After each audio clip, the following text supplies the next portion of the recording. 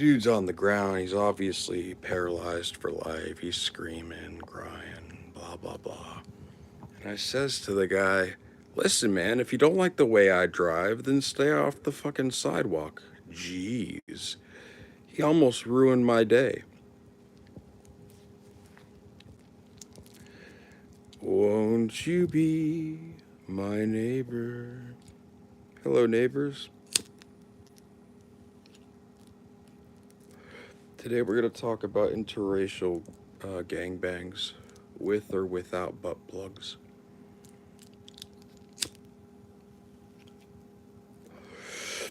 And we're going to talk about interspecies pegging. A female horse will fuck you. You just got to have the formula.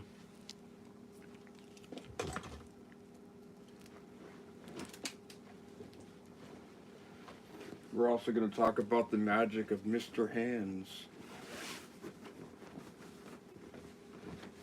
He was a cool guy. One of those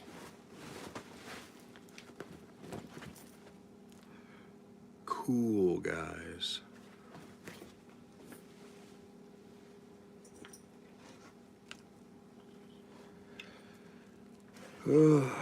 So how is everybody doing on this fine? I don't even know what evening it is, but it's an evening. It's an evening, you know?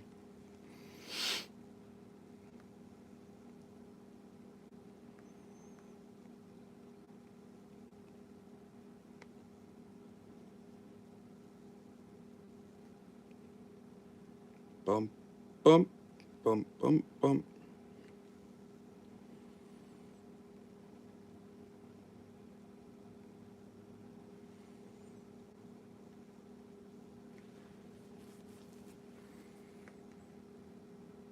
Enthralled, the moon cast spells, retract, replace, rebuild, create, seppuku stains, scimitar blades from Mesopotamia.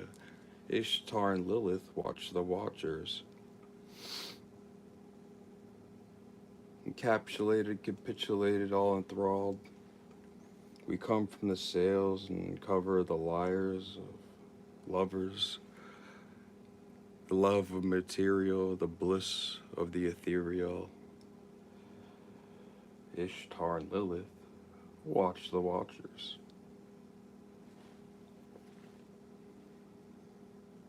Circling squares, Saturnian cults worship Saturnalia, Satan.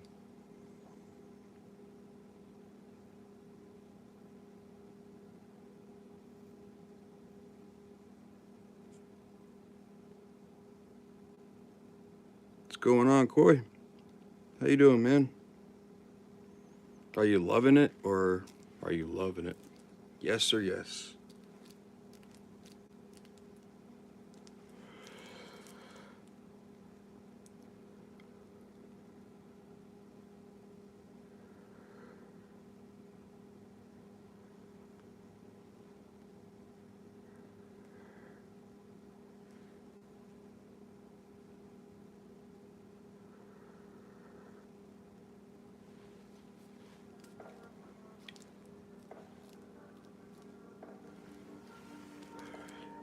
Yes, queen. Noise. So, everybody knows like I'm a Nepsissimus of enlightenment. I have attained the most enlightenment anyone has ever attained. I have no ego. I'm the best. You see? And enlightened masters smoke weed and listen to drill music. You know what I'm saying? Why these niggas capping so hard? Why you got a 12-car garage? Why you pulling out these rappers' cards? Cause these nigga pussy and I'm hard. I turn it fucking soft into some hard. I grew up in the streets without no heart. I'm praying to my Glock and my car. I sit back and read like head in the head. 21 Savage, the cat with the mat. 21 Savage, not boys in the hood, but I pull up on you, shoot your ass in the back. Stuart Little, hurt these niggas some rats. Pocket full of cheese, bitch, I got rats. I'm a real street nigga, bitch. I am not one of these niggas banging on wax. Pussy niggas love sneak this until I pull up on them, slap them out with the fire. What Bitch, I'm on my house, with your grandma house. Keep shooting until somebody die. So many shots, the neighbor looked at the calendar, thought it was 4th of July. You was with your friends playing Nintendo. I was playing around with that 7th grade, I got caught with a pistol. Sent me to Pantherville. 8th grade, started playing football. Then I was like, fuck the field. 9th grade, I was knocking niggas out. Nigga like Holyfield. Fast forward, nigga 2016. And I'm screaming, fuck a deal. Bad bitch with me, she's so thick. I don't even need a pill. I listened to your raps, thought you was hard. You ain't even street for real. Niggas love sneak dissing on Twitter. They don't want beef for real. And all these niggas play like they tough. Till a nigga get killed. Till a nigga get spilled. Till your blood get spilled. I'ma at your favorite rapper. Shoot him like a John Deere. I've been with you since day one. Savage, I ain't even hate. So what's up with all that Instagram shit? Savage, I was just playing. Y'all pussy nigga fake. Bitch, I hang around them Haitians. Pull up on you, tie your kids up. Pistol whip you while your bitch naked. Come on, man. Savage, you know I always play. Loving like. Yeah, nigga, fuck all that. Ask your bitch how my dick tastes. Young Savage, why you trapping so hard? Why do you niggas capping so hard? Why you got a 12-car garage? Why you pulling all these rappers' cards? Cause these niggas pussy and I'm hard. I turn it fucking soft into some hard. I grew up in the streets without no heart. I'm praying to my Glock and my car. So much dope that it broke the scale. They say crack kills, nigga, my crack sell. My brother in the kitchen and he rapping the bell. Louis V my bag and Louis V on my belt. Chain swinging, diamonds blank. Hold up, pistol swinging, gang bang. Hold up, niggas acting like groupies, they don't know us. Little do they know they bitches fucking on the tour bus. Young Savage, why you trapping so hard? Why do you niggas capping so hard? Why you got a 12-car garage? Why you pulling all these rappers' cards? Cause these niggas pussy and I'm hard. I turn it fucking soft into some hard. I grew up in the streets without no heart. I grew up in the streets without no heart. So much dope that it broke the scale. They say crack kills, nigga, my crack sell. My brother in the kitchen and he rapping the bed. Louis V my bag and Louis V on my belt.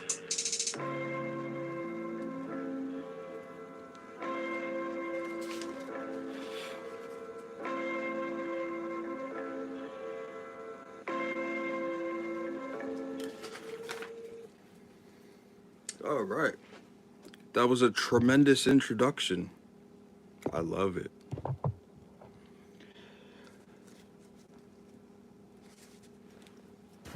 So, I wrote this a couple weeks ago. This is a,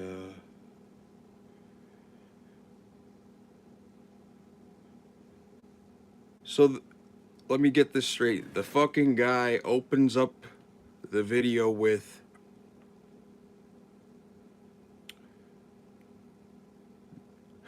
the No Heart song by 21 Savage, and then gives a lecture on self-love. Tremendous. Yes, it's called Alchemy. Huh? Ever heard of it? Duh. Anyways, I kid. I forgive myself for all the negative and hurtful actions I've done to others in the past, and the major mistakes I committed.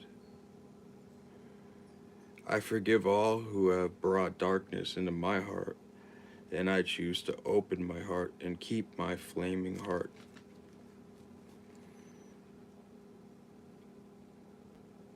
I choose to open my heart and set it ablaze, and I let go of all hurt, anger, resentment. I forgive anyone who has ever trespassed against me. I let go of the darkness in my mind and heart. Let the divine lamp of Luke's be lit forever. I am loved. The actions I take matter. I am divinely inspired. My thoughts create my reality. I choose then to find all is always well. Love is abundant within my heart. Behold, my name is a heart girt with a serpent. Amen.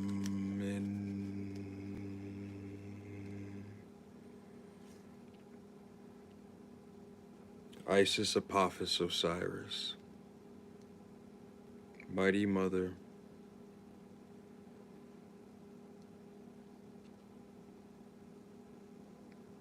Lord of Darkness and of Light, Isis Apophis Osiris.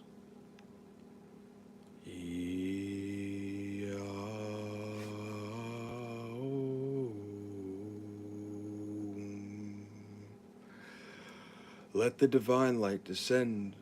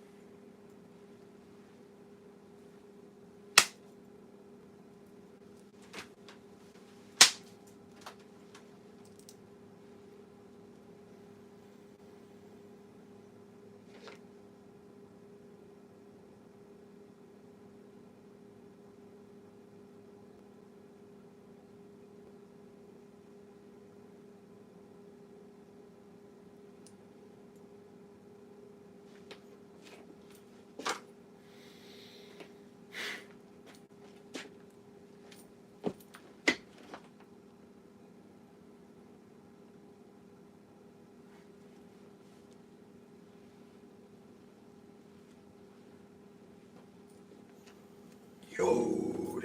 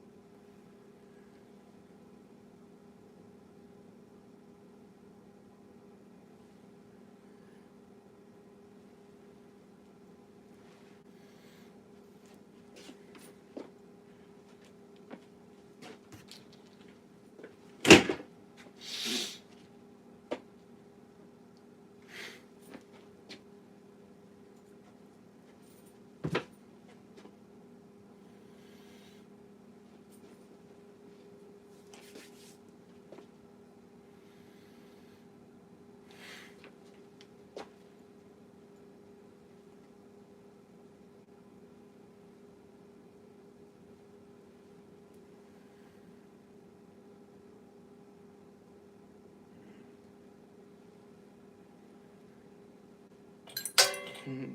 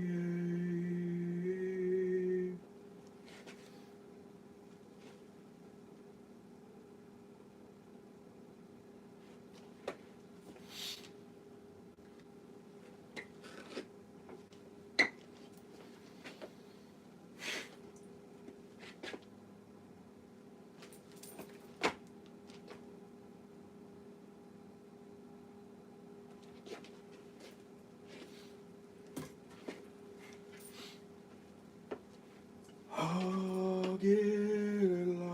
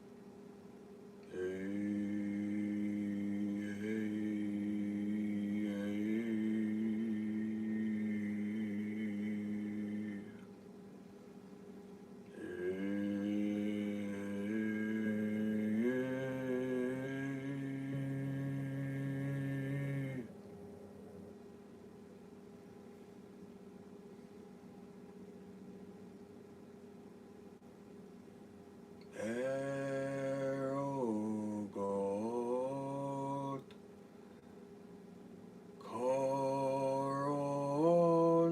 Coronzon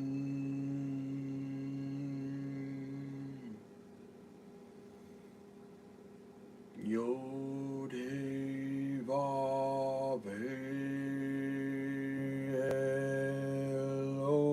Elohim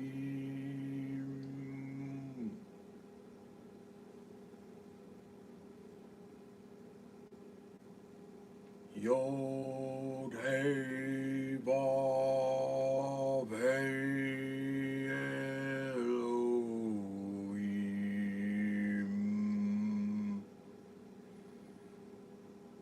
Yod Hey Vav Hey Elohim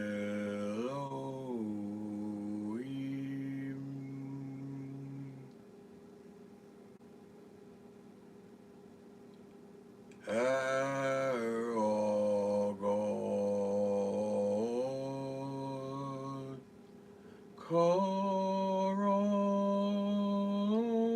Coronzon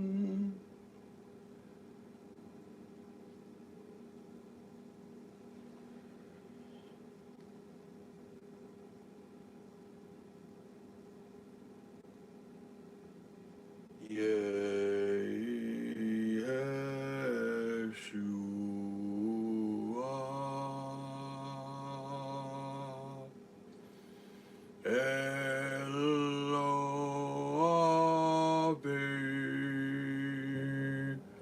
Da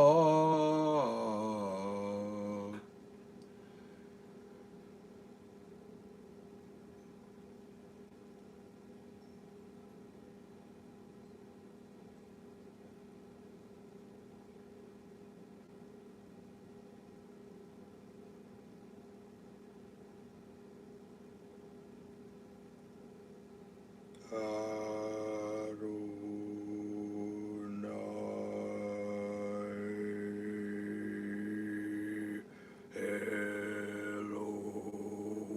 Eloah Vedat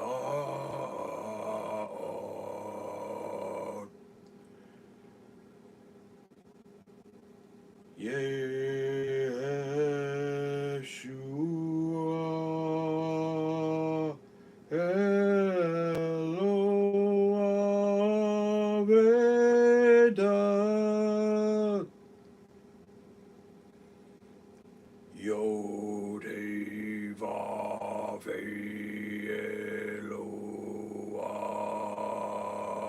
Vedat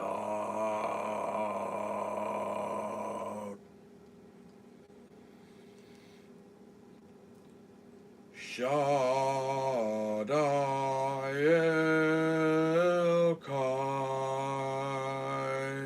Elkai Shaddai Elkai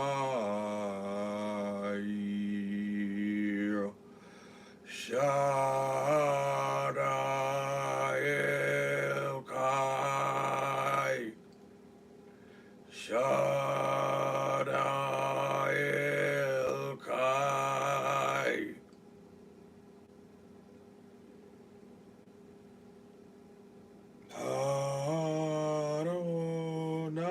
Adonai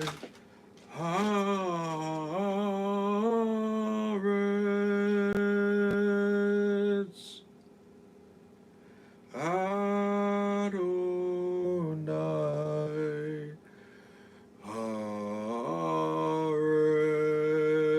Haaretz Melech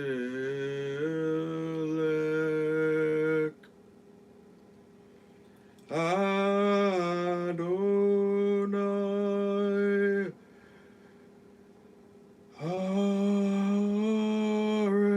Haaretz Melech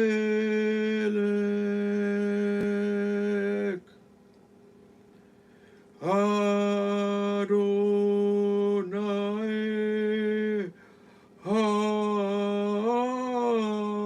Haaretz Melech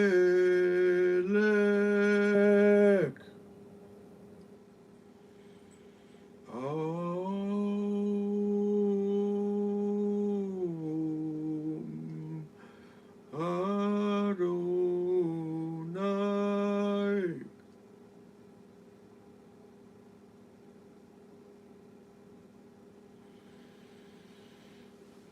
Hey,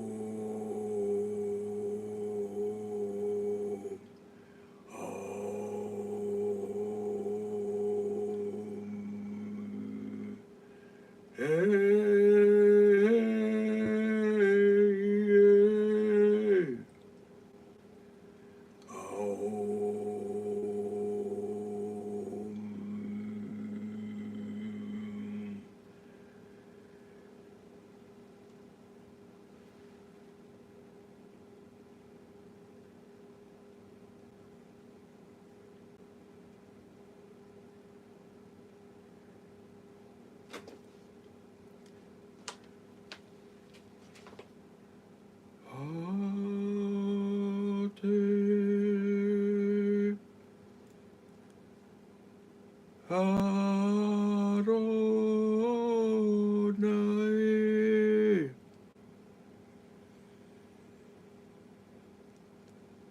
Malkut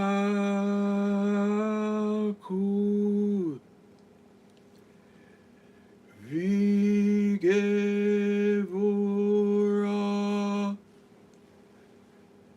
Vigedula.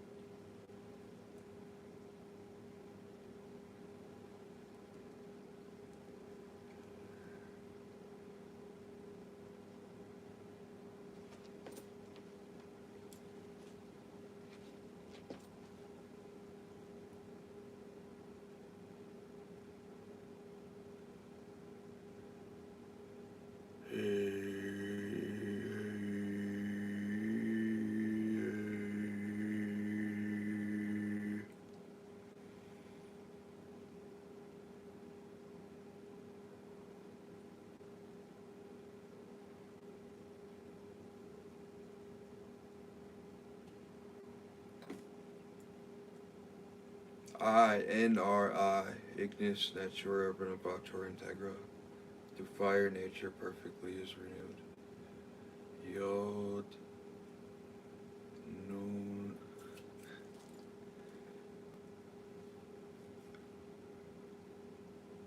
Sorry. Yod Nun Resh Yod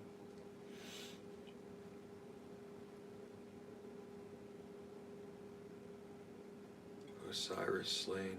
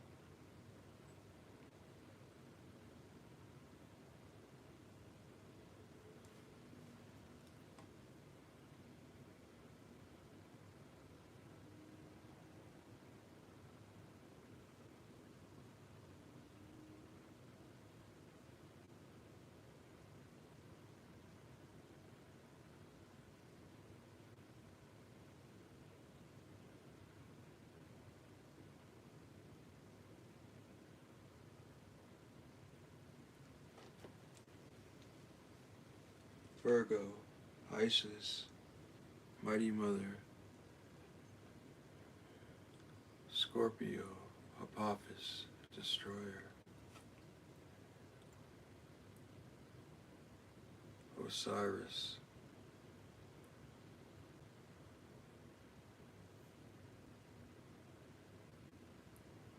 slain and resurrected,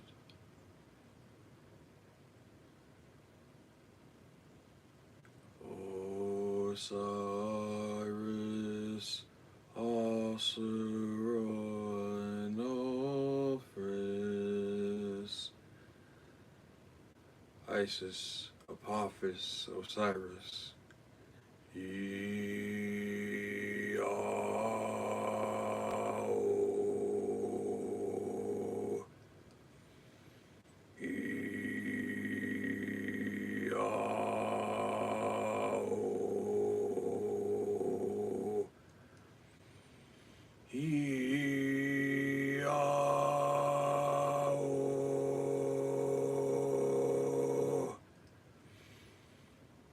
Let the divine light descend.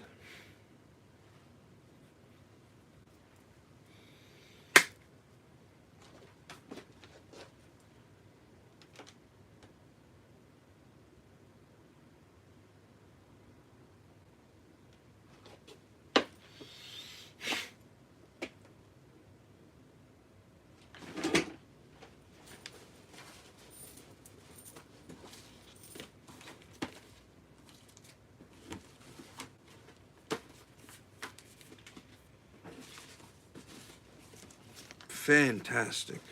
Well done, gents. Rockakudish. Noise. Alright, Machete. Adonai Yeshua.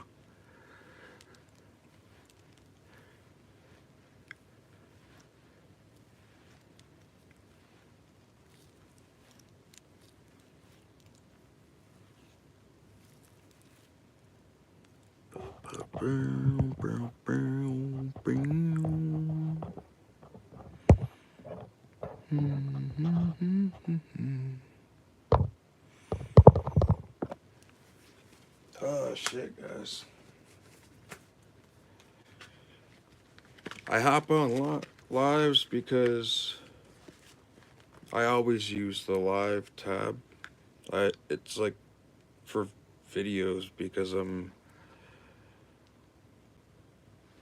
it's not that I can't make glossy like glossy videos, nice put together. I find it rather boring.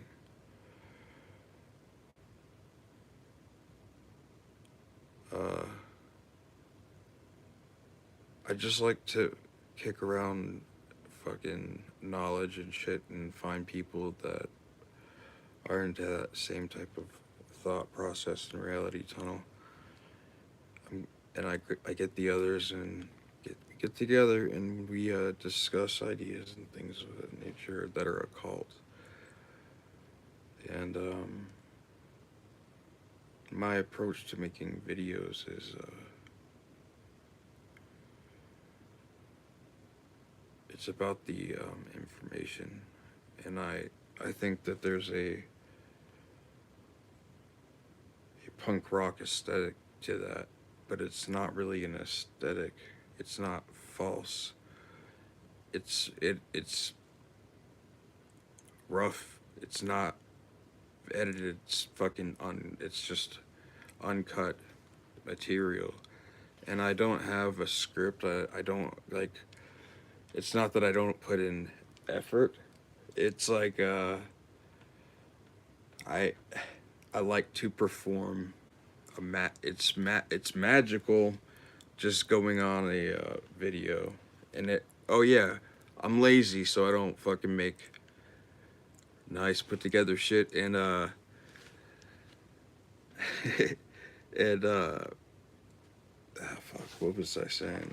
I'm really stoned right now, so I lost my place. uh oh yeah, I was too lazy to put together like fucking like videos. And then the upload time, I don't have a computer. I make videos on my phone and shit, or I go live on my phone, whatever. Like that's how I record shit. So um, I think that there's, and I don't like go to like AI, your fucking chat GPT. AI is boring. It's not cool. It's fucking, it's hello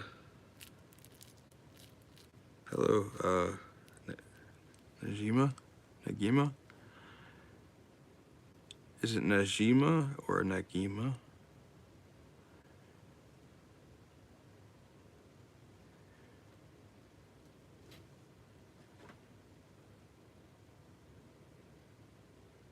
Nagima, cool. Thank you. Nice to see you too.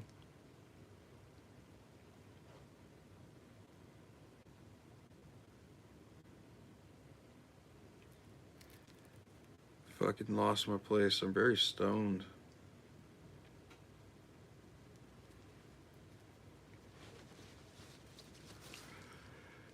Uh,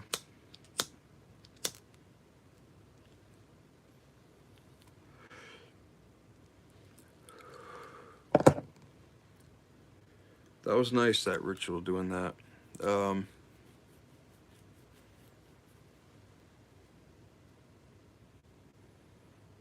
if you do that, uh, what did I do? I did the fucking.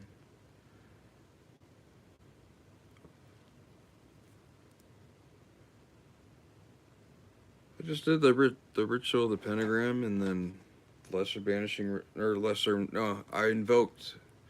I did the lesser invoking ritual, the pentagram, in an altered form, where I draw the elemental. Like, there's ways to there's ways to draw the to trace the pentagram. Um,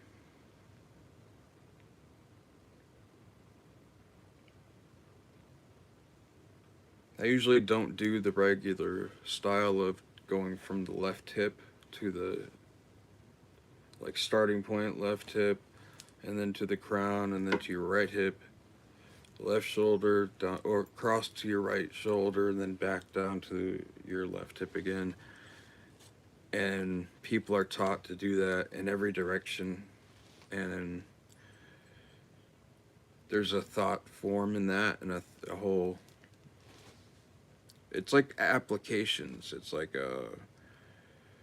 magic is a it's a it's biological technology, and it's really quite like technology is the natural world. It's like humans use AI is not that fucking. It sucks actually. It's fucking rather boring. But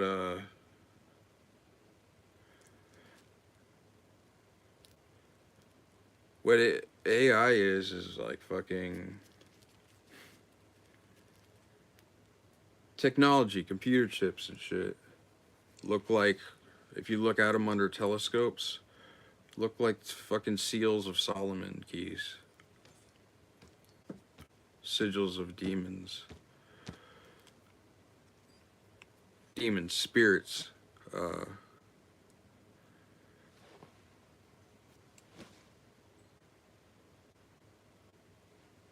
Seals of Solomon's the sigils are fucking.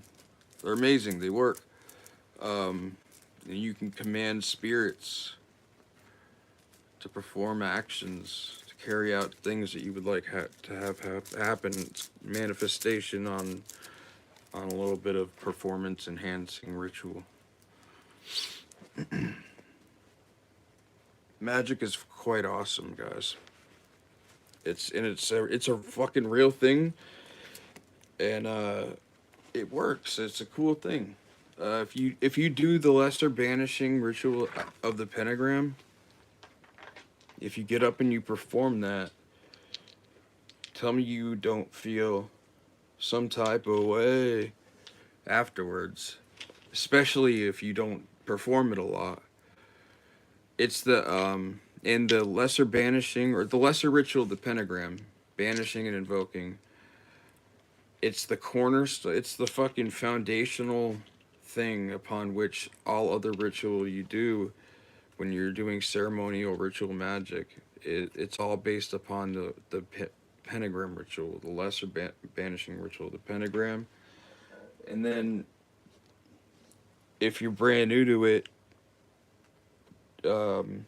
you start invoking, which is the lesser banishing ritual of the pentagram.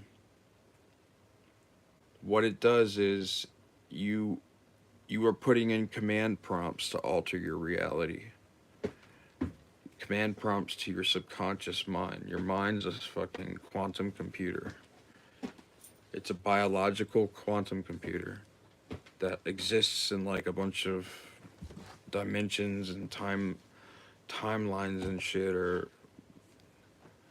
I don't really like time doesn't really exist. It's everything's a circle, a spiral, and nothing ever ends or begins. It's just like one door closes, another door opens, and it's just an infinite. Um, and everything is a vibration. It's like the Big Bang. It's fucking was like it was sound, and sound was vibrating at a certain level that matter formed, and when things started to take a shape, it blew out into the universe. The Big Bang, that's Kether on the Tree of Life. The light, the electricity, the electric force of the infinite prima materia, the infinite primal substance, the quintessence spirit, the element of spirit commanded a vibration which went roaring and went into the the deepest tones and the highest tones at the highest octaves and the lowest octaves. And that's called zitsum, or yin yang, the intertwining of the serpents on the caduceus. When you take the highest octaves of the highest frequency of the highest vibration, and immediately at the same time you bring up, or you go you bring it up and then you immediately bring it down, is at the same time to the deepest octaves, the lowest octaves of the lowest frequency at the lowest vibration. And there's an oscillation of keeping your head in the heavens and your feet firmly planted in the deepest of hell at the same exact time. That means that you are the primal substance that rings out the primal substance that rings out the primal substance, and we're all droplets of rain into a sea of infinite wisdom and everything that can, is, or ever will be. But the fun is, so everything is like moments, and the thing is just not to let inertia hit you. And inertia is just a fancy thing, a way of saying like feeling like the world's on your shoulders, or feeling very heavy, being locked into a frequency at like a vibration that is just inherently low on the scale. And it makes you feel down, like I think that psychiatrists and mainstream people would say that that's depression.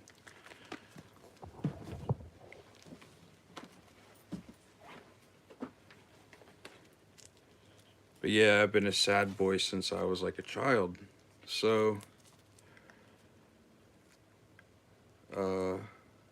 that doesn't stop when you start practicing magic. In fact, it's best to have a psychiatrist, and a psychologist or psychotherapist, something of that nature. A psychotherapist would probably be the best.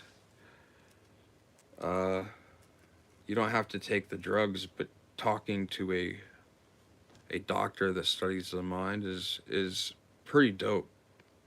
The conversation, and the rapport that you develop with the doctor is is cool. If you have the insurance to do that, you probably should. Well, if you perform magic or ceremonial magic, at least if you're doing an initiation process into a order of occult knowledge, if you and that doesn't mean you fucking have to go join, the Order of the Nine Angles and shit.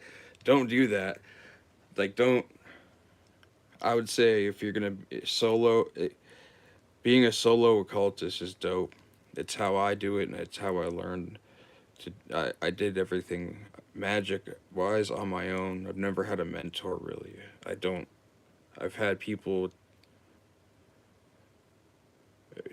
not like I've had like a couple just like two people probably have taken the time to actually like try to guide me into a way of thinking and a way of knowledge that was completely unique and novice or not novice, completely fucking new, like completely new to my awareness of things.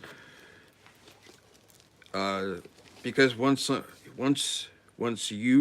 your consciousness, once you've put your direct and intense focus onto something, you absorb all of the essence of it, the knowledge, and then it clicks, and you start doing that with different things and different subjects, and you become good at absorbing knowledge from and information from things around you. And magic, performing magic, is that the what starts to happen is that, but you're not going to be, it doesn't matter. And then you start to see that uh, the things that you manifest, the things that you do, it's shocking to know that you have a command prompt for your reality, right? And it's real, it's true, and we're all occult magicians. Every single waking human being is an occult magician that is just not aware of it. It hasn't been brought to their point of awareness enough that people absorb things at different wavelengths, vibrations, and frequencies. And but if people do want to get learnt on that shit, dude, and you start like ceremonial magic was like, it was and still is uh it's an occult esoteric psychotherapy is what it is on yourself, uh by, for, and to the people, like, because you do like the knowledge and conversation of the holy guardian angel, or like you the invocation of the bornless one or headless one. If you start doing that ritual, one of those, like the bornless one, there's all kinds. I've written papers on it. I have it somewhere, and fucking on my page, I have like my presence on other websites where I've laid out a lot of shit, and you can find videos in here on it. The invocation of the bornless one. Uh, there's a couple types of those that were written by the Golden Dawn. One of them was written by Aleister Crowley, but it was published by the Golden Dawn. And then later on, Aleister Crowley wrote Liber Samic, which is he put there in the Golden Dawn version. It's a complete meditation, and it's like it's like a you don't perform, you don't go in all the directions and shit and make a performance out of it. Uh, you you're sitting in a like a seat like an upward position in fucking in any whatever way, and it's all completely a visualization of speaking to the essence, the prima materia of the universe, multi whatever, everything. The all was what the Hermetic scholar would say. The Brahma Atman, I think it's called, in yoga. Um,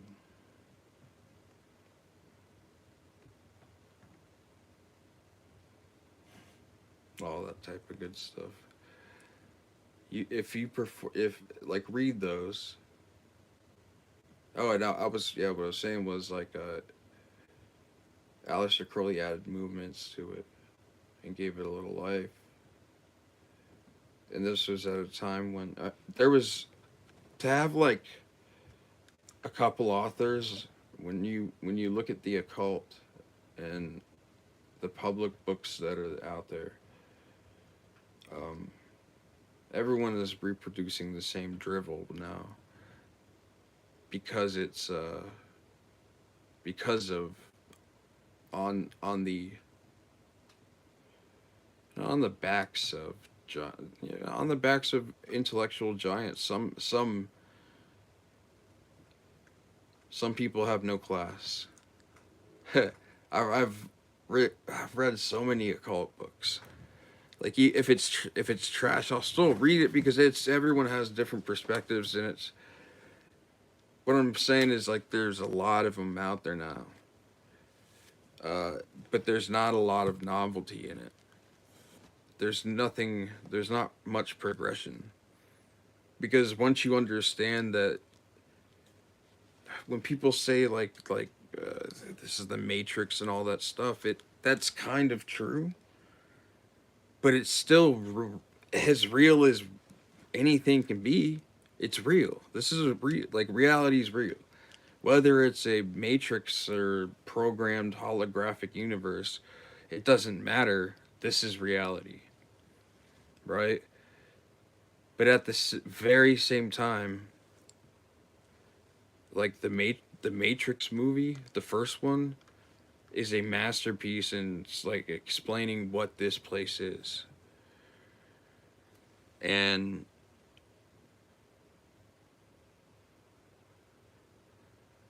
it's like I understood that everything isn't as it seems. Like I understood it just inherently, probably as a kid.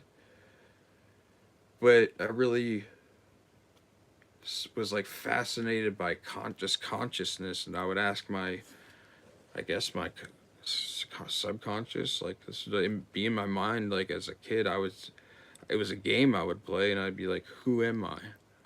And I would shake and shit and fucking, and I guess that was a meditation because I would go deep into like thought forms of like who and what I thought I was, and it would be like it would go deeper because it'd be like I'm not that thing, and I started to uncover the archetypes just naturally, and so that was a really just understanding like Jungian psychology, reading shit like that as like kid, like around 13, 14, I started to really like hit crazy books about psychology and fucking occult books and stuff, and I looked at it purely from a armchair psychological perspective, and that's great, but it's not just that, but it is that.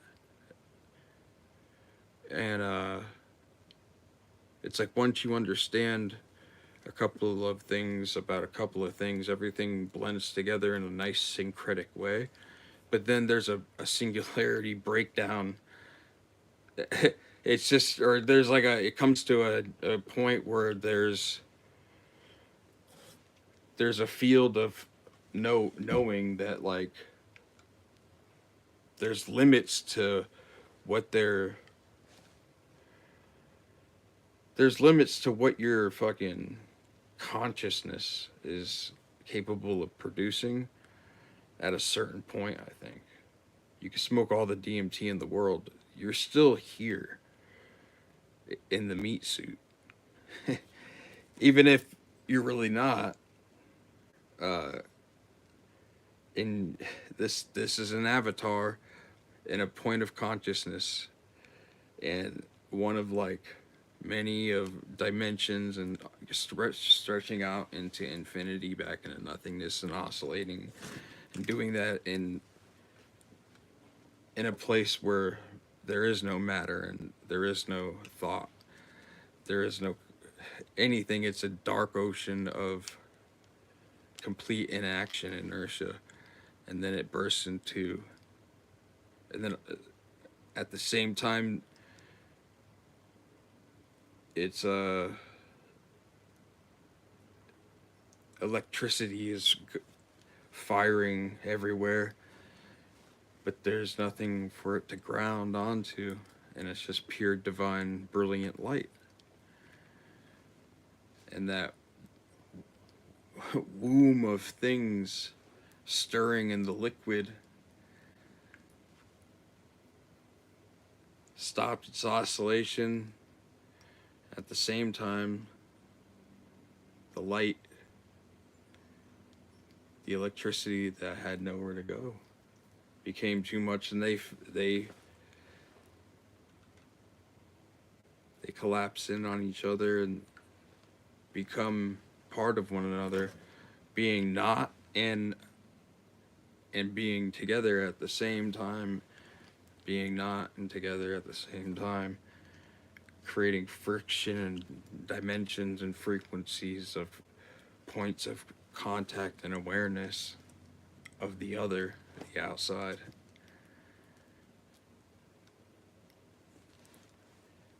That's called the zitsum, or the yin and the yang. And it produces consciousness. And that's the Ouroboros. It's the fire and the water, the male and the female. It's the being the complete other and being completely intertwined at the same time. Once you deeply psychologically and spiritually understand that, and then understand like, spiritually that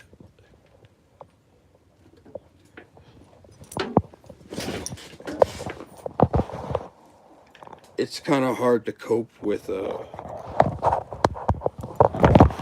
it's kind of hard to cope with like just knowledge of a thing.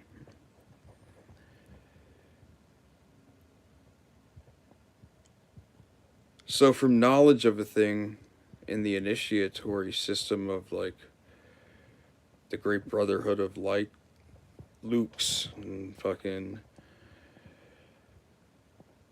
or it's the Temple of Ascended Masters and Secret Chiefs and Theosophy, like Theosophists and fucking the Hermetic Order of the Golden Dawn and all the offshoots, the Astrum Argenteum, and then even Wicca. It kind of devolved, like Wicca was created by fuck, what was the guy's name? Fuck. I could Google it, but I don't. Hold, give me a second. I don't want to Google it.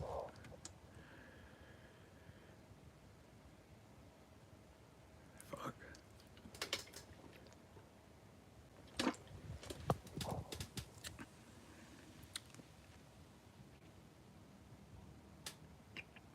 Dude, I'm completely drawn fucking. I'm upset with myself right now. I should know this. But I'm not a Wiccan. I like witchcraft, but I'm not a Wiccan. I love witchcraft is amazing. It's it's uh it's really good for living here. It's like self-care, basically.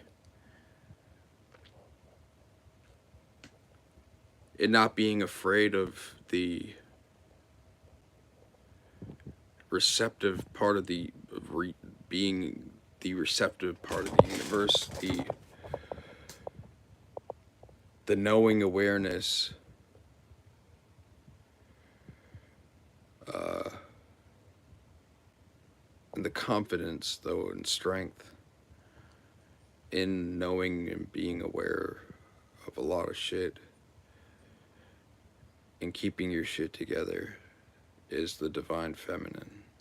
That's the receptive, the the yin, cold, uh, cold to the fire, water to the fire. But it's the sea of knowingness, the deep sea of the subconscious and the collective unconscious. Well, that's a mixture of both. But the subconscious is the feminine principle of the universe. It is the universe. It's the black light of magnetism from which it births. That's why, like, Isis and Osiris are brother and sister and uh, husband and wife at the same time. It's trying it's trying to tell you that it's the same thing, but it has to break itself apart from itself into a bunch of pieces that scatter into points of awareness. And it replicates itself also at the same time to keep in the state of constant cycles. And then ships are made. There's barks of, they called them barks. They were arcs of ships and floods. And the gods had ships, and they would travel. The bark of Ra would travel in the heavens, and it would carry the sun in it,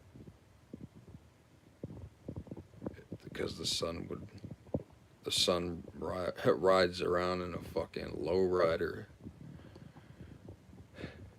It carts him around, and it's driven by different chauffeurs. And this is all in like a thought form of a giant god. Everything I just said is so infinitesimally small that it makes me want to puke my pants. Because we're like microscopic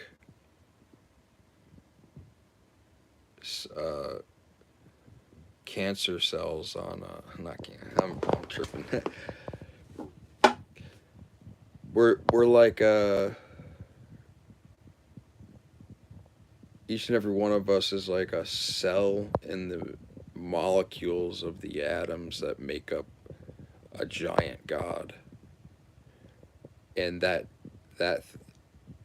giant god is also living our same reality in a different dimension. And then that thing becomes really bored. And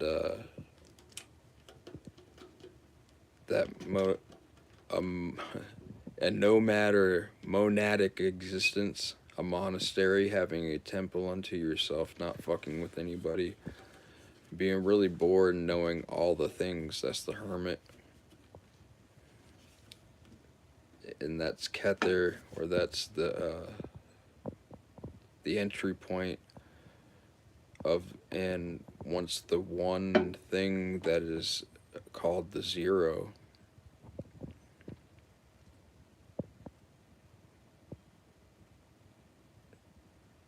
that's the zero is Sophia. And the Gnostic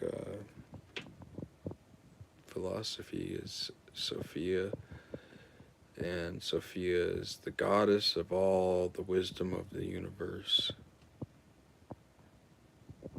And Sophia. In Gnostic thought, this place, we live in a flesh prison, and it's uncomfortable a lot of the time because life and being aware of things is suffering and sorrow and nothing but, until like there's an oscillation though of divine bliss. But if everything's just divine bliss or complete ruin and sorrow, well, if that's all there is, then that's all there is, and there's no drama to the universe, because the universe is a drama queen. It needs like the louche of others to exist. So what it does is it creates a friction point in time and space to tear it apart. And once it tears apart, it has fabric to build a new pocket on its genes, and that becomes a new, new fucking. That the thought and the action mixed together becomes a reality, right? But it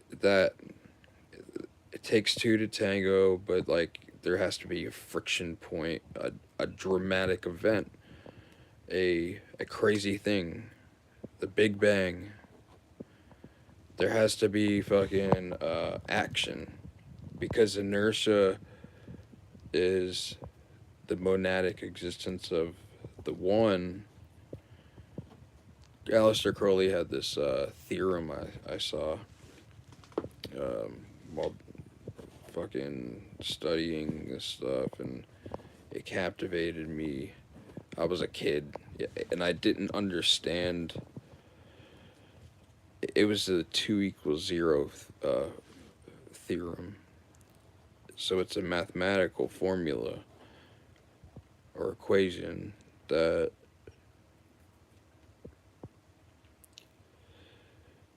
once one causes a friction point between two, like the one thing becoming two opposites, extreme opposites coexisting at the same time and needing each other because they're one thing. There needs to be a friction point of drama to exist for this thing. That's the demiurge, and or the Ouroboros, and everything is, time is not linear. It's not like a straight line. It's a fucking, it's the Fibonacci sequence. When that friction point happens in matter, when everything's just vibration, but no friction point to give it form or stop it and create that start it for it to end, for it to cap. No cap, dog. Fucking for it to cap, there needs to be something that there needs to be a friction point of laying down the law, uh, rulership, uh, Binah, Saturn, understanding, um, is the divine feminine. Um, when everything bursts out at that one point, that's Kether, or the crown on the tree of life, and it blasts out into two more forms, and that's Kether and Hokmah. Kether is the divine feminine, and Hokmah is divine masculine. It means wisdom, so wisdom and understanding, supreme, all wisdom and understanding that can ever exist and ever. That's it's in a filing cabinet called Hokmah, and then all the nurturing understanding of the womb of the subconscious mind is the divine feminine. Um, and these two oscillating together and inter it's like all the Ouroboros is happening at the same time. Like the Ouroboros is like think of all events and things happening as the Ouroboros, the snake, the serpent that swallows its tail. But it's creating fractals and spirals in the Fibonacci sequence. And mathematics is the study of, it's the cold hard facts.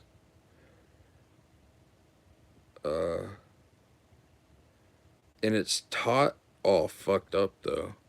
I was thinking about this the other day. So the 2 = 0 theorem by Aleister Crowley. It's like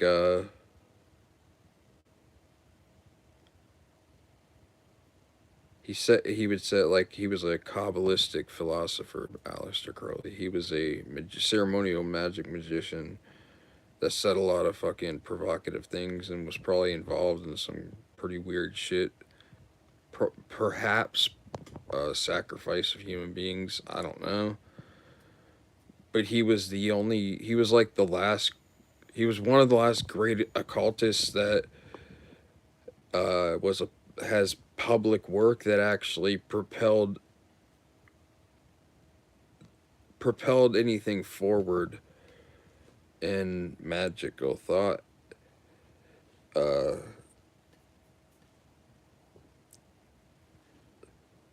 Because it's a, like, even like Wiccan, like if you're in a like real Wiccan order, it has order to it and it has a curriculum. Or if you're in the Hermetic Order of the Golden Dawn, any offshoot of that, or a Rosicrucian society like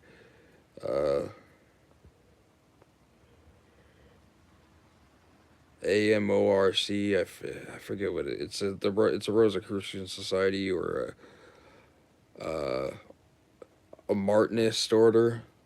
Martinism is a offshoot of Rosicrucianism, but the Hermetic Order of the Golden Dawn, it like that Hermetic Order of the Golden Dawn, any offshoot of that, that's a Rosicrucian order as well. Freemasonry kind of stole its swag from Rosicrucianism. And Rosicrucianism was taught its swag by fucking the Sufis and the Moors. the ancient Freemason scholars from Africa and specifically Morocco. And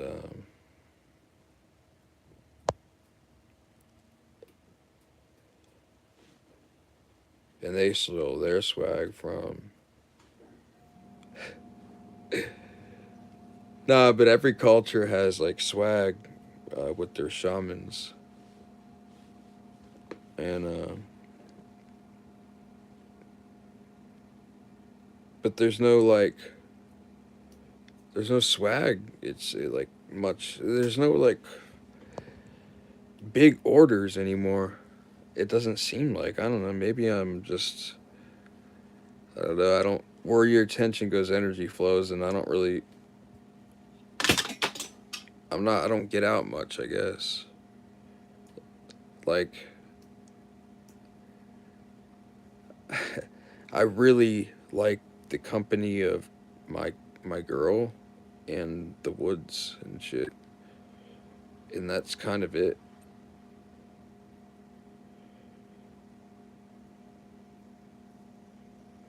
Or that's cool for me. Like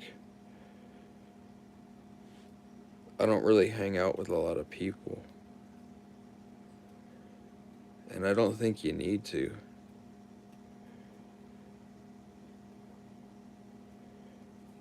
Or maybe I just don't. There's not.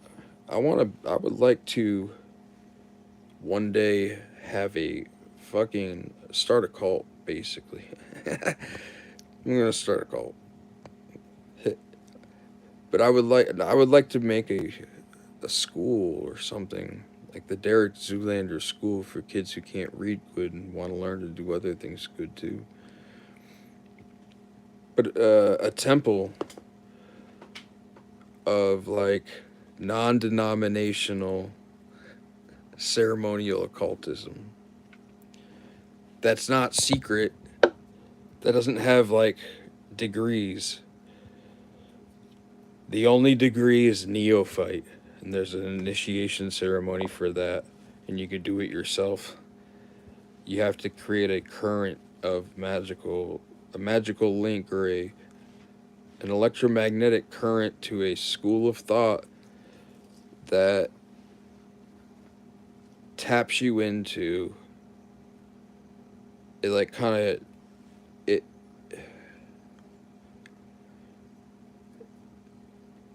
If you do an initiation ceremony of the neophyte in any of the degree work of any ceremonial magician order, it's going to be like the neophyte or like the new student.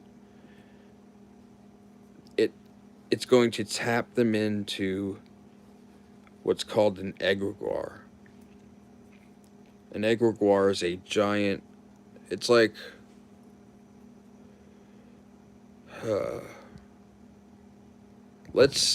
I believe in Jesus Christ. Like I believe there was a man, Yeshua, Ben Yosef. Probably. And seems to be that it was Ethiopia. Probably they had a cult of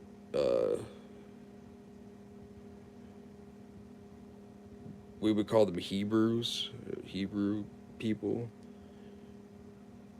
that were starting to write down what was always an oral tradition, but they were like what we think of as rabbis.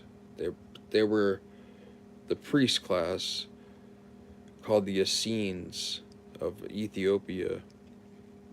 And Jesus Christ, what we think of as Jesus Christ, was an initiate of that cult, but also the founder.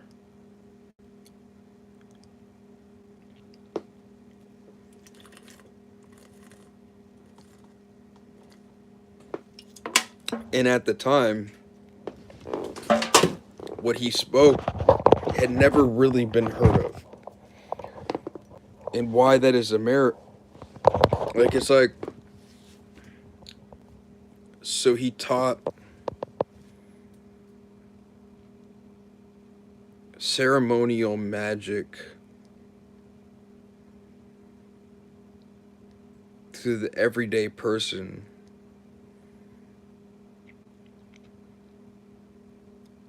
And that was a major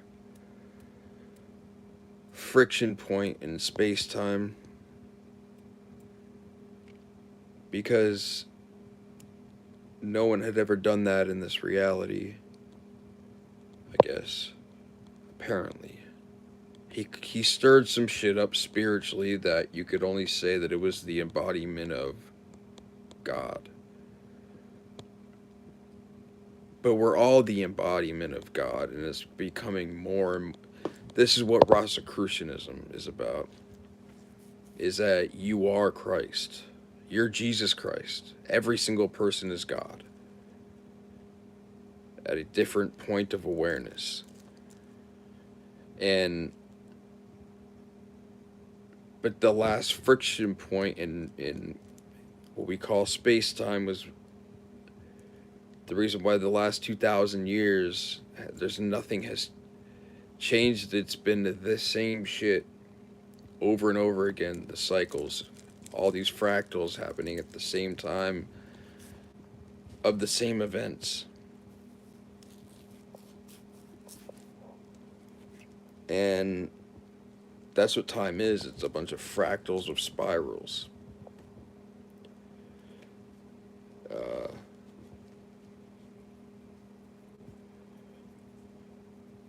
And those spirals are just everything's everything's cyclical. It's all cycles of things bumping into each other at the same time forever.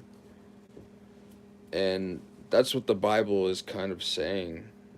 It's conveying physics.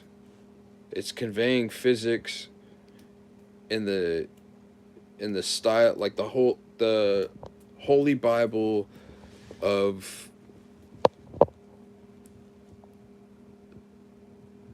the regular Holy Bible. It's written in Old English by Sir Francis Bacon. But what he translated it into English, but what it is an amalgamation of, or a compendium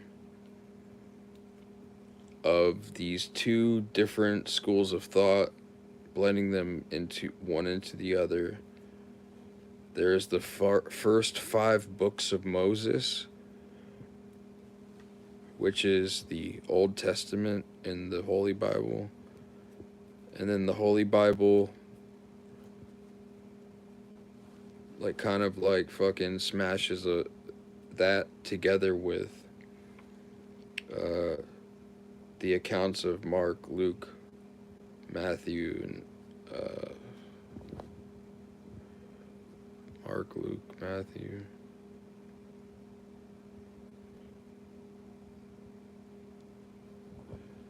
Dude, with the names. What the fuck? Second time I'm drawing a blank on the font of name, dude. What the fuck? I have a Bible right. I don't fuck. God damn it! I should know. What the fuck? John. God damn, bro. Sorry. Ha! I am fucking stoned, dude. The names. Mark, Luke, Matthew, and John. Sorry. Anyways, that makes and then it caps it off. But the New Testament is the accounts of Mark, Luke, Matthew, and John. And then there's a cap on all these stories, and like Francis Bacon put together a nice outro, and that's it's the the book of the Revelations of Saint John the Baptist, or not Saint John. Yeah, and it's not John the Baptist. It's the saint. This dude named Saint John.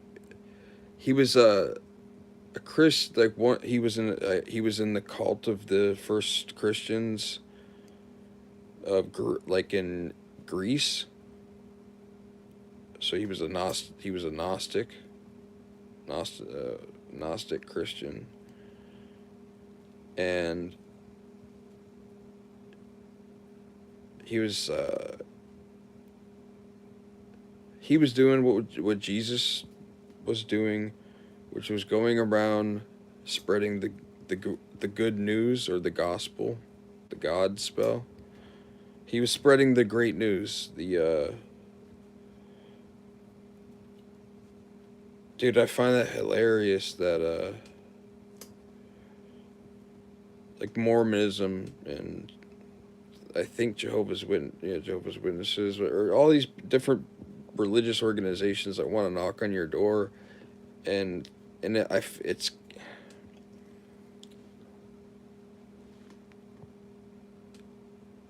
I'm not like one of these people that find religion repulsive. In fact, I love to attend church and holy services, but I find this people that believe in Jeebus, like the archetype of the dumbass Christian person that is either completely self-aware or is a sociopath and actually like doesn't is just thinks it's funny to fuck with people.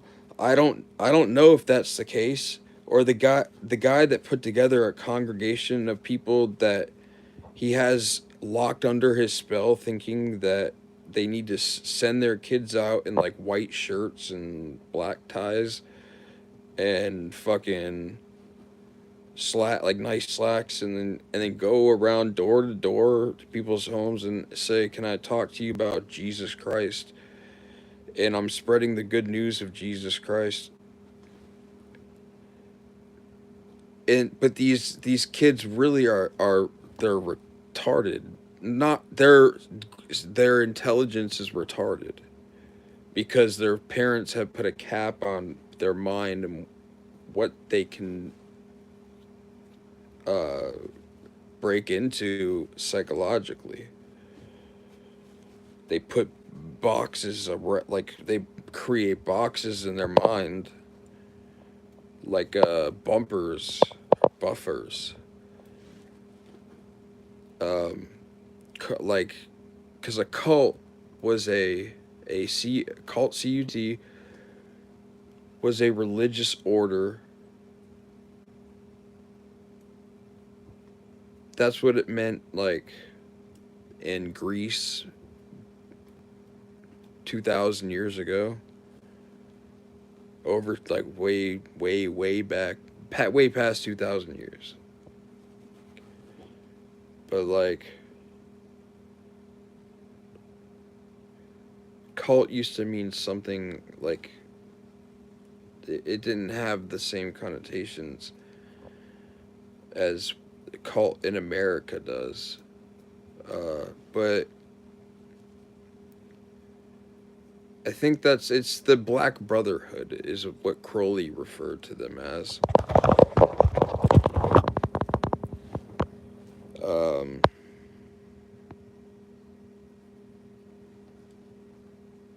Guys like fucking Andrew Tate or Anton LaVey. Uh,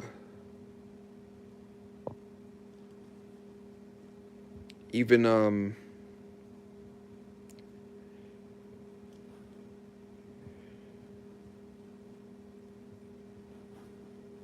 the there's Satanists. But a real like Satanism is about, it's not the left hand. I'm not talking about the left hand path.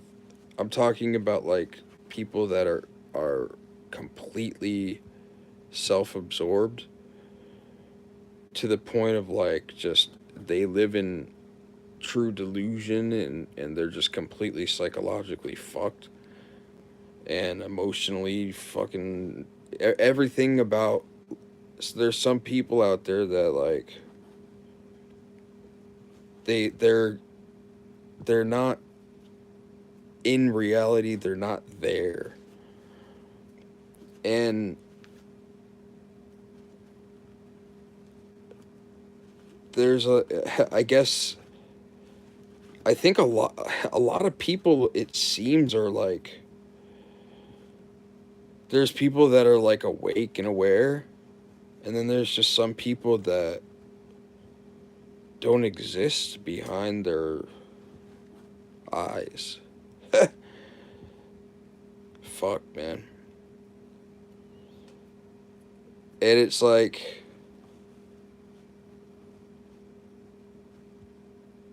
those people are demons.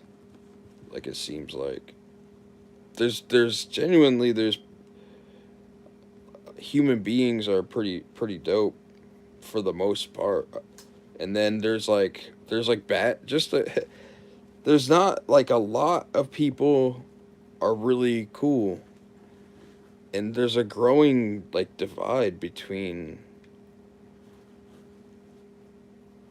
there's some people that are truly like fucking just crazy, man. I don't think that they're necessarily evil, but like there's no order of the Illuminati. There there's just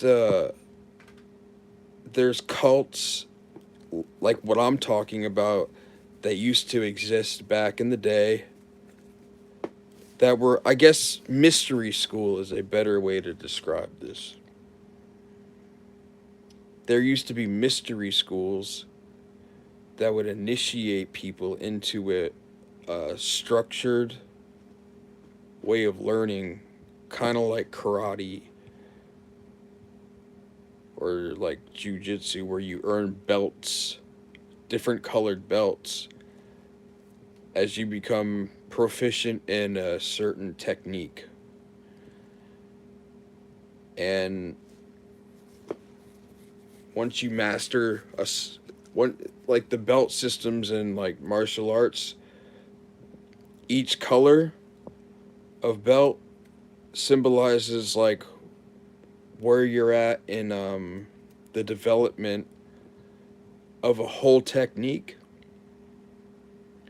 and it's broken down into sub techniques, and a like white and black contain all colors,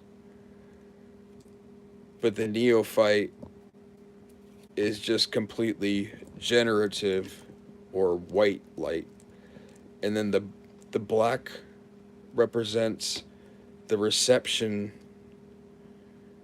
of all color, and the white represents the generation of all colors, because the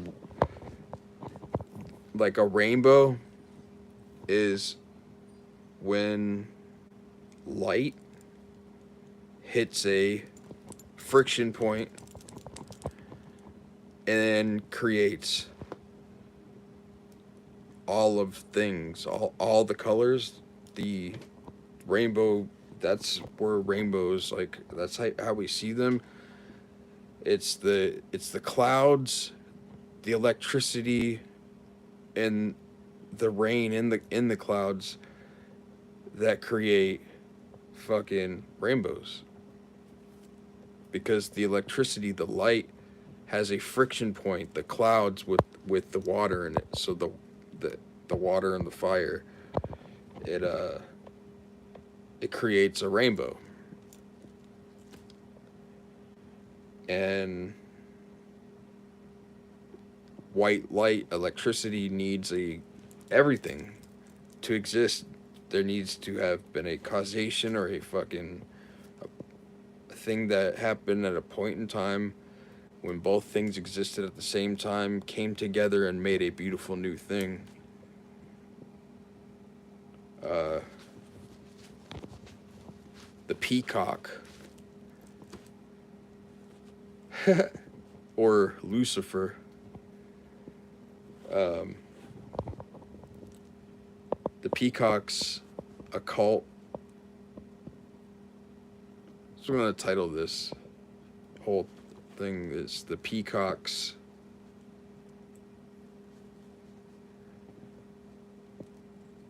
the Luciferian peacock. I'm gonna have to put more thought into that. Fuck it. Like the devil is represented as like, not the devil. The devil is two different. The devil and Lucifer are two different things. The devil is like the fucking the shadow. And within the shadow exists the lower nature of the shadow, which is like the devil. It's the animalistic man. It's Pan. Yo, Pan. It's the part of the person that likes to get fucked up and bang. Like, it's the part of you that, if you just, it's the id. Get your mind out of the gutter. It's the complete and utter depravity of the human being.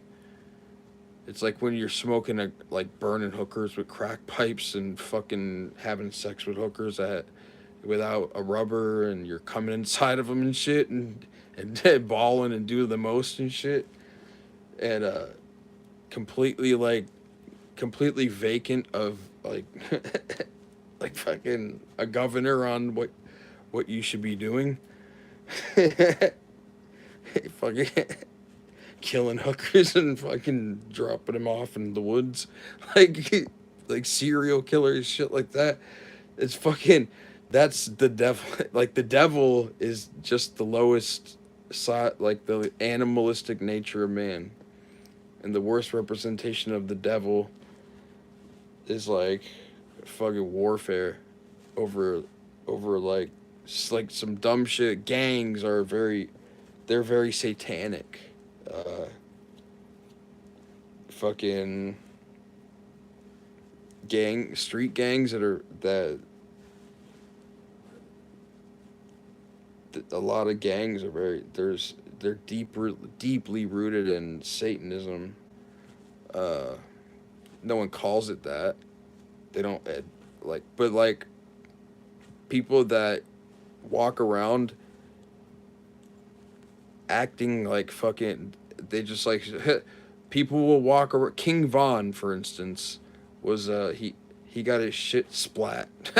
He got shot in his fucking like head for actually trying to do like an honorable thing, which is like fight somebody. Some other rapper that was talking shit about him. He went into the dude's like territory, like he wasn't from that dude's place, and he went and wanted to beat the shit out of him or whatever. Like, he wanted a fade, a one-on-one fight, and he was, this kid King Von was known for being a serial killer who would shout out the number, like he would rap about how many bodies he had, meaning kill count, the kill count that he had, and it was insane, man. And he was very popular with the youth that listened to like rap. King Von and Little Durk,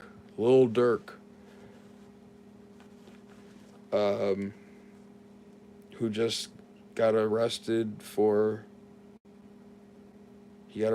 the federal government because he paid for two of his friends from his projects in Chicago to travel with them, or actually took him on a private plane. He and two hitmen, basically. He paid. First of all, that's crazy, man. They're supposed to be his gang, but he paid him. You're not supposed to first. You're not supposed to charge your homies anything if you're in an organization like that. Street gangs, the code of a street gang used to be the same as Cosa Nostra or any type of organized men's club, and that's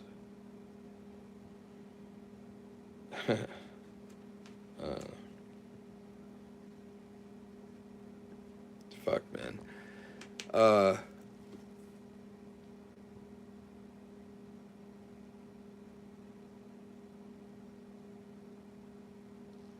the Illuminati doesn't exist.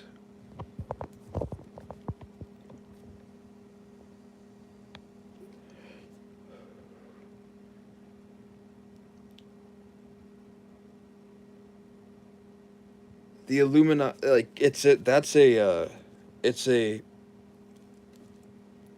it's a thought form. It's kind of a thought. It'd be really dope if the Illuminati, like if there was an Illuminati. There's not it's a thought form to categorize an archetype of an aristocratic interbreeding bloodline, like a family that can trace their roots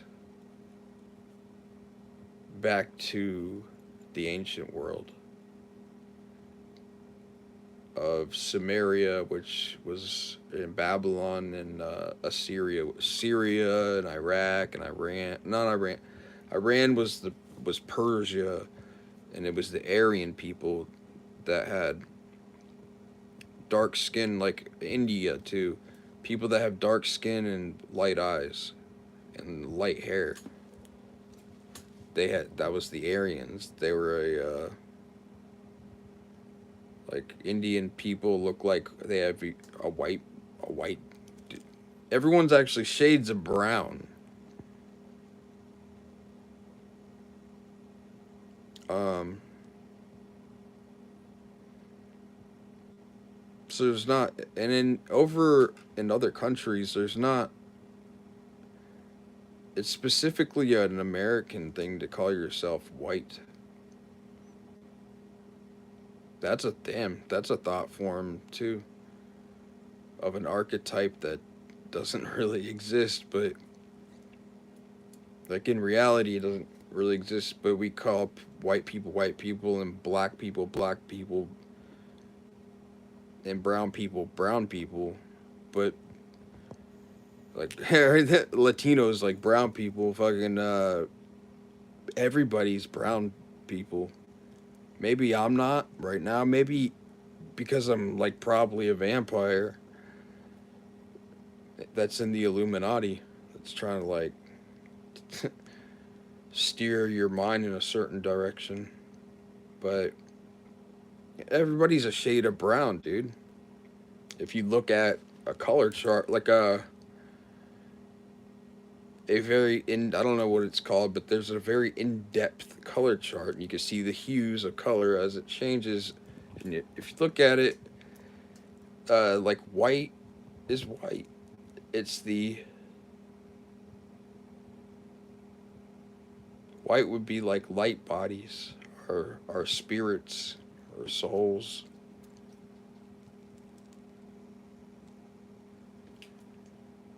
Apparently, the human spirit weighs 21 grams. There was an experiment done by. I'm gonna play with the thought form of the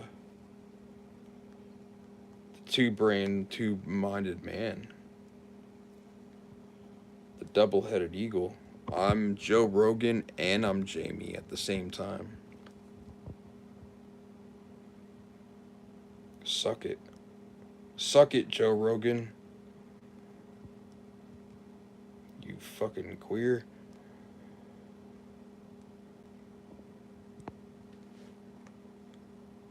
Fucking, I'm out of my mind. Joe Rogan's dope. I'm just fucking around.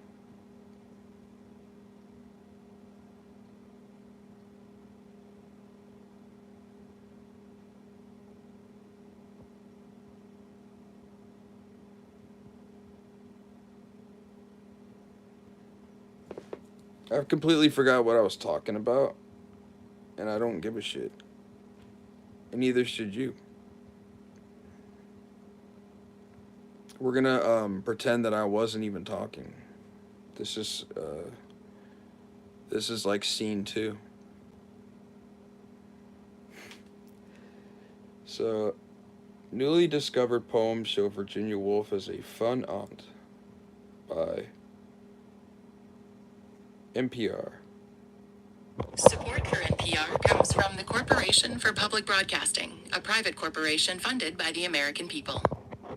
Virginia Woolf, she was a beautiful woman. All right, here's a sentence I've never gotten to say before. We have got breaking news in the world of 20th century modernist literature. Virginia Woolf, author of the novels Orlando and Mrs. Dalloway, was also a poet. That is according to a new finding from a scholar in Liverpool. NPR's Andrew Libung has more. The funny thing is, Sophie Oliver isn't even a Virginia Woolf scholar. She's a lecturer in modernism at the University of Liverpool, and she was doing research on a different literary figure, Gertrude Stein, at the Harry Ransom Center, an archive library at the University of Texas at Austin. And I'm there for a month, and it's really hot, so I never go outside because I went to Texas in August for some reason. So while she's basking in the AC, she thought, I might as well poke around the Virginia Woolf files. And while she's looking through a folder of letters Woolf wrote to her niece Angelica, Suddenly at the back, there's these two pieces of paper that were obviously once folded on kind of blue note paper, so they're quite different from the letters. And they've got this pencil writing on them. It's obviously these two kind of quickly drafted poems. And I immediately think, well, that's odd because Virginia Woolf isn't a poet. one poem, a jokey, punny poem about hiccups, was dedicated to her nephew, Quentin. The other, titled Angelica, goes like this. The name was lazy and lovely, but the name was not the whole of her. There was the body and the soul of her. Angelica, Angelica. The angel name, but oh, the shame. Drink she took to, Dady too, fellow Dady, oh how shady, to sport with Dady, and the tangled yellow hair. Oliver scoured existing Woolf research, asked Woolf experts, and couldn't find any other mention of these poems. But the other question was, who is this Dady person? Dady was the nickname of a man called George Rylands, who was a poet, a scholar of Shakespeare. A friend of Woolf's, who was around at least often enough that Woolf could do that thing Ants love to do, razz her niece about having a crush. These are signs, I think, of Woolf's ebullience, the fact that she was kind of silly and liked to indulge in play and nonsense, I suppose, with these children as her way of connecting with them. She didn't have children of her own. That was a sore point for her. The two poems add some more texture to our existing idea of Virginia Woolf. As for Oliver, accidental finds like these are the thrill of archival research. Not bad for an afternoon AC break at the library. So here's the thing about poets and writers, is that they're all garbage, I think. I'm kidding around, but I'm not. I'm not tripping when I say, like, a lot of, like, people that you're told to think are good, they kind of fucking, they're, it's trash, it's garbage, man. No, but it's like, it's the metric and the meter and the mechanics of the poetry. Like, fucking, suck my cock, dude. Like, you can, there's like, how something is laid out on a page of the written word. It's an art form, and poetry is supposed to be written in such a way that it has, like, syllable counts and all this types of stuff, how it's framed out, right? That's cool. But I guess it was due to, man, not even what, there's no like fly ass. There is poetry that is dope as fuck, but those poets, like Aleister Crowley, was a poet, had published poetry, but his poetry is like the words, they don't make sense a lot of the times. Like it's just written, poetry is written in a weird way, and even just writing itself is like not like old stuff you're told is supposed to be good is usually not. Like,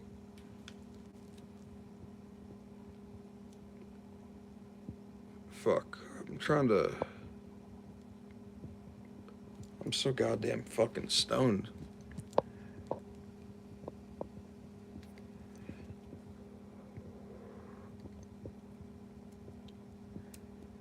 Embrace the day, Black Knight. Mostly medieval. Yeah, man. Yeah, dude.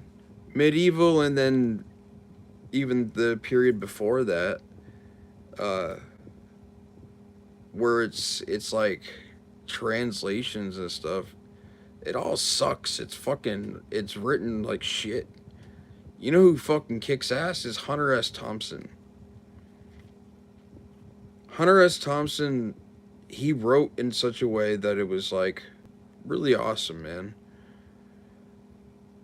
But H.P. Lovecraft, if you ever actually read an H.P. Lovecraft book, it sucks dick. Uh, it's boring.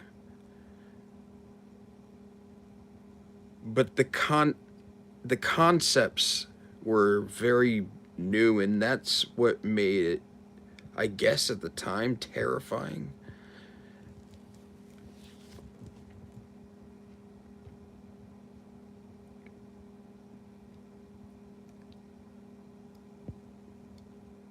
But it's called slop. It was drivel.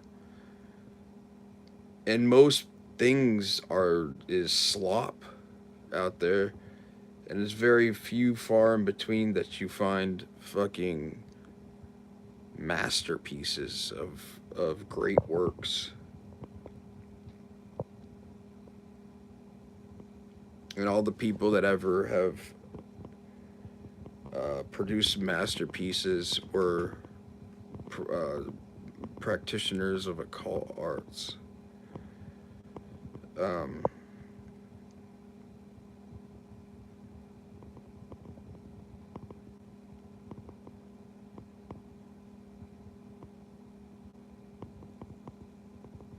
it's called becoming, like, I guess, a polymath, where you're fucking extremely knowledgeable about everything.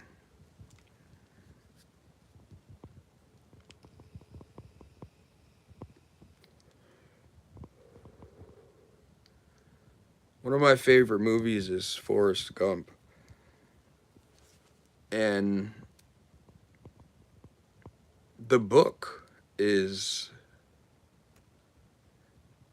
fucking silly. It's ridiculous. And it's one of the few movies that are actually making it a movie made it better. But it was a book first. And it's about a real retarded person. Forrest Gump is retarded in the book. Have it some. And it's like it's kind of more blatantly stated that he's like has like a he's mentally slow, and he just falls into all these great events in history and being a part of them, but he's completely like not self-aware. He's not there in the head, kind of. He's But what this makes him is like a way, like a he's completely absorbed in the moment to moment, because he's considered an idiot. Because in the book he is an idiot. Like, he truly has nothing going on in his head, and that's not a it's not a good thing. There's like two oscillation points between like being fucking retarded and being a Zen master. Like, in the two spectrums, it's Zen either way, but like but the two different oscillation points, the poles are like, you're completely not there, and you're completely mindless because you can't reflect upon how amazing that is to be, and you don't even reflect on the benefit of it.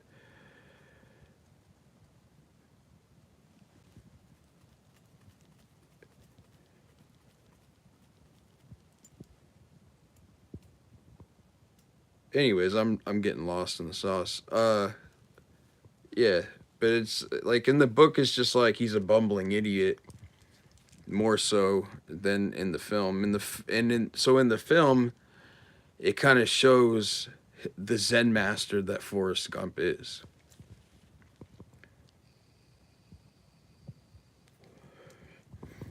In the film, he actually is self-aware, and he's very mindful. And it's a tale of he's a born master. He's an ascended master that's born into human flesh, and everyone calls him a fucking retard ass idiot because he's a master of Zen, a master of meditation, a master of being mindful in the moment at all times, because the present is the only thing that exists at all. And the future is not known, because you don't exist in the future in this current waking moment of your point of awareness. Right? So the future absolutely does not exist to you.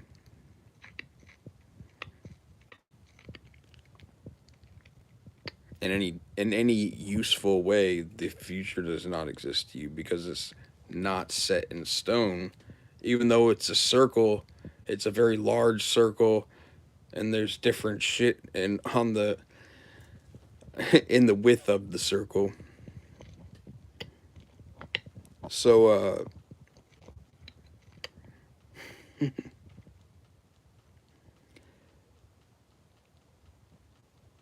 yeah. And so Forrest Gump, he's a very simple man in the fact that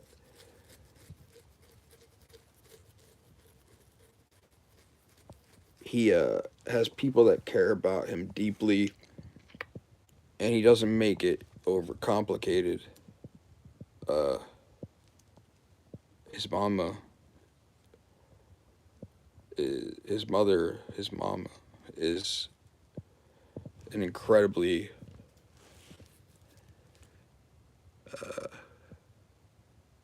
smart woman,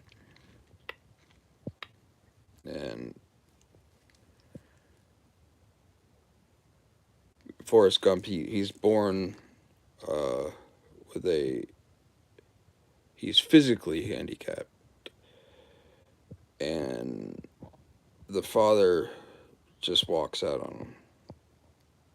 So, or his mom was knocked up, or she's like the fucking, like the Virgin Mary or something. It's kind of like a Virgin Mary story, because Forrest Gump, well, he doesn't even have a stepdad, but he just has his mother, and his mother has like fucking she's very educated, very smart woman, and very present for her son emotionally, and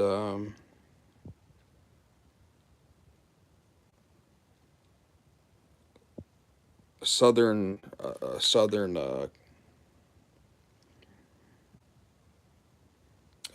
like lady, like a lady, and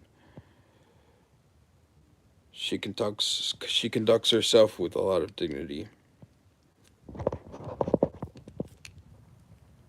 but it mixes in like the realism of the world. Like Forrest, like IQ means nothing. An IQ test is ridiculous because it doesn't it, the modern IQ test does not measure your ability as a human being to perform in the world. Um, it doesn't measure how your interpersonal skills are.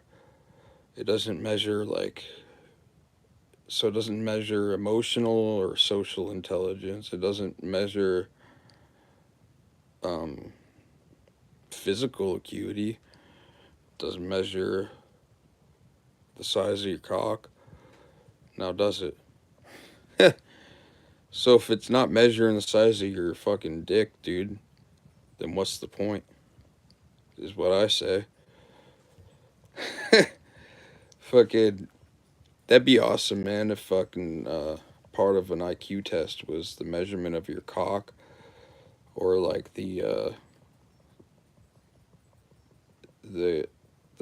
I guess I wonder how could you measure the tightness of a woman's vagina in a mechanical, I guess, a speculum. You gotta have a nice gynecologist visit where they fucking measure like the elasticity of a vagina, and the more elastic it is, you're at it. Hit the bricks, sister. Fucking, you fucking if you want to be considered part of the Mensa Club, the Genius Club, you better be fucking stacking like a. You better be packing at a fucking soft at an 8. Yes, you loser. Horse cocked men. Fucking. Oh man. That's awesome. So to be part of like Mensa, uh, that's funny, man.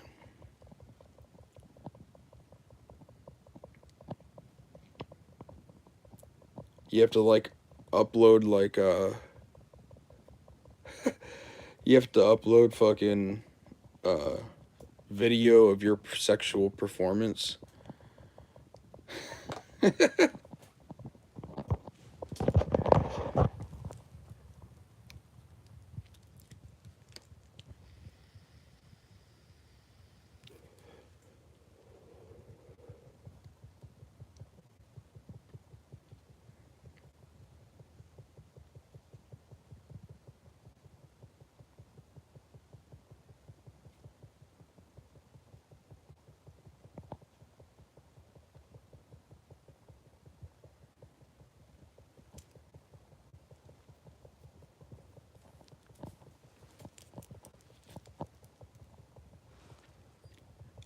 I didn't do the microcosmic orbit when I did the middle pillar.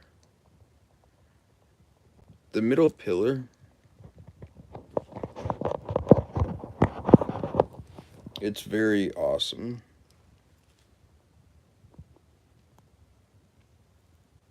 But I have trouble remembering to do the other 50% of the ritual.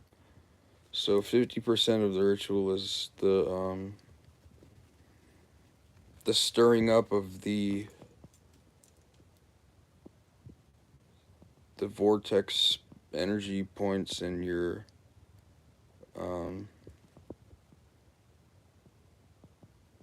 auric body, which is like,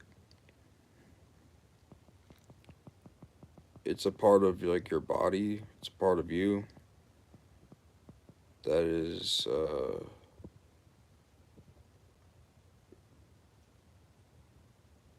you could see it if you put your hand against a white wall and you put your hand against a white wall like that, and you look at the space between your thumb and your, like that point between like your thumb and your index finger, like put a point of awareness in the middle, and just kind of zone out and just keep your point of awareness and attention at that center. You'll start to see rising off your skin is like a vapor, a lot like if you have ever seen like the vapor of like gasoline at the car when you're pumping gas. It's the same thing because it's like a gas. It's plasma.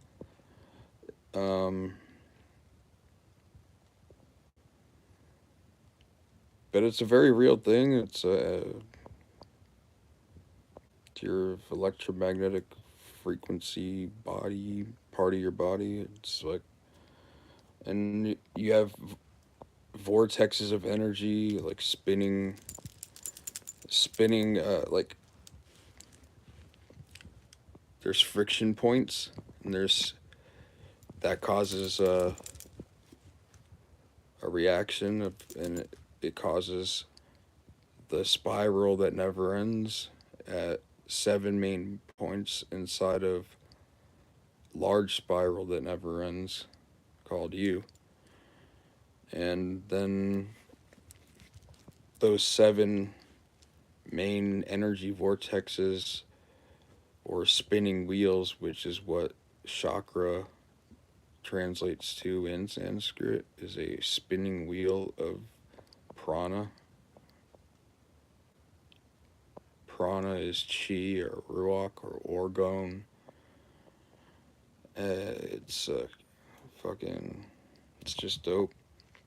Is all. But anyways, so you put your point of awareness at these 7 main points of vital energy, and just putting your points of awareness at these main points, and then vibrating out the God names or the divine names of God and the emanations of the only primus materia, the source of everything that is. Everything is an emanation of that. And like in Hebrew, there's a bunch of different names for that one thing, and they're all like descriptors and or like adorations, if you will. Like in the pentagram ritual, for instance, in the north, you draw a pentagram and then you charge it with a divine name or a Hebrew Notiricon, which is a magical acronym, and you say Agela.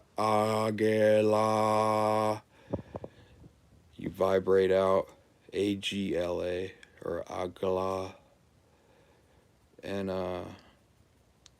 it stands for Ate Gibor Le'olam Adonai. You are the mighty Lord forever. So it's an adoration of the one thing. and it's a acronym.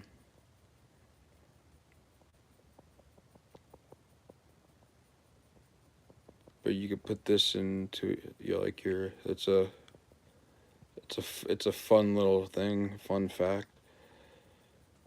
Like acronyms that praise the devil. Acronyms that give adoration to like God. Uh, in Hebrew are called notiricon. So that's cool.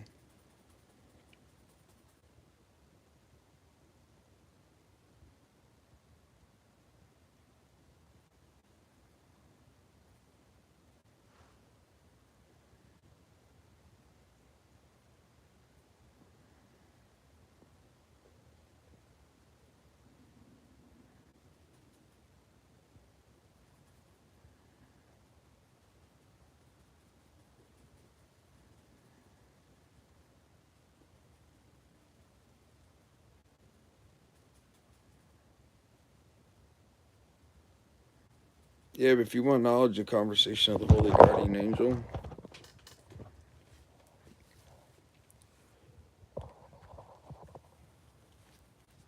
Uh,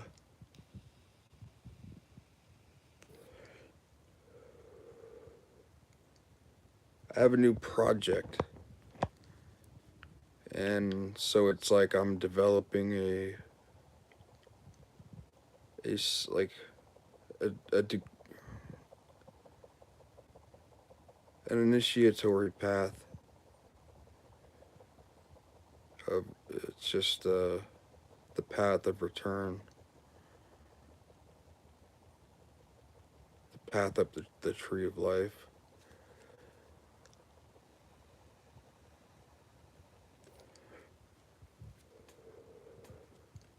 The path of becoming eternal. So it's like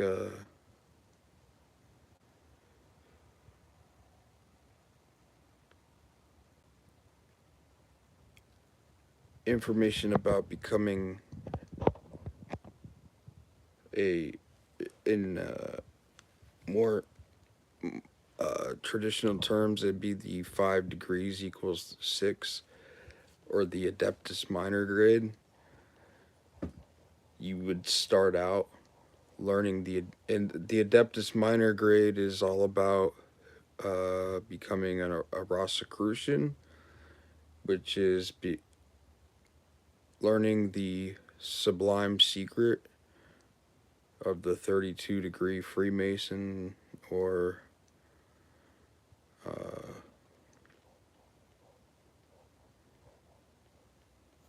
whatever. It's just all the same stuff, called different things. And it's becoming aware of the occult nature of all religions, and understanding what the Christ was, and living a life of being a steward of humanity.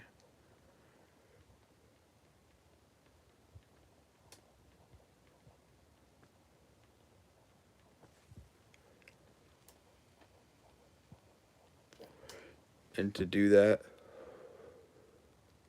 you have to be more than human and more human than your average human. And to do that, you have to invoke the Holy Guardian Angel.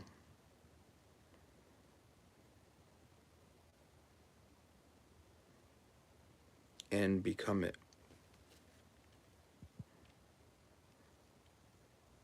And therefore, becoming eternal outside of the Ouroboros.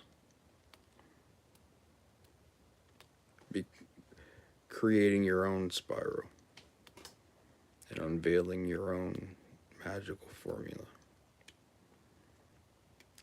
called the true will, or following your own initiatory path after that. So it's like it's the initiatory systems and orders. My mystery school is it's a project I'm working on called the Societas Ekephalos. The Ekephalos is the headless one or the bornless one. It's a Greek word. It's just a synonym of the holy guardian angel, or the Goades, or higher self, or the higher genius, whatever. These are all just things to describe a state of consciousness that you can tap into that is truly alien. Well, it's not alien, but it is strange. It's a strange thing, and it's a strange occurrence. And it takes some getting used to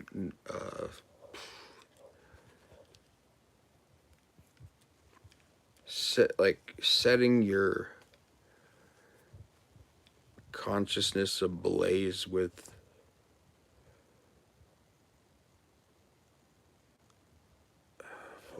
how do you like understanding like just a lot of things.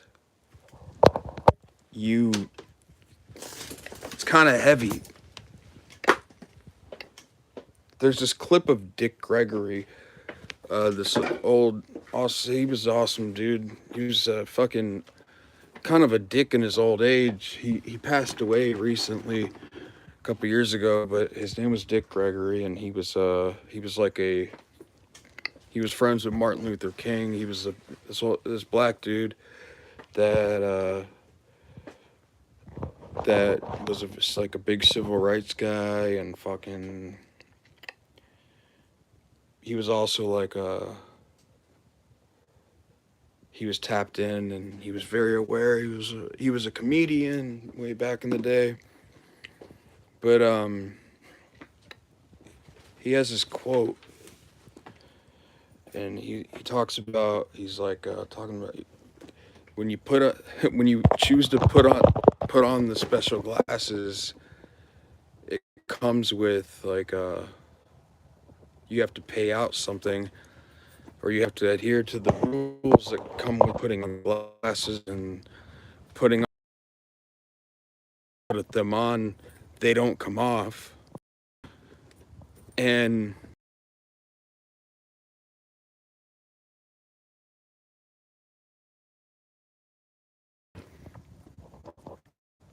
possibly if you're neurodivergent, bother you much, but if you're really emotionally invested into what you think the nature of reality is, or what you would like it to be, it's not that. And you have to be okay with that, and you have to be able to accept like just what things are on their terms. You have to become accepting of things. So like, and you could say you're accepting of whatever because nobody, okay, so being honest with yourself, truly being honest with yourself about all things, I don't believe is a popular state of mind people adhere to. And so not bullshitting yourself and just being brutally honest about your perception of reality, and being honest about your objective perception of reality, trying to be as objective of your sense of reality, being completely objective about it and understanding it, and also having your heart completely open to it. no matter if it's horrifying or not, and truly not being afraid of your own, like, you are nature. So having an aversion to the nature of nature is unnatural. But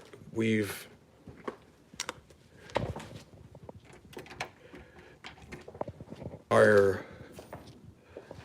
state of consciousness is at, we're kind of like educated and into being common, or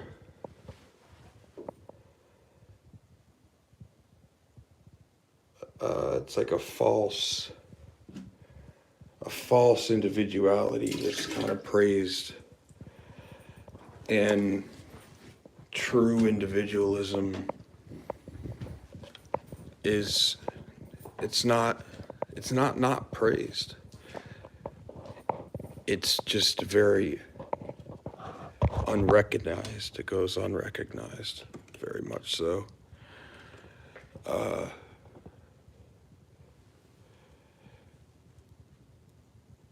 The world is very, very unfair.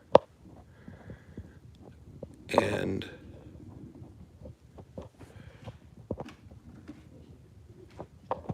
it's hard to come to terms with that and being completely cool with that. And I mean, hey baby. And I mean, like,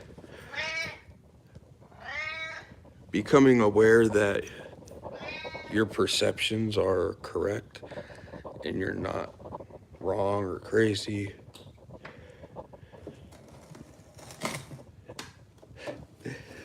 Saying yes to yourself, I guess. Like, I've studied the reality of nature and the nature of reality for a long time, very long time. And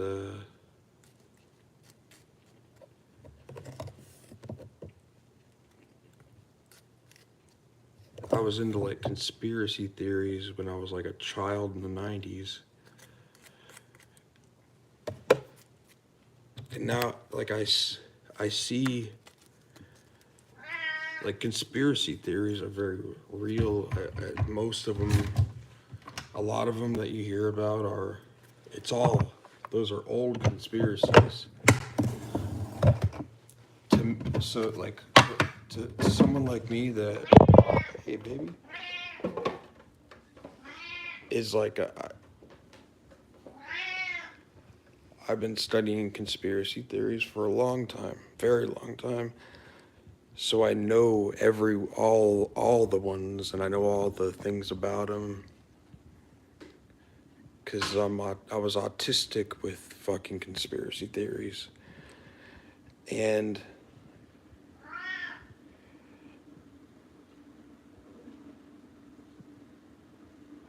but now it's like, I immersed myself into all that stuff a long time ago, over 20 years ago. So to me, hearing about conspiracy theories and stuff like that is, it's not a question of if. It's not a question of like, do reptilians exist? Yeah, of course they do. Yeah, of course. Like fucking, because most things that you could think up of, you have to understand that you're a part of reality and nature. You yourself and your consciousness, and what you've been taught to believe as just purely nothing but imagination and all this and that. If you could think it, then it can be reality. Every single thing that you ever have possibly have thought or could think up of with your imagination it's just purely, it's hubbubaloo. It's a very good, wild imagination. You have a good imagination, you're very artistic or very autistic. They're one and the same.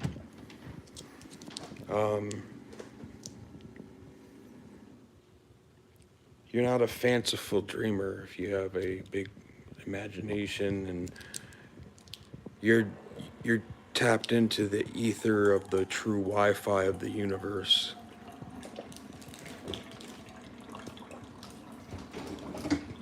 And then it's psyoped out of you through subtle manipulation of the school system and society around you.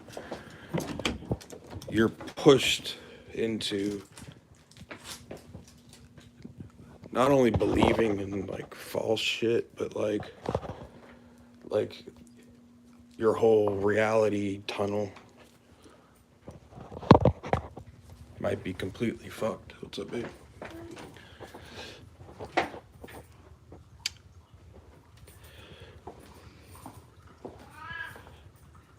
And that's just like, that's something that you might have to come to terms with in ceremonial magic. Not only that, like, believing yourself is kind of a hard thing to do.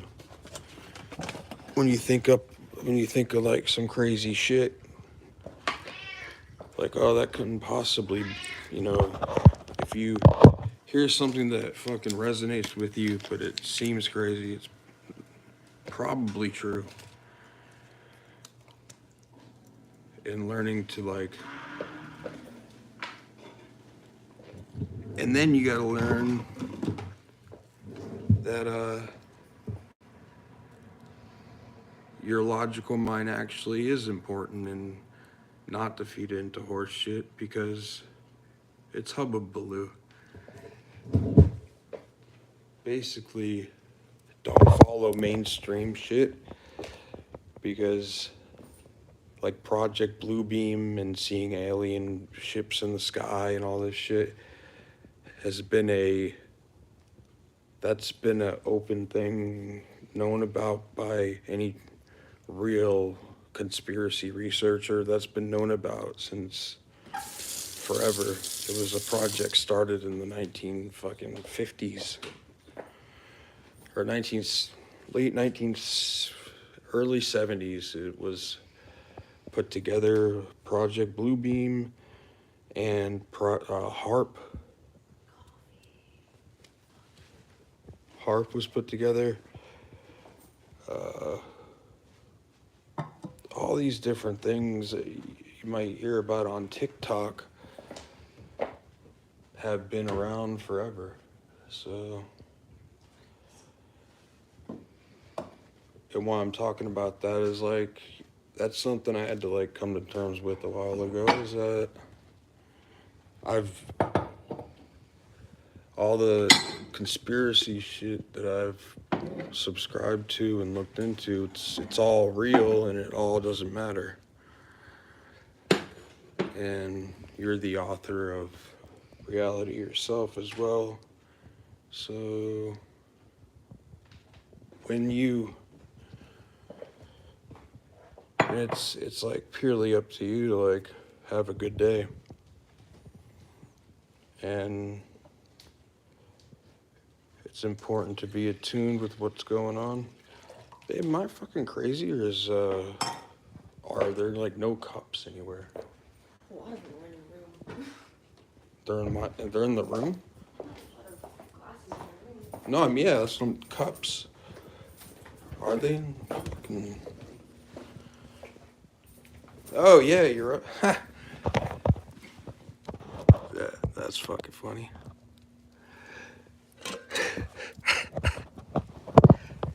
That's fucking funny, man. I had a stash of cups. These are my cups. Nobody can touch my cup.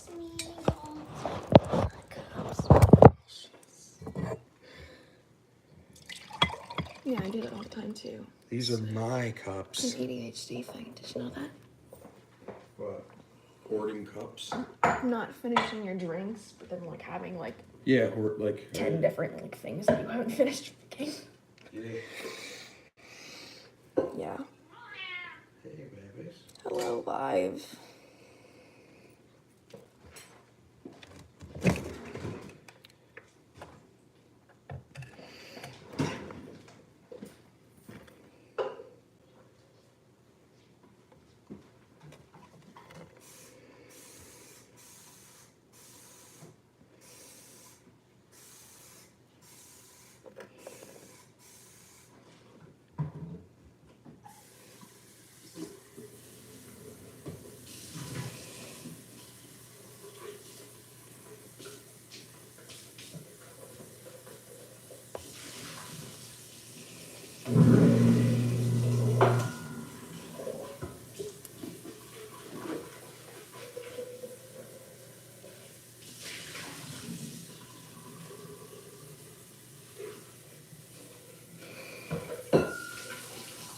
Think of something interesting to say to my studio audience. Studio My audience. virtual studio audience. Hello, virtual studio audience. I hope everybody's having a good time.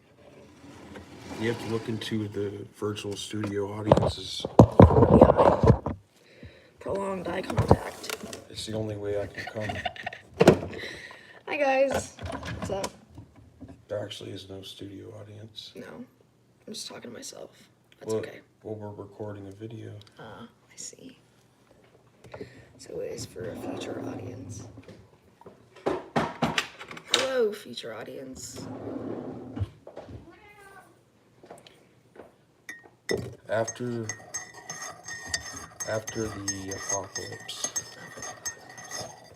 this will be studied by a future civilization that think they're really advanced. You mean like us? There'll be like people from like the 1920s or 30s. That development of technology era, where it's only very underground and like only the Illuminati have access to it. But their vaults of videos kept in crystals. Did you know that that's like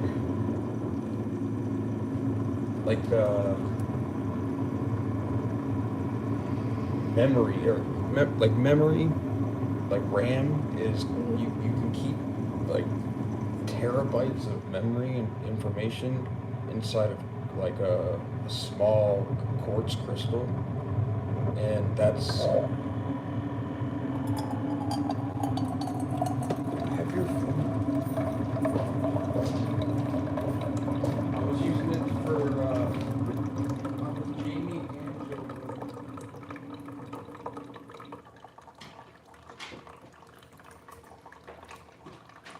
I was acting as both Jamie and Joe Rogan, pulling things up for myself and posting myself.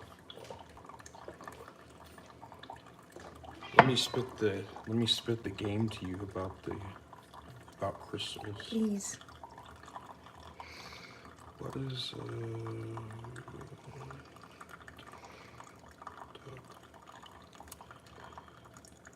yeah. I was reading about this the other day and I thought it was like fucking nuts. Cause I've heard about people storing stuff on crystals, and I just heard it and I was like, oh yeah, that's interesting, and then moved on with my day. But you can't just say, oh, that's interesting, and move on with your day if it's really interesting. You'll come back to it later. You know what I'm saying?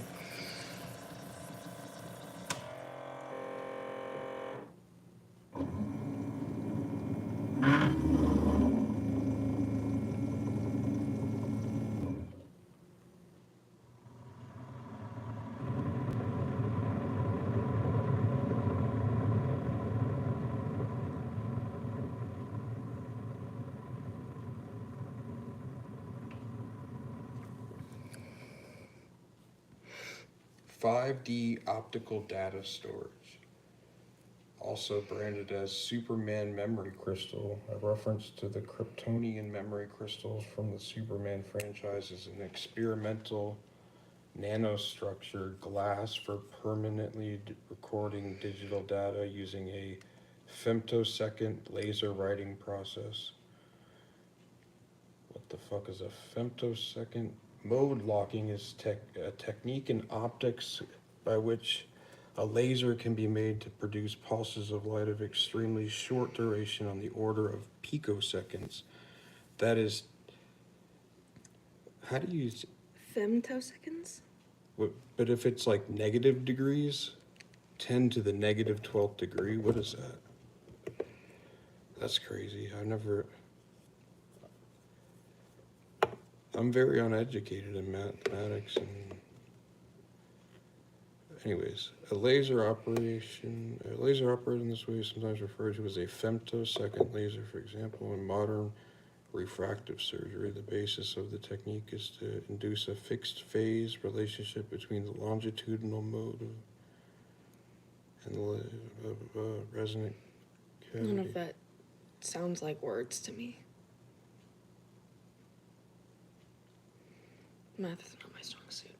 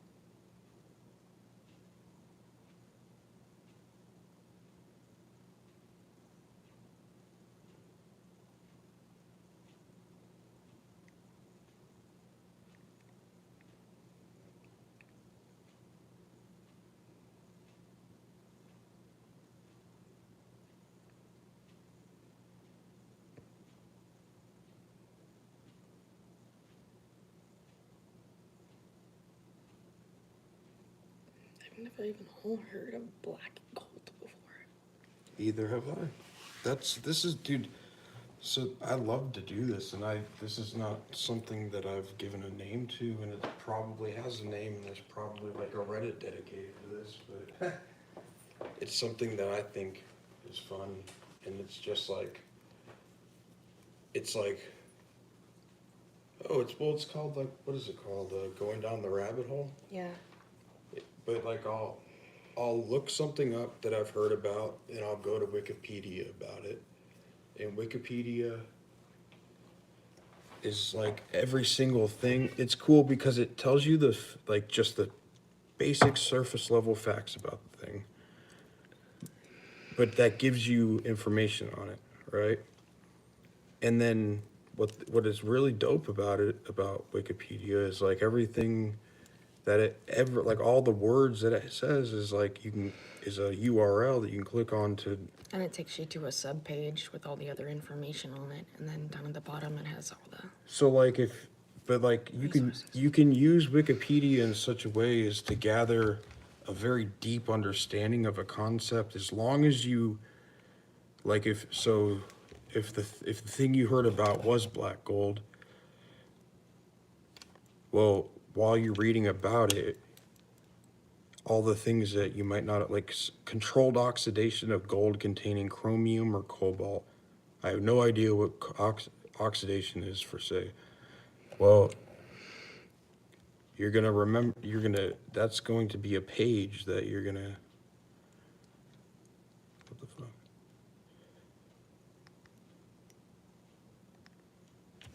Why doesn't Google allow you to open it up in a different window? Because that would be too convenient.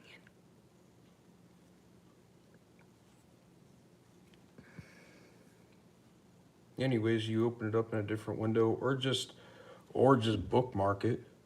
Pull it up and bookmark black gold, so you don't get lost in the sauce. And just remember, or keep fucking piece of paper by you and just write it down, black gold, whatever it is. Just remember remember the assignment, but also Remembering the assignment when you have ADHD is already hard enough. it's something I do that's like I use. I'll write stuff down in my notes and then go back to it months later and be like, what was this for? Because I'll add no context. Oh yeah, me too.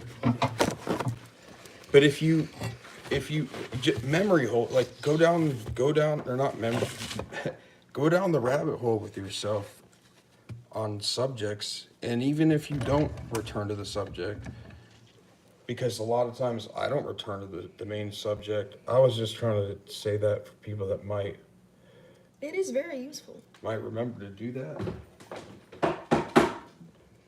I don't personally do that because you're absolutely right. I write things down that have no context to them whatsoever, and I'll return to them months later, and then I'll have a way deeper understanding, and I'll be like, oh yeah, that's where the past few months of my intellectual growth has come from, is because of that.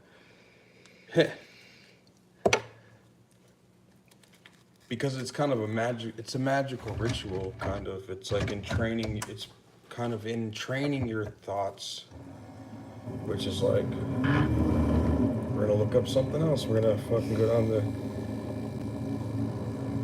it's,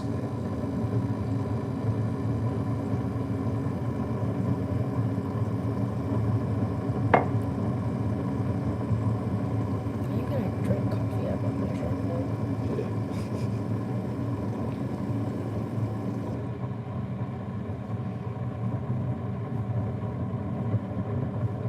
When do the weirdest thing?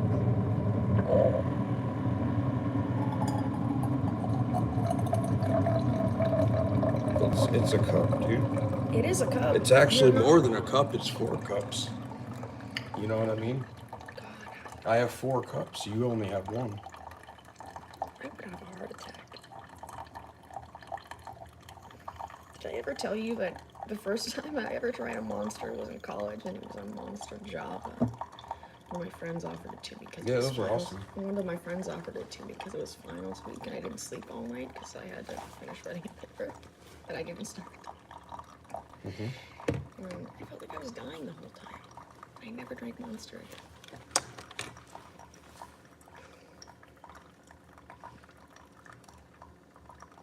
What did you feel like? Like my skeleton was gonna come out of my skin. What did it feel like when you first started taking Adderall?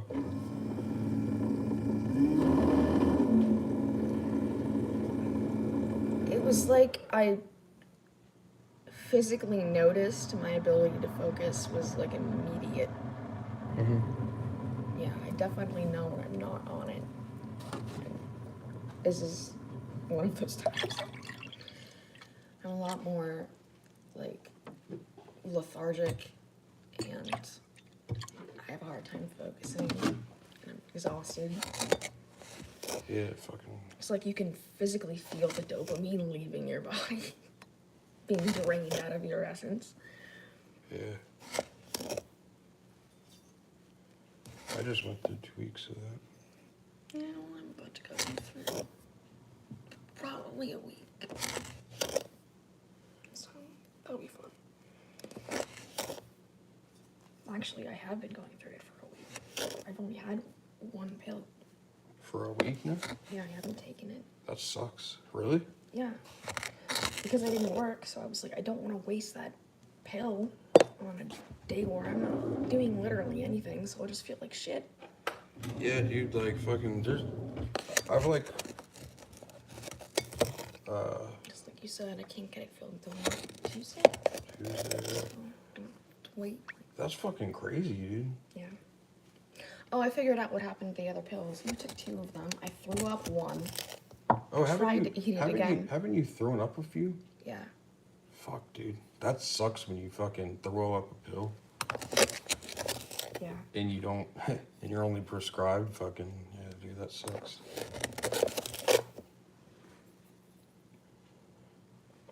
You've been throwing up, like, I felt like I was sick too. Like I felt kind of sick for the past couple of weeks. Like, were you physically just like sick? I don't know if I was physically sick or if it was like stress related, because oftentimes when I experience a lot of mental stress, I get like symptoms of being physically sick. Yeah, that was basically my question. Do you think have you been fucking not feeling well because you're like mentally not well, doing well, or? I don't think I'm sick. I think it's my mental health. But The cold weather, it seems like, I don't remember it getting dark at like 6 p.m. in the wintertime here in Florida. Like, that seems kind of weird to me that it fucking, at 6 p.m. it's as dark as like midnight, dude. yeah. Well, I think we're getting to like the shortest day of the year soon. No, that's the 25th. Yeah. That's December 25th. Oh. Yeah, the shortest day of the year is December 25th. That's why Christmas is celebrated on December 25th, because it's the rising of the sun. It's the birth of the sun. The birth of the Son of God. Because every year on December 25th is the shortest day of the year, I'm sorry, is December 21st. It's called the winter solstice. Yeah, it's December 21st. And then the 25th, it rises, and it's the birth of the sun. That's why you celebrate Christmas on the 25th, because the sun starts going up.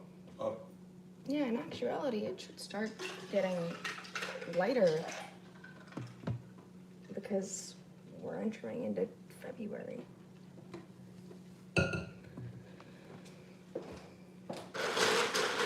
It's been really dark lately. I haven't seen the sun in fucking a week and a half. Feels like I'm fucking in Ohio. Yeah, dude, like Cold. there's a style of music called, well, like black metal from like Scandinavia, and it's like, it sounds like death. Basically, it sounds like death metal, but it's really slowed down, and it's droning guitar sounds, and really just very repetitive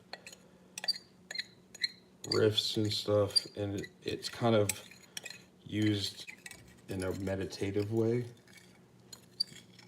But the lyrics are crazy, and the vocals are fucking out of control, because half the time it's just screeching. It's like, but like if you read like the jacket insert of the lyrics, it's like fucking poetry about like just crazy fucking satanic shit, or more often with black metal in particulars. What separates it is its lyrical content a lot of the times. Oopsie daisy. Oopsie. It's its lyrical content a lot of the times. How did we get? It's anyways. It's lyric. its lyrical content is about it's about death all the time and suicide. And I think that has to do with, and it specifically comes from the one of the coldest, darkest places on earth, Oh, that's right. like the Scandinavian countries, and like in Gotta Russia. cope somehow, I guess. Also, like in Russia, there's that trope about like the Russian drinking vodka, but it's not a stereotype at all. Like, there's a crazy ass alcoholism problem in Russia. Everybody drinks fucking vodka because vodka is really the only thing that you can drink it if you're an alcoholic. Once you're like an alcoholic that has to drink alcohol to just like live. Yeah. Like vodka is like colorless, and it's kind of, it doesn't have a taste other than the taste of like alcohol, which blends together with everything. You could put it with any, you can put it in any other liquid and it blends with the liquid well. So like,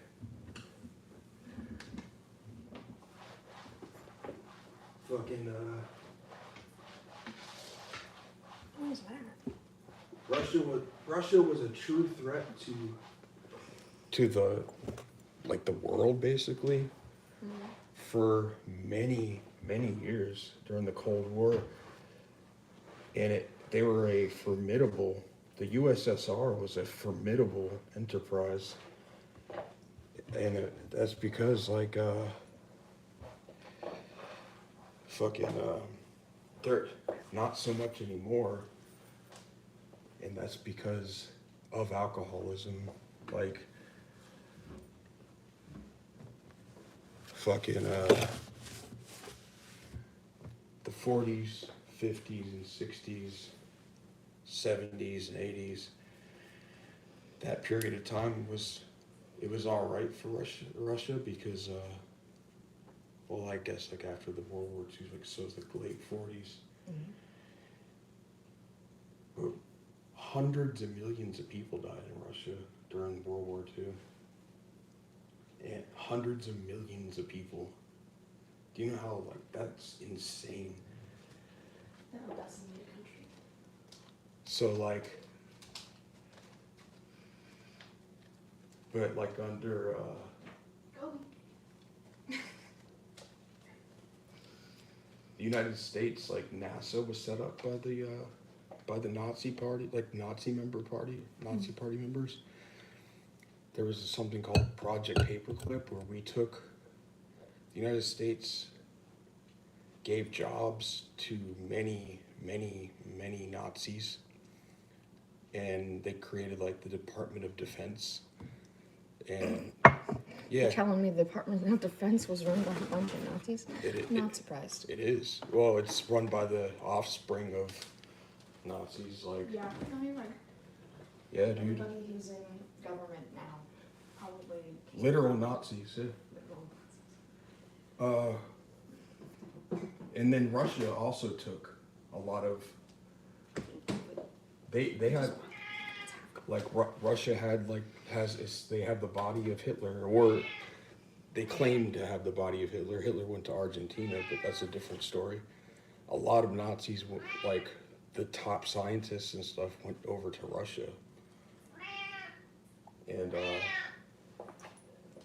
My mom has some conspiracy theory that Hitler's not dead. He would be dead now. He's oh yeah, no. It's true that he didn't die in Germany. He didn't. Did he not shoot himself? No, he didn't. The Russians claim that the Russians said that that's what happened, and they supposedly had his body, and they wouldn't let anybody look at it or test it, but they just said, "Trust me, bro, we got the body." And then they were like, "Yeah, he was a pussy, he shot himself, and him and his girlfriend fucking shot themselves in a bunker, a bunch of pussies." And but that's apparently not what happened because no one has the body to like look at it, but Russia let somebody outside of Russia, uh, like a forensic scientist, whatever. Mm-hmm. They looked at the body. They let them someone look at it in like 2000 something, and it was the body of a woman, not of a male. So that right, it wasn't Hitler that they're saying that they have the body of, and or like the skeletal remains. It wasn't Hitler, and the Mossad, Israeli intelligence agency, Mm-hmm. the state of Israel was put together like it was made in 1947 because of all the displaced Jewish people. They needed a place to go, so they needed the United Kingdom owned the it used to be called Palestine, Mm-hmm. and the United Kingdom had kind of claimed the land, I guess, because they defeated them like way back when in some war. So England had control over that whole area, and they were in talks with Germany of setting up and shipping all the Jews over into his part of like Palestine. So the idea of Israel was floated around like to Hitler and shit, and the first prime minister of Israel wanted to build a statue commemorating Adolf Hitler in Jerusalem. That would have went over well. Well, the guy was part of one of the founding dudes that made Israel, and he was the first prime minister of Israel.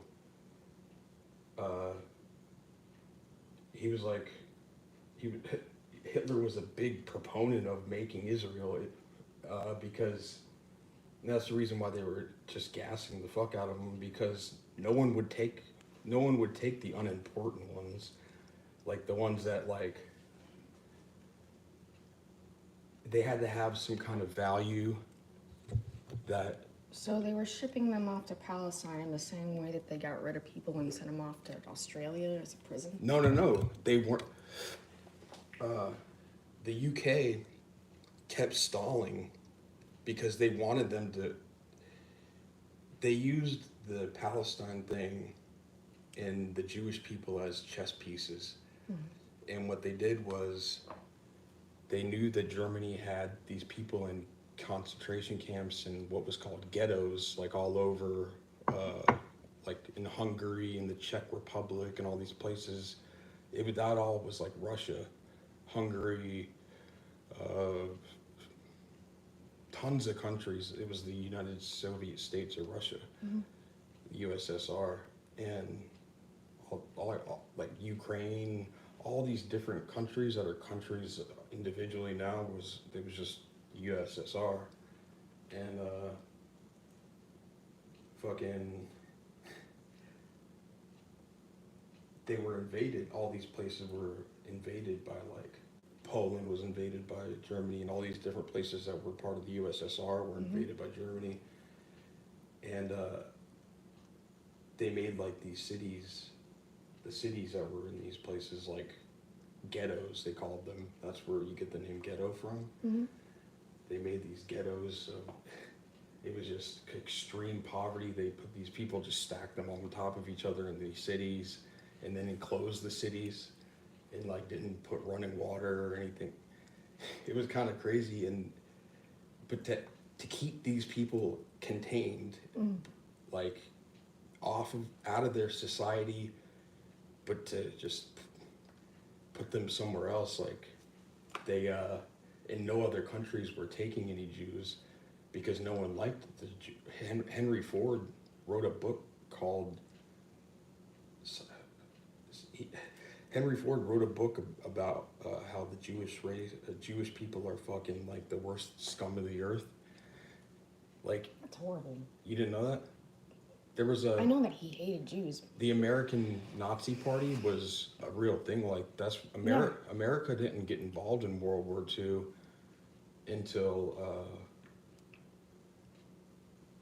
Roosevelt knew that America needed to be involved in the war, but the American people at that time were large. Like many people, their relatives or them themselves had German blood. Like a lot of European people have German blood because my last name is German. a lot of people that have European, like Europe's kind of the birthplace of civilization for Europe was Deutschland, and that was like Germany and Bavaria up into like parts of Russia. That's the Slavic people, or they were called Slavic people. Yeah. And then, or barbarians, what they were called to the Greeks. They were the conquerors of Rome and Greece. The Visigoths is what their kind of Viking people were called, was Visigoths. And Vikings kind of they originated from like Deutschland. And that's where the migration of like European people happened, from like Germany, like in the east over to the west, like, just like the sun. But yeah, fucking anyways, like over here in America, most European people, like knowing your ancestry was like a huge thing, because shit was a lot slower back in the day, and people didn't have to go to work every single day in this weird routine of like, you gotta work 8 hours, and it's gotta be from 8 to 4 or 9 to 5. Like that comes from speaking of Henry Ford, that comes from the days of manufacturing. Or if you're lucky like me, you work 8 to 5. That's because of the unpaid lunch break. Or do you get paid for your lunch break? I don't. Yeah, that's bullshit. But that's corporate America, dude. The reason I would rather be able to come in. And I took half of it away and said, "Yay! Look at your mandatory overtime." You should I tried to, when I was at Publix, dude. They made you. I had to work 8 to 5 as well, and it was very hard for me. I had a mental breakdown before, so that's how I quit there. But if I wouldn't have had a mental breakdown here, I would have at work or something, dude, because it was like, I was like losing my mind, trying to stick to the policies of Publix of like, Me too. you had to be there on time. I could not get to sleep at night to get up at 8, or actually 6:45. I work from home and I'm always late. Yeah, dude. But oh yeah, I was like, I asked my manager, I was like, why do we have to then? I had to clock out for lunch breaks for an hour. Yeah. And it was like, dude. It's really shitty that you don't get paid for lunch breaks. And if you're not going to pay someone, why not just have them come in at 9 o'clock? Yeah, exactly, right? That's what I'm saying. It just works straight through if you're going to do that. Yeah, exactly. But, I think especially if you're just going to take it away. Well, here's what I think it's really... Because they were like... It's a psyop, dude. You're only getting half-hour lunch breaks from January to February. And then nobody's allowed to use PTO in January unless it's super important. They call it PTO blackout month. That doesn't make any sense, how they could just take those things away, just because. They use the excuse because it's so busy. Is it though? No. Yeah, that's my quandary theory. They hired a bunch of new fucking people. After they trained all the rest of us to You do- the new patient procedures and shit. They have a bunch of new people who don't even know how to do that shit. You do know that, like, when that happens, you're gonna be training your replacement. Yeah. Probably. Yeah, dude. Like, that's what they do. Corporations watch out for moves like that when. Oh, the CEO quit recently last year. They have a new CEO now and everything. He just quit out of the blue. They didn't give us any reason. They were like, he's retiring. People don't quit out of the blue. Yeah. That's crazy, man. That's bullshit. That they did. Yeah, dude. Working for places like that is so crazy because they. Yeah, we just woke No up one one tells- day and got no- an email. The no one CEO was quitting, and we were like, what? No one tells you the truth about anything like that either. Like, no one says, "Hey, this is what's happening with your job, and here's what's going on with the corporation," or "Here's what's going." Like, because you're having such a bad time at work, it shouldn't be that bad. Mm-hmm. It shouldn't be causing you such mental stress that you're like fucking puking your pants before work. Obviously, you're like really you're empathetic towards vibes. Yeah, it's very difficult to not. So yeah, it throws you off track because you know something's not right about it, and you think it's just a manifestation of like, all these different things and mental things and all this. But literally it's you picking up on something's not right here. Yeah. Yeah, dude. And I completely agree with a lot of the patients when they call in and talk about how inconvenient the system is. Yeah, it doesn't make any sense. It really doesn't. But it does make sense if you look at it from the perspective of infinite growth. Every little fucking penny that a corporation can make. The reason why we're a physicians group and not just like a regular office is because of the. Yeah, because they all team up. They don't have to pay for people to run an office for them. No, because everybody does it from their house. They just pay people, yeah. And then maybe you have a handful of people that actually work in the office, but then they No. just ignore the phone calls and they come to us, and then you get bitchy patients. No, what it is what it's looked at as is your cheap labor. If they could pay you less, they would. I actually got a raise recently. Yeah, about what, 5 cents? Yeah, it was 3%, not a lot. 3%. Yeah. What does that mean? I mean, I know what that means, but like, what does that boil down to? When I was working initially, I think I was making like $18.75 an hour or something like that, or $18.95, something like that. But 3% isn't a whole lot. It's actually like the minimum for a lot of companies in terms of raises. Some people don't even get that. Some people get less. That's all based on your performance, which is kind of shitty.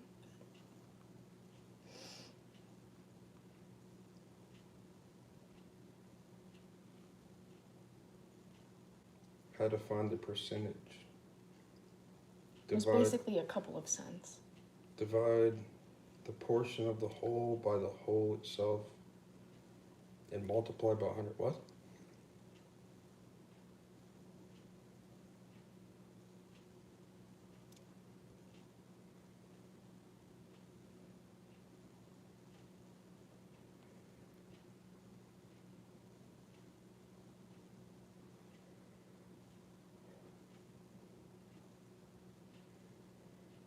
I actually make more than my mom. She's much more qualified than me.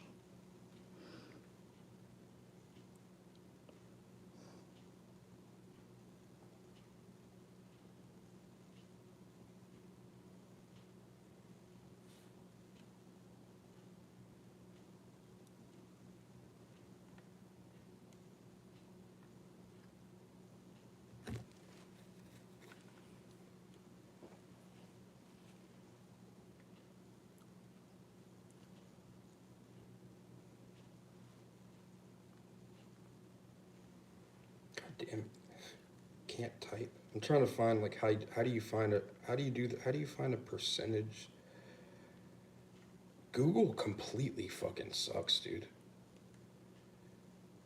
It really does. It's garbage.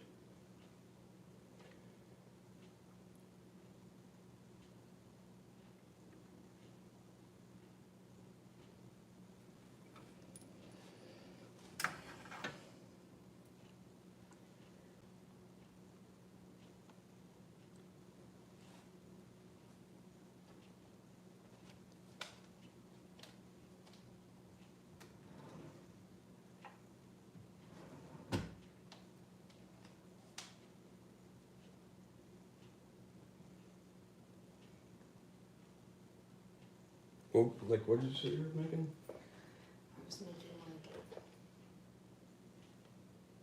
1875 before.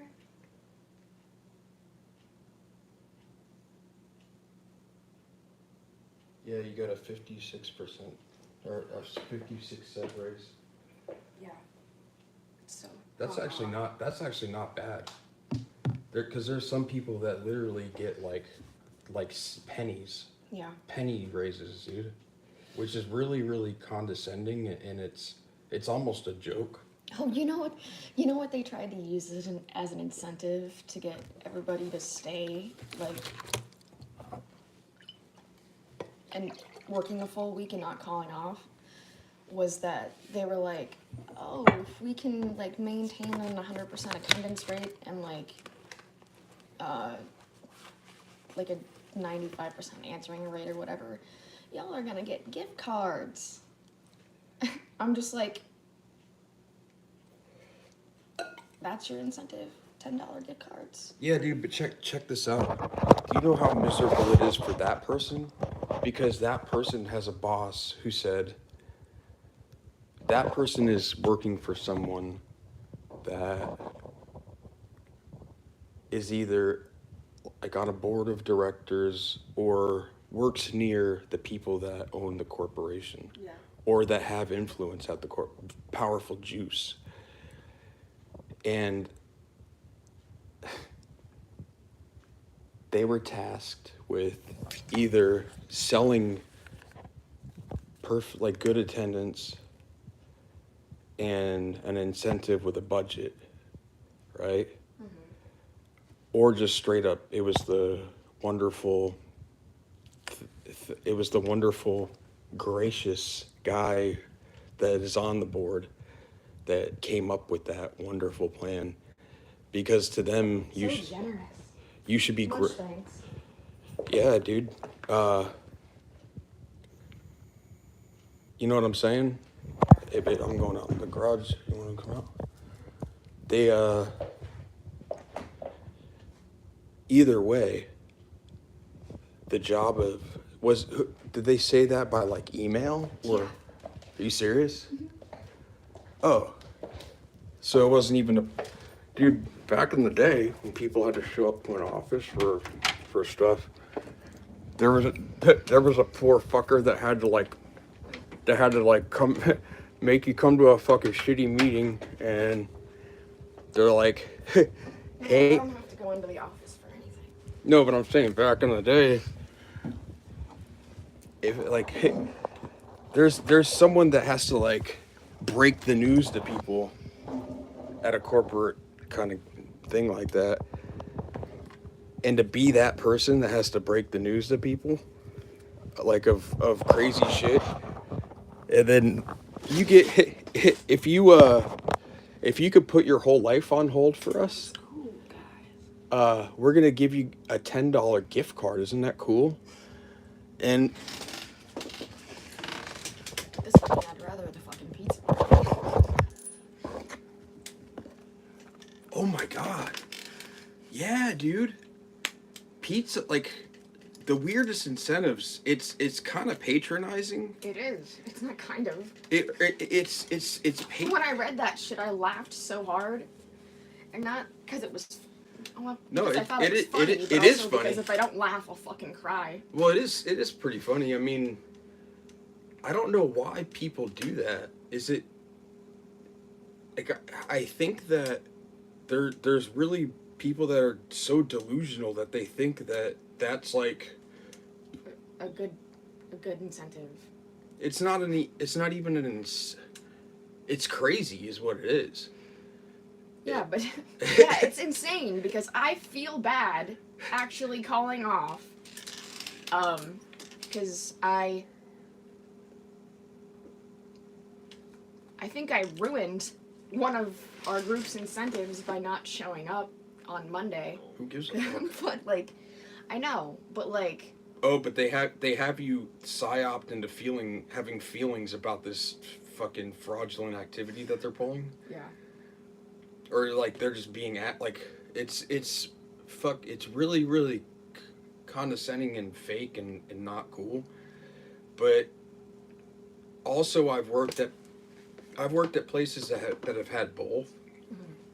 It's really crazy also having no recognition that you work at a place and you just come into your job and they're like, hey, hi, bye.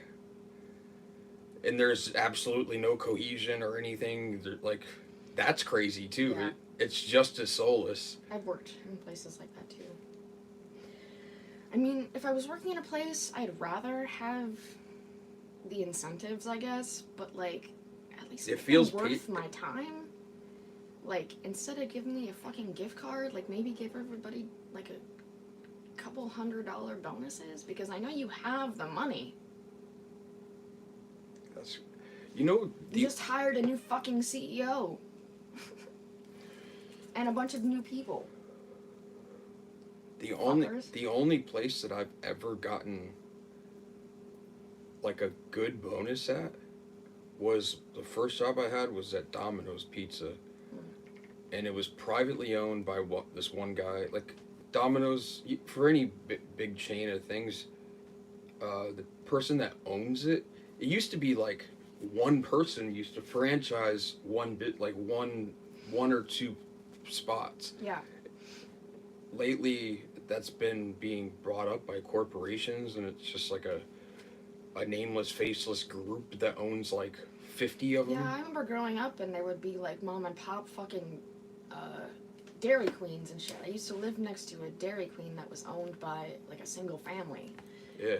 You don't see that shit anymore. You used to be able to franchise like a business and fucking, so it would be like a Pizza Hut or a Domino's, but not really. Yeah, because it was family owned. Yeah.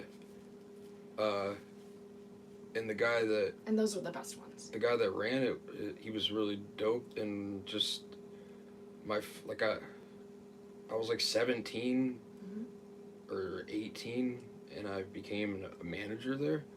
Like I worked there since I was like 15 or something, and it was like 2 years or something into it. I was like, like a fucking dude that owned it, like gave me a manager position, and a Christmas bonus I got for a check that year. I wasn't even aware of like,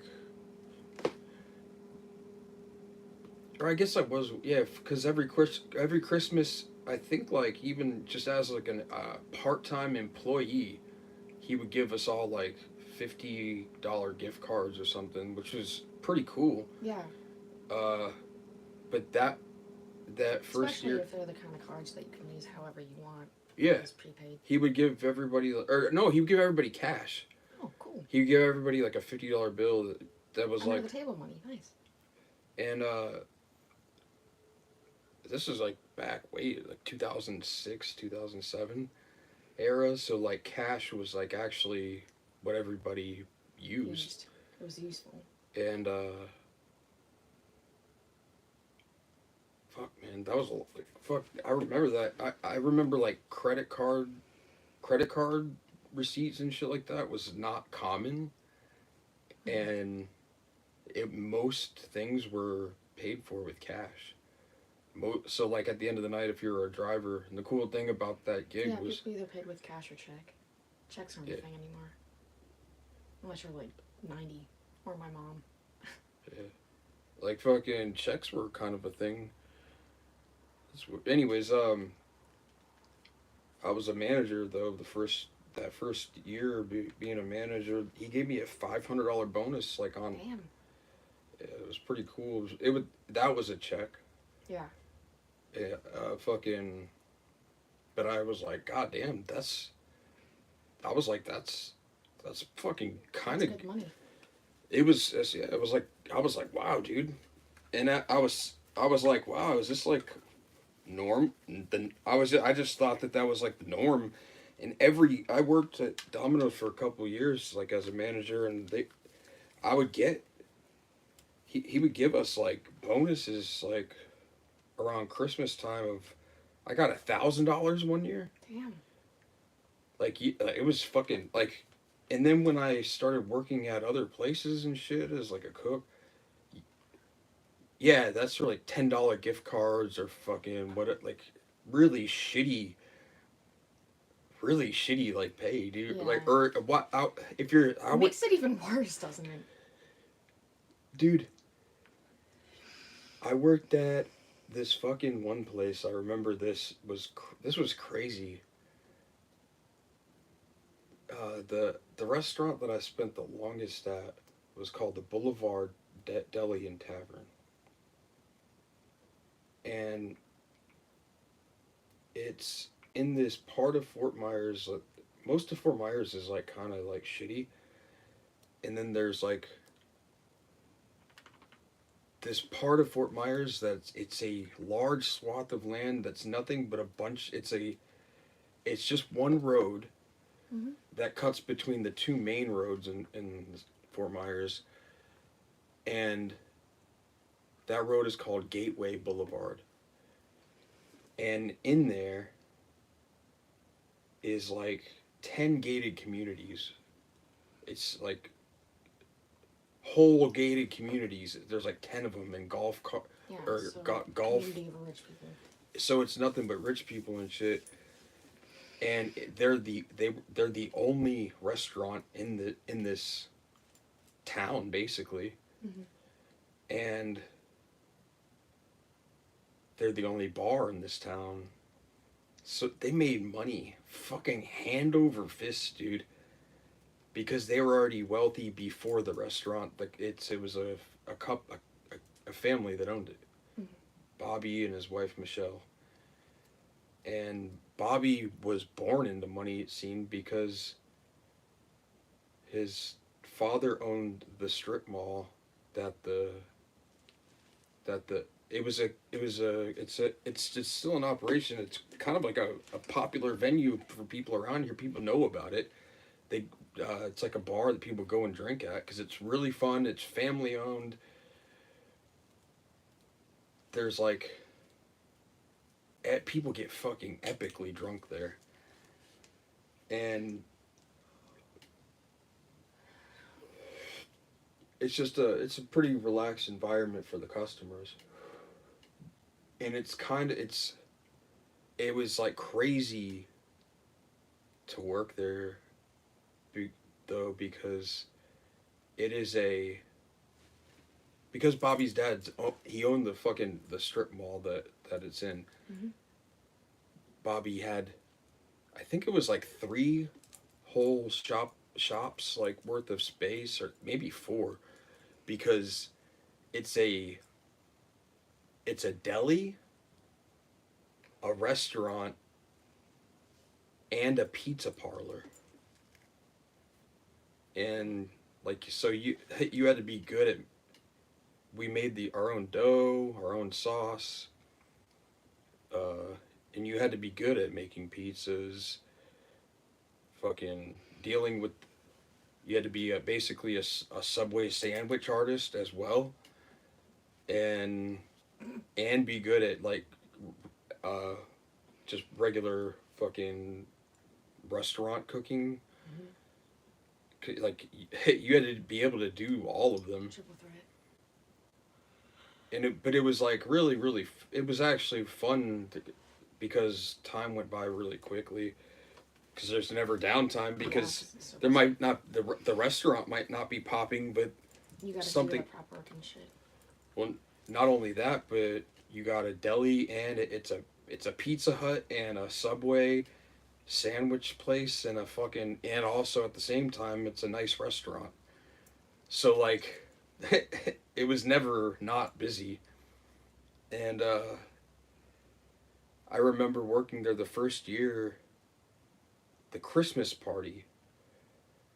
It was like everybody that worked there when I came into the place, they seemed like they enjoyed working there because I remember it was like the Christmas came around and everybody was talking about the Christmas party and how like Bobby and Michelle are so generous and they always give out like money and shit there at the Christmas party. But Bobby and like it was weird, like they something was going on, like there was a weird vibe when I came into that place.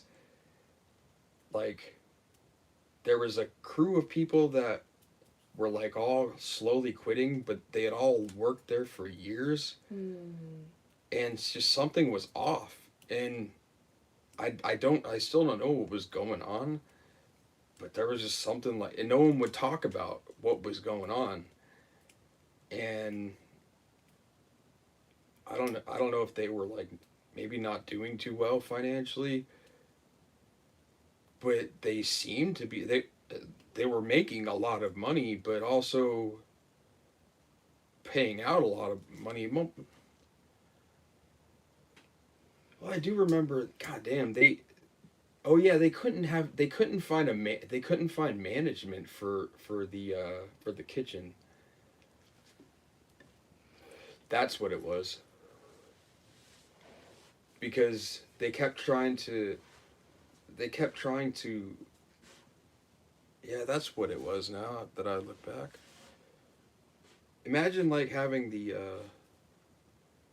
But they had the audacity to like make a structure like that where it's three restaurants in one, and then they thought that they could just pay one person to do all three things, to oversee all three operations perfect, like and make sure that it's awesome because you're and then get the pay of one single person doing a you're and you're serving not just a community of regular people, like you're serving an elite class of people. They're going to expect like good service and good food. Yeah. So it has to be awesome every time they come in because they're rich. Yeah. Like, you know what I'm saying? Like people with money expect that everything be awesome usually. And you can't have good service or anything if your management sucks. Yeah, they gave the gig to the manager that hired me was really cool. His name was Chris Peters, and everyone called him CP. He was a really cool dude. He was maybe like he was probably like 40 years old. He had a young son, and his wife Jen worked there too as like a waitress. And I think Bobby let him live in a condo. He lived in there, and he lived in a condo with his wife and kid. And I think as an incentive, the owner, paid for his condo actually. Dope. Bought like, you know how like you can, like a condo is like it's a kind of a larger, it's like a We had one. it's like a 3-bedroom apartment pretty much. So, Yeah. And you can own them. Yeah, like we owned a condo when I was a kid down here. Oh really? My family did, yeah. In Siesta Key. Wow. Yeah, dude. I think that's what it was. Is that Bobby let him like live at the condo house, like, but I don't think it was in Chris's name. I think he was just allowed to like live there rent free. Mm-hmm. But like, Chris had a problem with drinking, because there's two types of people like in the restaurant industry, and that's called front of house and back of house. And the back of house is like the kitchen, and that's where you have all the fucking the felons and people with crazy criminal histories and mental problems and drug addicts. It's like a kitchen is, it's the only place where they don't like universally, you don't get drug tested, and they don't care about your background, as long as you can like cook. As long as you can cook consistently, all right, for like at a non-stop pace for a extended amount of time, it doesn't matter what you do or have done. It doesn't matter if you have like murder on your record or whatever. Like so that's back of the house people, and then the front of the house people is like a more attractive class of people, or like a more tame class of people, if you will. A more civilized class. It's because the working in kitchens is amazing because you can be a complete like the Gordon Ramsay yelling at people in their face isn't a. Yeah, it's not a stick. It's not a shtick. That's something that I would do, and it makes you act like that because it's just crazy in a kitchen. Very high stress. There's Yeah. always something going on.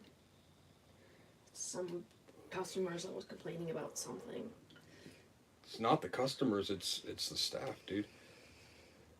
Oh well, that's something that back of house people wouldn't be able to do, and that's why they're in the back of the house, is because you have to deal with the general public and be like, oh, huh, like that false nicety that you have to present. There's none of that in the back in the kitchen. There's none of that stupid nice tame bullshit that people like. People are passive aggressive in the front of the house. It's just nothing but catty ass people, because they could be like, oh, is everything all right? Oh, geez, did we slip up and make a boo boo?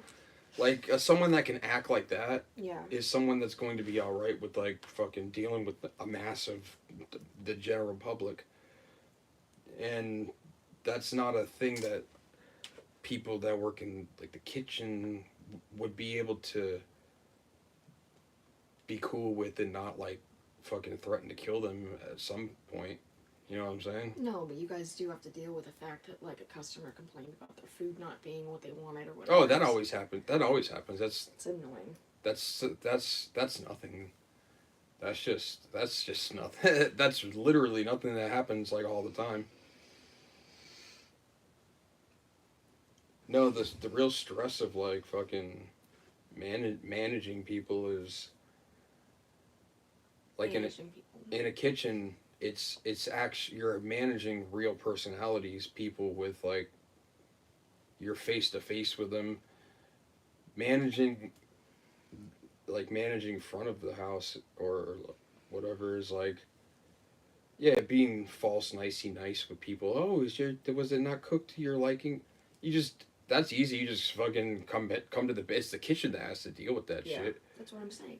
Yes, actually the person the people that but you have to de-escalate the situation. You have to be able to de-escalate a situation where people are like, well, something was wrong with it. It was supposed to be blue cheese and it's ranch, and fucking or shit like that or whatever. My food was raw. It was undercooked, and then like you look at it and it's like it's usually not that way.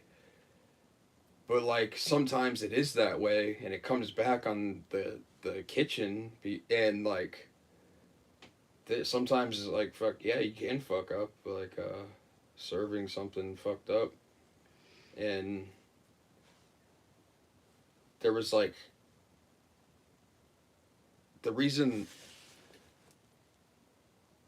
I loved that place though, because before I was working there, I was working at Buffalo Wild Wings. There was a lull in the economy after the housing crisis of 2008. Remember, like, fucking a lot of people lost like their 401ks, and a lot of people, like the middle class, just got fucking smashed and taken out. And after 2008, like basically Obama's whole presidential term, basically his second term was like horrible with the economy. Like it was like now basically. Yeah. It was pretty much, there was a like gas spiked up to like fucking $4 a gallon. It's back up to like 317 in some places. Like it was, yeah, dude. It was like Obama passed the national health or the national. It was Obamacare, but in his little bill, like it didn't help you get health insurance. It just taxed you. You wouldn't get a tax return. You wouldn't get a federal tax return if you didn't have health insurance. Which that's fucking nuts. Like fucking, so you're gonna not offer me health care, just say that I have to find health care somewhere. Yeah. And take my federal tax money if I don't have that. It was insane, dude. That was a crazy economic period, and it was hard to. What happens when people like are not making a lot of money? There's shitty economy. What starts to go first, dude? The fucking restaurants and shit, because that's like kind of that's an extra. Yeah. People really don't. People can't afford to go out to eat, so the first thing to go is. Yeah. So, fucking yeah, dude. So anyways, that led me into like working at it, like just to like like as a temporary job until I could find something better, was Buffalo Wild Wings. And it turned into like a year and a half, dude, because I just got lost in the sauce of working there. And because I was good, they gave me like, dude, I remember I made $8.75 an hour. That's crazy, dude, looking back on that. But it'd be like making probably about 15 an hour now. Because now it's really bad, dude. But I like, yeah, dude. 15 an hour isn't even enough nowadays. But I remember like fucking that was like just supposed to be temporary, dude. But I got in the grind of just working at that place, and it was insane because I would get scheduled to close, and then. You know what I learned recently? Apparently, the minimum amount of money that somebody needs to make yearly in order to be happy and content is $270,000 a year. Well, how do you come up with the instrumentation of happy? Statistically speaking, I guess they probably. Yeah. That's not the case, but it's around 75. Not be super stressed out about money, I suppose. It's about $80,000 a year. Yeah. Which is still a lot of money. Not a lot of people make $80,000 a year. I don't know anybody who makes that much money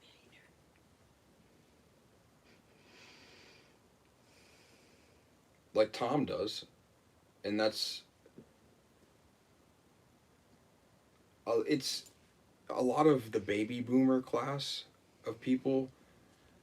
They have positions at quote unquote like real jobs with like, you know, benefits, and you make like it's a good rate of money an hour or a year if you're on salary, or an hour. It like those kind of jobs are never going to be you good.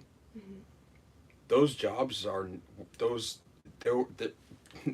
they're being carried to their death by the baby boomer class, and they're holding on to those jobs with the like death grips, and that's making companies like that'll never be a thing again. Like they're probably gonna they're gonna break up hours and stuff, and people aren't gonna be marked as full-time workers, and if you aren't considered full-time, they don't have to give you benefits, and fucking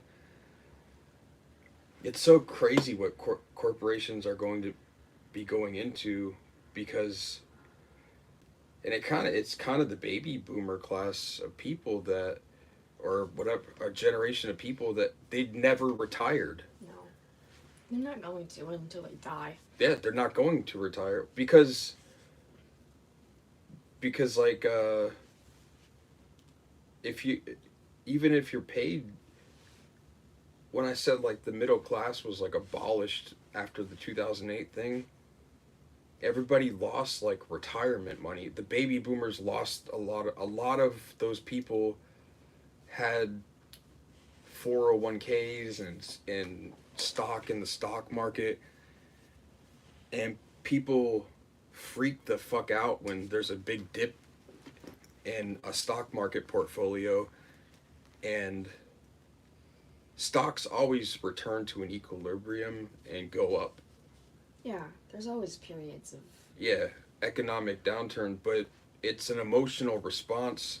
If like the if a whole if all if your investments portfolio looks like $400,000 and then it dips to like $60,000 in a month, it makes you kind of emotionally react like, oh, it's all gone.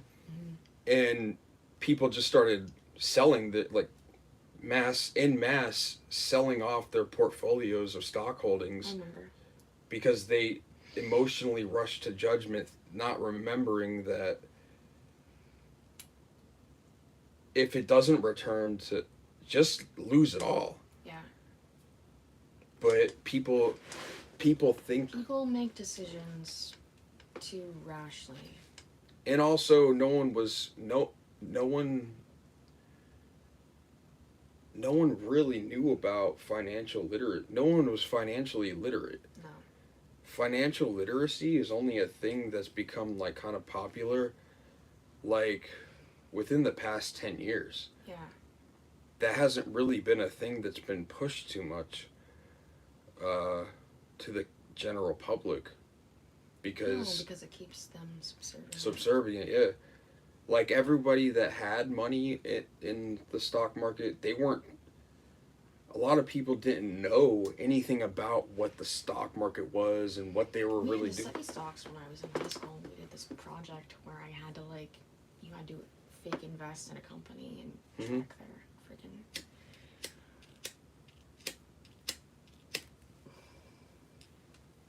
Yeah, dude. Didn't really teach me a lot about stocks. Yeah, I was just about to say, I had the same thing in social studies class in middle school. We had a project where everybody had to group up in groups of like 3 people, and you were given a fake budget and told to pick like, I forget what the logistics of it was, but it was like painfully apparent that the social studies teacher didn't even know anything about stocks. And so, but it was on the curriculum, and that's part of like teaching, is like they just like some group of faceless, nameless people assemble the curriculum and then tell you and so you have a bunch. That's part of what kind of turns me off of teaching in a public school setting, is having to teach whatever they tell me.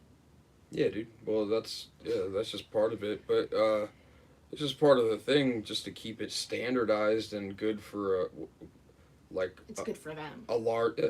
Well, yeah, but it was like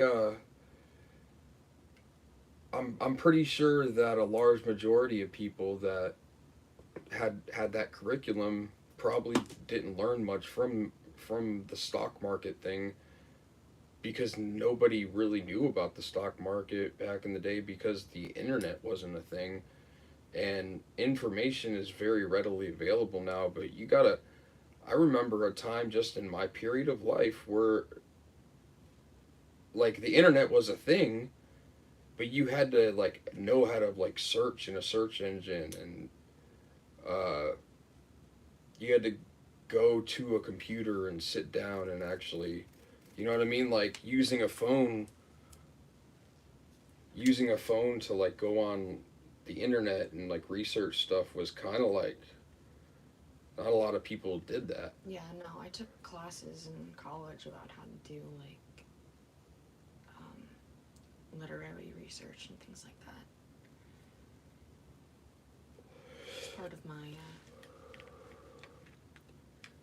I didn't even know that, like, the depth of information research that you could do until I got to college. And, like, universities and colleges have databases of, like, all types of books and academic peer-reviewed white papers and shit, and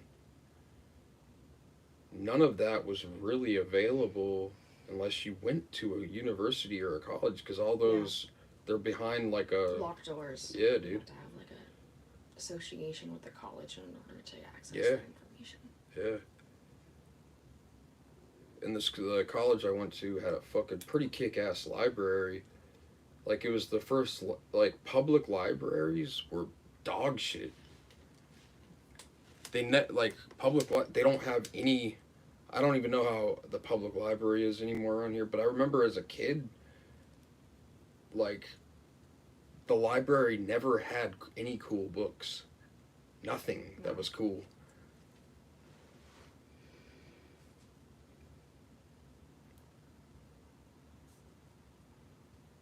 And of course, like, nowadays, like, fucking tons of books are cool, but I guarantee if we went to the public library down the street, it'd still be the same books that were there like 50 years ago. You're not wrong. And, like, that's just kind of crazy, man.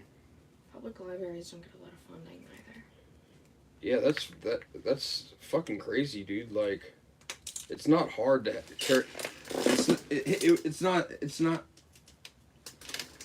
You know what it is that I don't know why, but fucking I don't know why it's so hard to, like,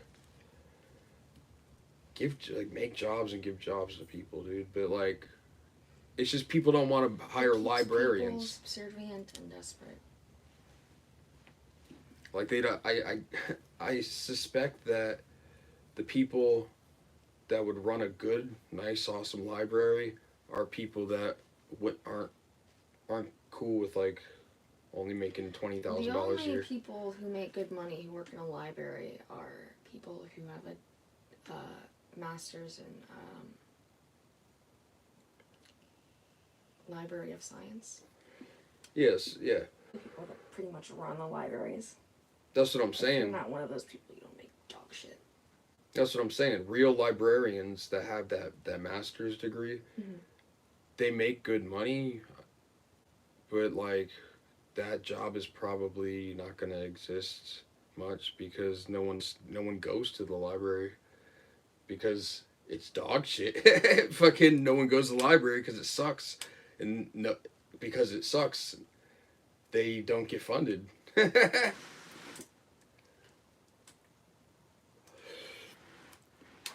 But, like, you can fucking you could become, like, a scholar of anything now with the internet access, and I think that that's pretty dope. A lot of people don't use, like, the internet. Everybody's minds are programmed to using apps because even, like, Windows, I haven't used a PC in a long time, at least like 2 years, and when I went on to Tom's computer the other day, I remembered, oh, there's not, like, programs or anything. It's all apps. It's just a giant telephone. Yeah. Windows 8 and above is, like, it's just fucking, it's all apps, dude. It's fucking crazy, man.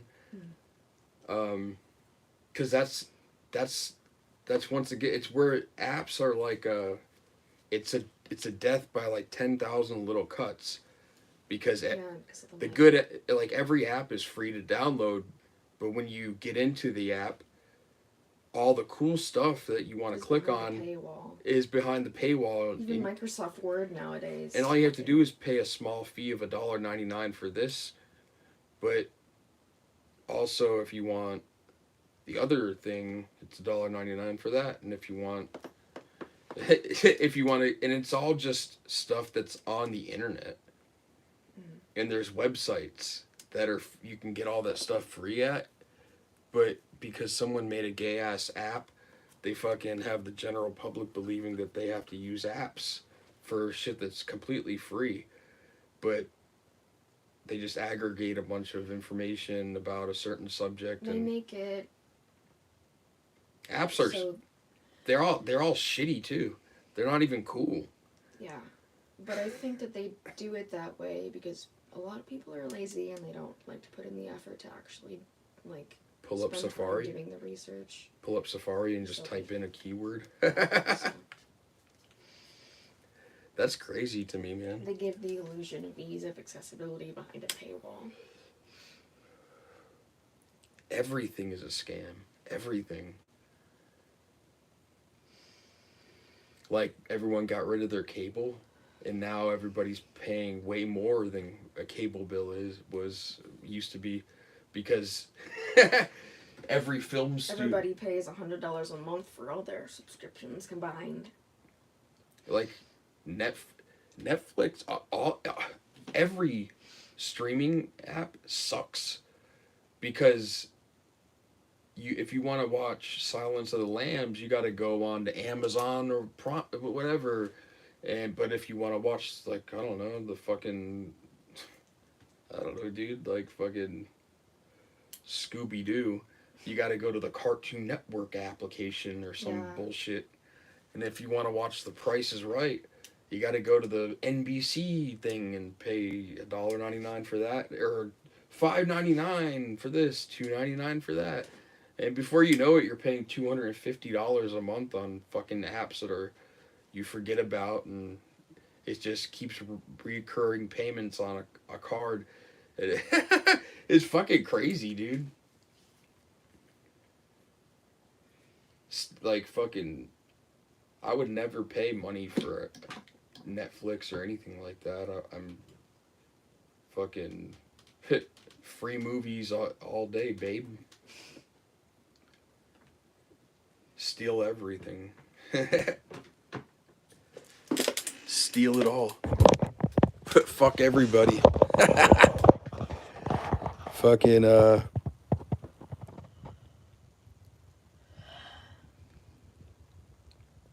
what was I saying this broadcast should be called? Oh, shit. Oh, I had something fun. Oh, okay. Yeah, I remember. The Lucifer is a peacock. So there's this. How do you set up? How do you set up something cool? So there's the concept of Lucifer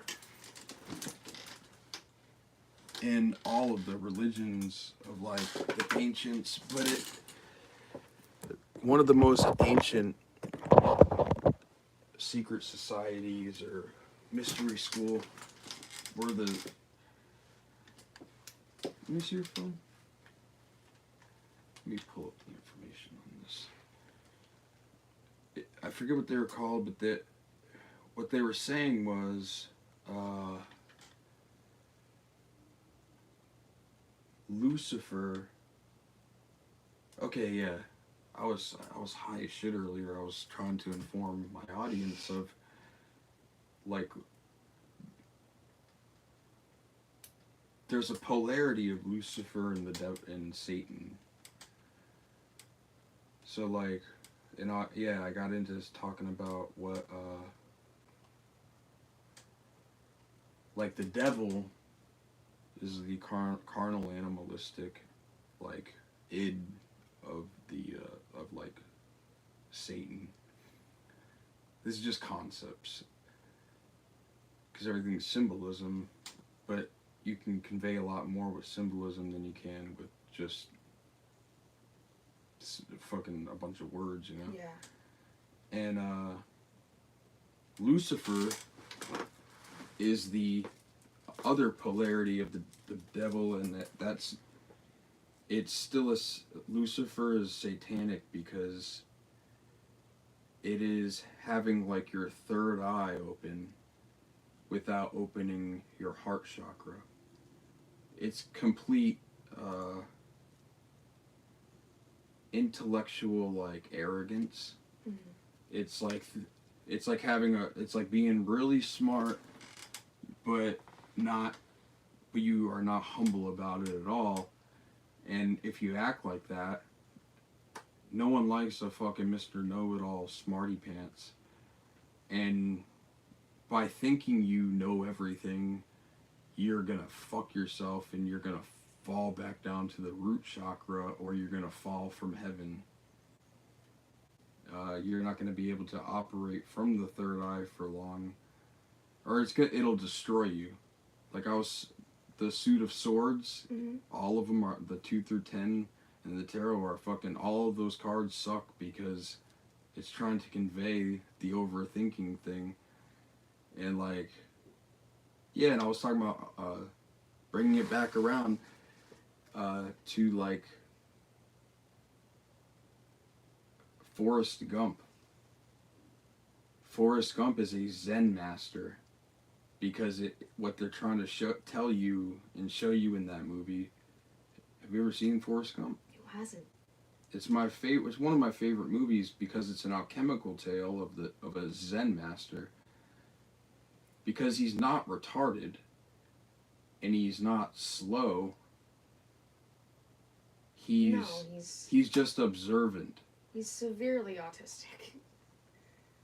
But it's explaining a Zen master and how successful somebody that is just goes with the tides of the universe without complaining or analyzing everything and picking everything apart. He's called simple because he just does the things. Yeah. But like in just he doesn't even have to throw himself into life. He vibes with life, and he follows everything that his mom taught him. And his mother is a very educated, smart person that is severely traumatized, obviously, from the past because it's just him and his mother. Something happened between his mother and his father. Maybe you don't know what. Yeah. Maybe he's the product of a rape, or maybe his mother was, with like a crazy alcoholic or something, and maybe, you don't get a backstory on what happened to his mom just says he went on vacation, and that's all. So you have this woman and she runs a bed and breakfast that's pretty successful, but he says in like the movie like how smart of a business decision that was, and there was always people coming and going with their suitcases and hat cases. One time this man had himself a guitar case. But like, yeah.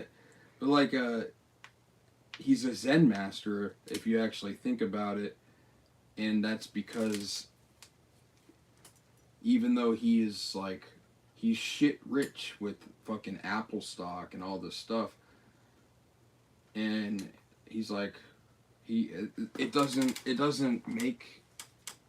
care, genuinely doesn't give a shit. He's just like, and that's good because I don't have to care about money no more. I guess that's one less thing I have to worry about. That's his thought process on being a billionaire. Well, that's good. Fucking, and that's really actually like how you're supposed to operate in the occult arts, at least. It doesn't matter if if you make $1 billion or if you fucking end up homeless. You're supposed to have the same. It's called having equanimity, and that means you are the same Zen master as you were as a billionaire or as a homeless street urchin. You have the same thought process and same perception no matter what, and that's called having equanimity, and that's a that's the ultimate state of enlightenment in this like incarnation body in the physical. You don't accrue much karma, or you don't accrue because you're not a fucked up person accruing bad karma, but also like you can really fuck yourself if you dip into the Luciferian arrogance. It's the having arrogance, basically, thinking that you're somehow more special than someone else because you're keeping score. And there is no score to keep, and there's nothing to pick apart or analyze. People spend too much time comparing themselves to others. I've been caught in that trap before too. I've never compared myself to other people. That's not something I've ever. That's not legitimately It's never occurred to me to think about like. I've never looked at someone else and been. I've never felt envious, ever. It's not that I'm envious. Well, it's I would like say. It's more like comparing yourself to others does involve envy. I suppose so. Yeah. Just thinking about like well, it's just like think what. Well, damn that. So like my sister's making $10,000 more a year than me. I'm a failure. Mm-hmm. You know what I mean? Like thinking like that. Like that's a crazy way to think, but that's how people think, I guess. Some people like if you compare yourself to other people, you compare yourself in all types of ways. Yeah, I used to compare myself to my sister a lot, especially when we were kids, because we were constantly like forced to be around each other, and like the friends that we had were pretty much friends of mine because they were her friends, and like I just felt inferior to her, and like because you weren't in your nature. You thought you thought that like fucking what brought someone else happiness would bring you happiness.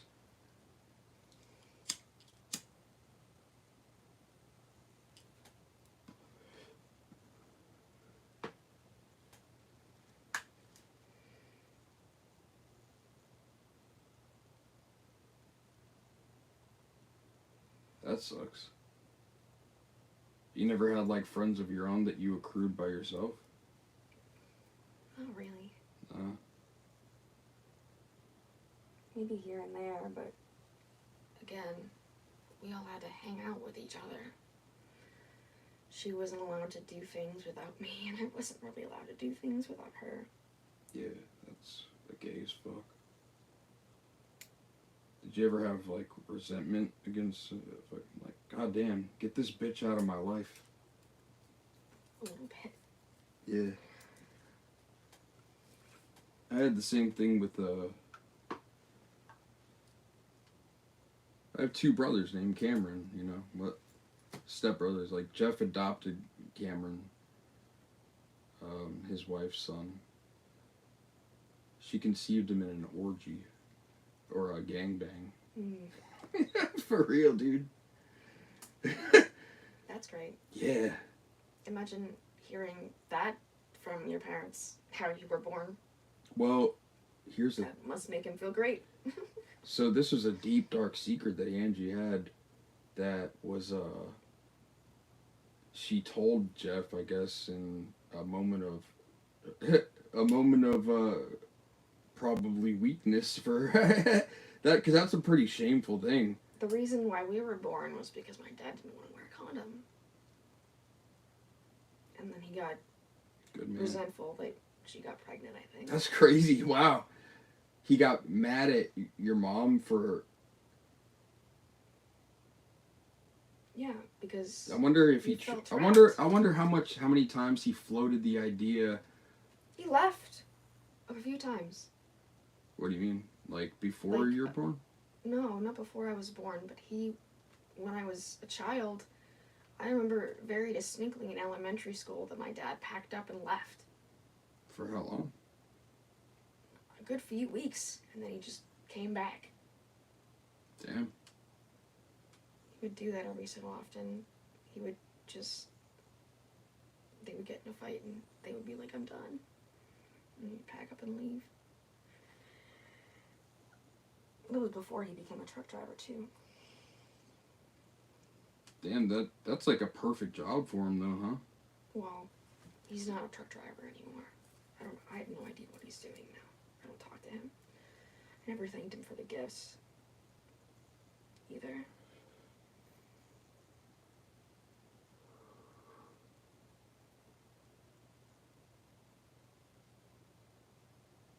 Yeah, in that situation, you should, like, you just decided not to thank him for the gifts and fuck it, move on.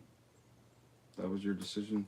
When you have a decision to make, I find this useful is like, I was saying this earlier, like your first gut instinct, the first, like... I think the reason why I was going through all of that was because I was being made to feel guilty and like I should do this because he's my father, but like I don't have to. Him being my dad doesn't mean shit. He was a father in moments of crisis, but that was it.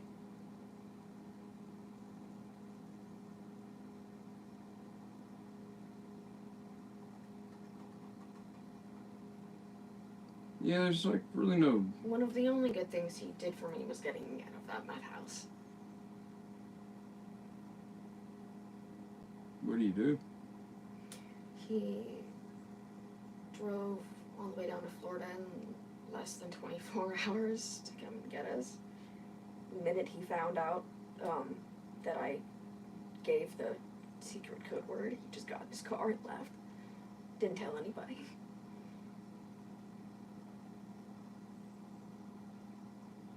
Yeah, everyone's like kind of, I mean, not doing their best, but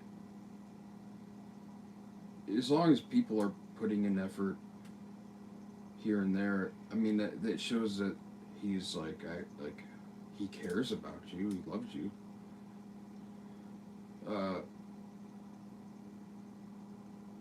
But just because... But he was also willingly going to let me be homeless when I was losing my apartment, so it was like, I can't help you, sorry. So then my mom had to step in. Yeah, I'm not telling you that fucking he's like awesome as a dad, but like, you know, he's also not the devil. You know what I mean? And he's a lot of people, like no one knows what they're doing in life. You think that someone does, that's like an illusion, or no one knows what they're doing. Everyone's like kind of just going through the motions, and life is overbearing, and people fall into all types of fucking addictions and shit, and fucking just get wrapped up into the pain of existence. Mm-hmm. And so, and especially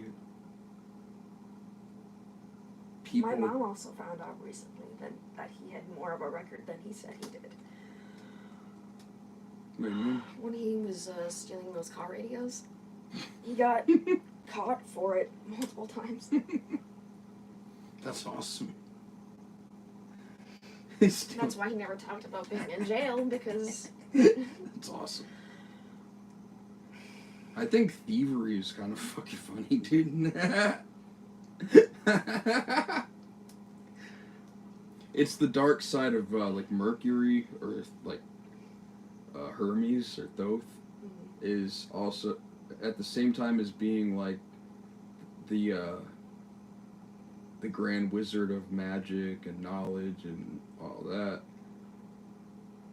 Well, if you're really super intelligent, you're just a fucking nerd if you don't do anything awesome with it. So it's Hermes, or like Mercury, the Odin, all these archetypes to explain this one energy. It's the patron god, or Hermes is like the patron god of like thieves and like con artists. Because if you're super intelligent and informed and knowledgeable, and then you look around, you're surrounded by fucking just people that are barely awake, like barely functioning conscious, and they have like things. You're like, they don't deserve to have those things. I deserve those things. It's all about me, baby. Me.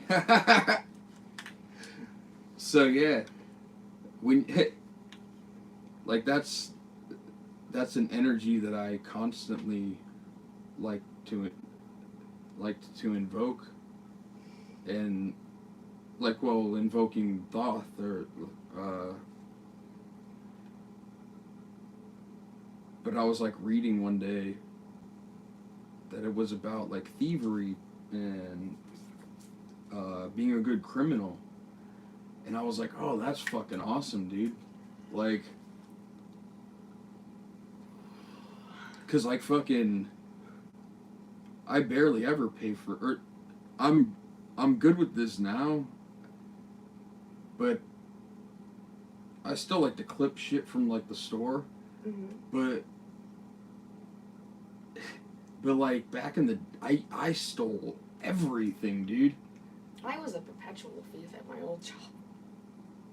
I'm talking like just stuff for like living, like food and shit. I used to never pay for anything, dude.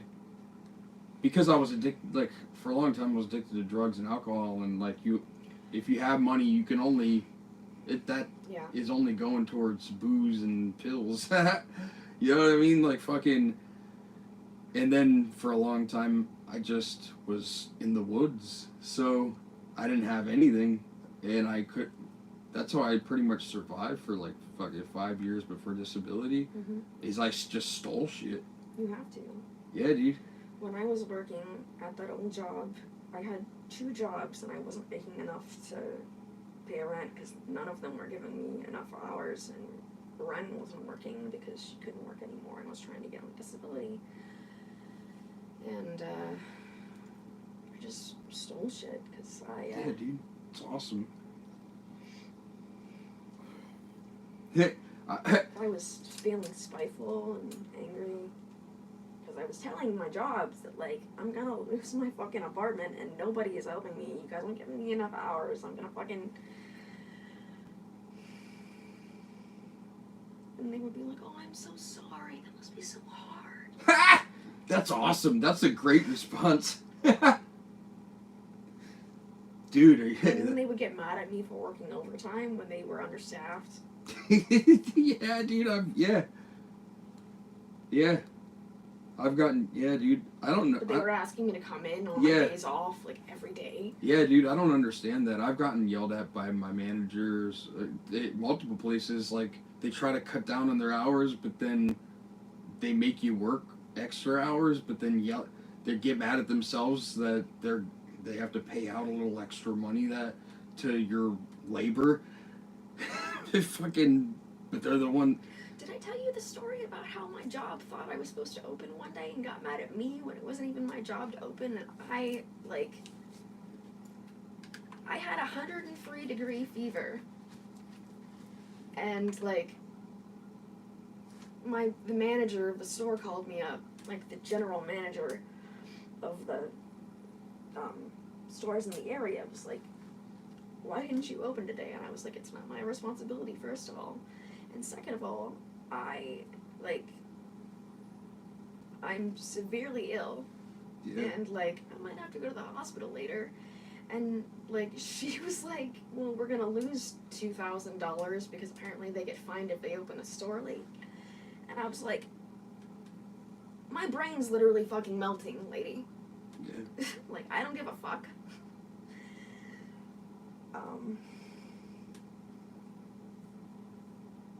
And she was like, well, I'm gonna need those doctor's notes. So much they cared, clearly. Well, all like social responsibility of being a good person is tossed aside in a corporate setting because. Yeah, because they don't see you as a person; they see you as an object. But that's because they're not looked at as a person. The higher ups of the management oversee them, and are telling them, "This is what we expect. Get it, make it happen." So. The people. That's why I was saying, like, in order to be a politician, like a president and CEO of a company, and people of like immense power over other people have to be like sociopaths. They have to be. Psychopathy and sociopathy was a trait that was looked for and bred up. It was bred. Like royal families, the ancient royal bloodlines of like Europe and shit, and Asia and Africa. Like kings and queens were called kings and queens because there was a supposed divine right to rule, is what is said of that. And when you look into that, where someone just saying, "I'm the king," where does that come from? Well, it comes from a very, very deep belief held by the whole world, so it obviously had some kind of deep meaning back in the day, that there was the gods chose this certain, like, family to rule this certain land here. Well, that means the gods, the Elohim, the Anunnaki, were the people. There was obviously things from other dimensions that were all over the place here before, and there was a there was a more natural technology available that used probably sound. That's what like the pyramids are. Is that you would lay inside of a sarcophagus, and each of the chambers in a pyramid would give off certain tones upon the way that the rooms are constructed, and the whole all this stuff about angles and sacred geometry and all this shit that I really don't have a huge grasp on, but the way that things are structured geometrically in space and time, the acoustics of that, when like a tone is put out, the reverberation echoing effect of that, and upon the angle of which the sound is like thrown in, it creates reverberation effect that alters your consciousness to different wavelengths and shit, and you perceive things differently, and you can. It's like the ritual of like going to the halls of Amenti is what it's called in the tablets of Thoth. But there's these books. There's this book called the Emerald Tablets of Thoth, the Atlantean, and it's. Do you have any more of those kratom pills? No. Damn. That sucks. I didn't think you would want one. It's okay. You got knocked out off of that one. You were fucked up, huh? I'm just feeling really nauseous. You want something to eat? No, I'm not hungry. It's just, I don't know how to explain it.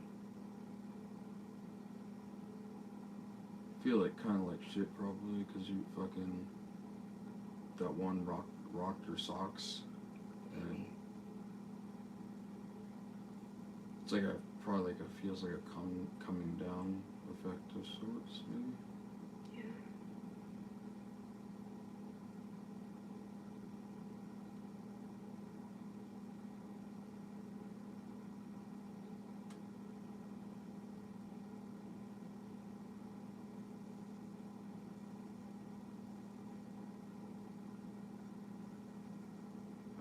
fucking kratom is pretty awesome because it has opiates are fucking awesome. Because especially like when you legitimately need painkillers or pain relief, like the reason why they're awesome is because if you're walking around all the time and you fucking feel like your nerve endings are just like in pain all over the place, that really disrupts your patterns of thinking. And that's kind of part of the euphoria of like opiates is that you could go from like fucking the perceptual awareness of like maybe 40% because your body's like fucking getting all this other input from everywhere else with pain, and what opiates do is cut off all of that interference, so now you have like perceptual awareness at like fucking 80-90%, meaning like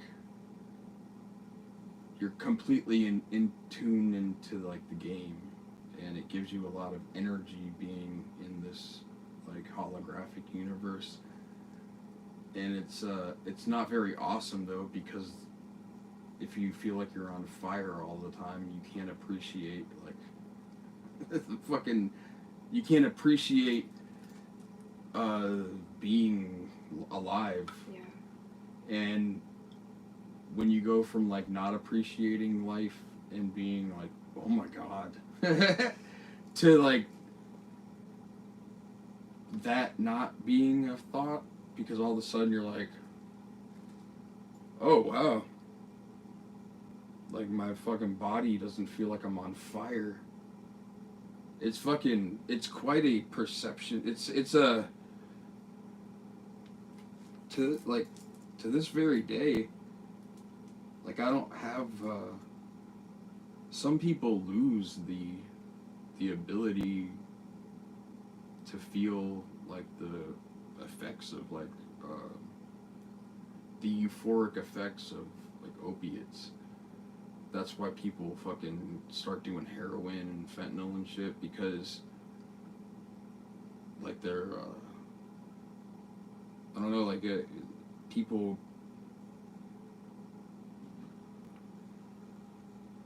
like opiates don't fucking rock people, or that like, I don't know, man, like I've noticed that I never got into doing like heroin or fentanyl or anything like that. I never shot it or smoked it. I've never shot opiates or smoked opiates, which is the main way that people ingest opiates, is like smoking it off of like tinfoil or injecting it. And that's just insane to me, because it's like you get a huge, you feel extremely high for a very short period of time, and that just seems like really fucking stupid to me. Yeah. Because I've always looked at opiates as like they have a medical use, like, and you want them to last as long as possible. Yeah, so like, so you don't want to constantly be using them. Like fucking Matt would, for instance, fucking,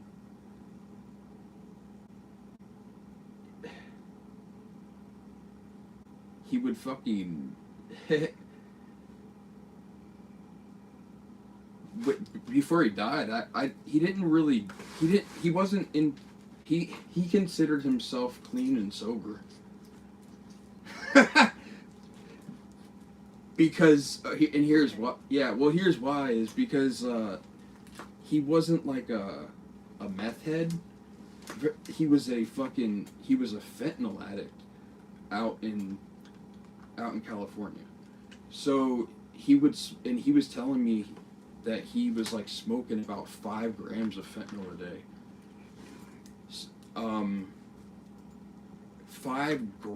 between 4 and 5 grams of fentanyl a day, and it was like good fentanyl, strong and potent shit.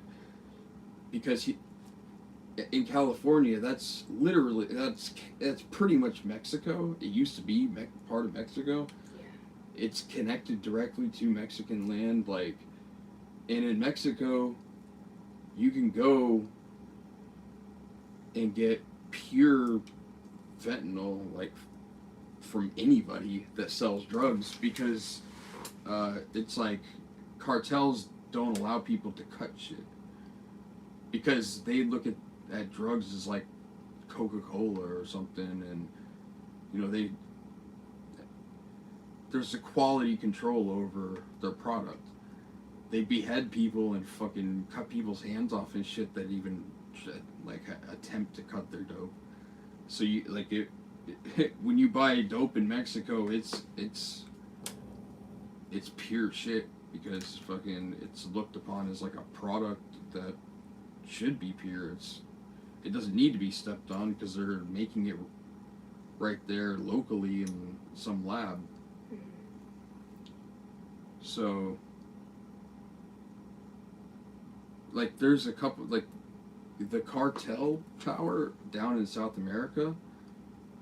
They are the government in a lot of countries in South America. The government is actually the cartel. Yeah. Because their resources are far more than the established governments that they have. Pay off the police all the time. Well, they don't pay off the police. The police force gets its funding from the cartel, different cartels. Their whole police departments and shit, and sheriff's offices down there are funded by cartels, because they live in the community.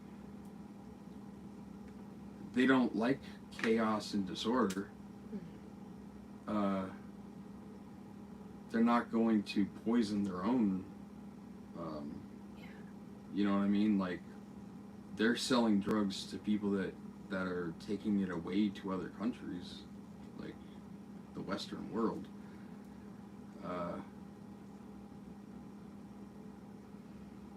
They don't tolerate. It's kind of like the mafia, like back in the day. Like, if you went into like mafia controlled territory, you didn't see like riffraff of any kind.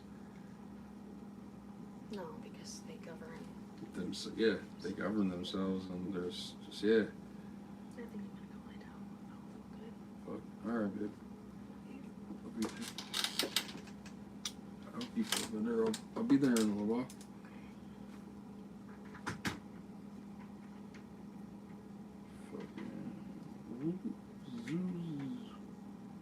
The Zimza. Oh yeah. The rainbow. Okay. I was looking for the peacock demon. Let's talk about it.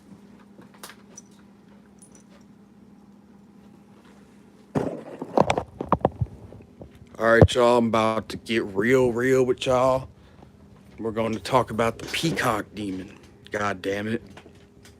Adremelic.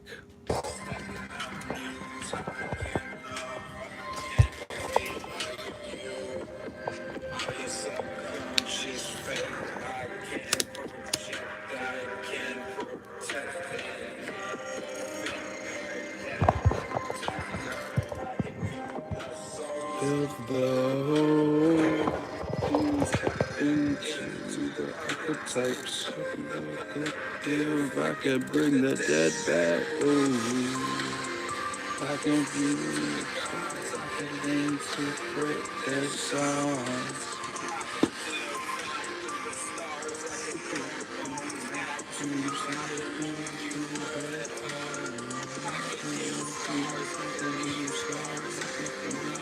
Could you fucking feel my heart?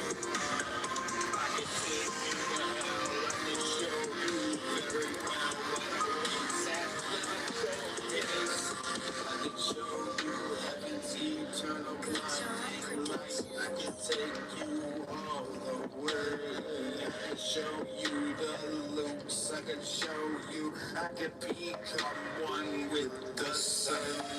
I can speak to Luna. I can invoke it, do love. Give up. I can bring war. I can bring peace. I can show you Hermaphrodite. Ooh, I could blue stars. I could blue stars. I can leave stars. Can you feel my fucking heart? I can take you To hell, I can show you very fucking well. I can heal, I can sue, I can to the dead, I can through you. On mushrooms.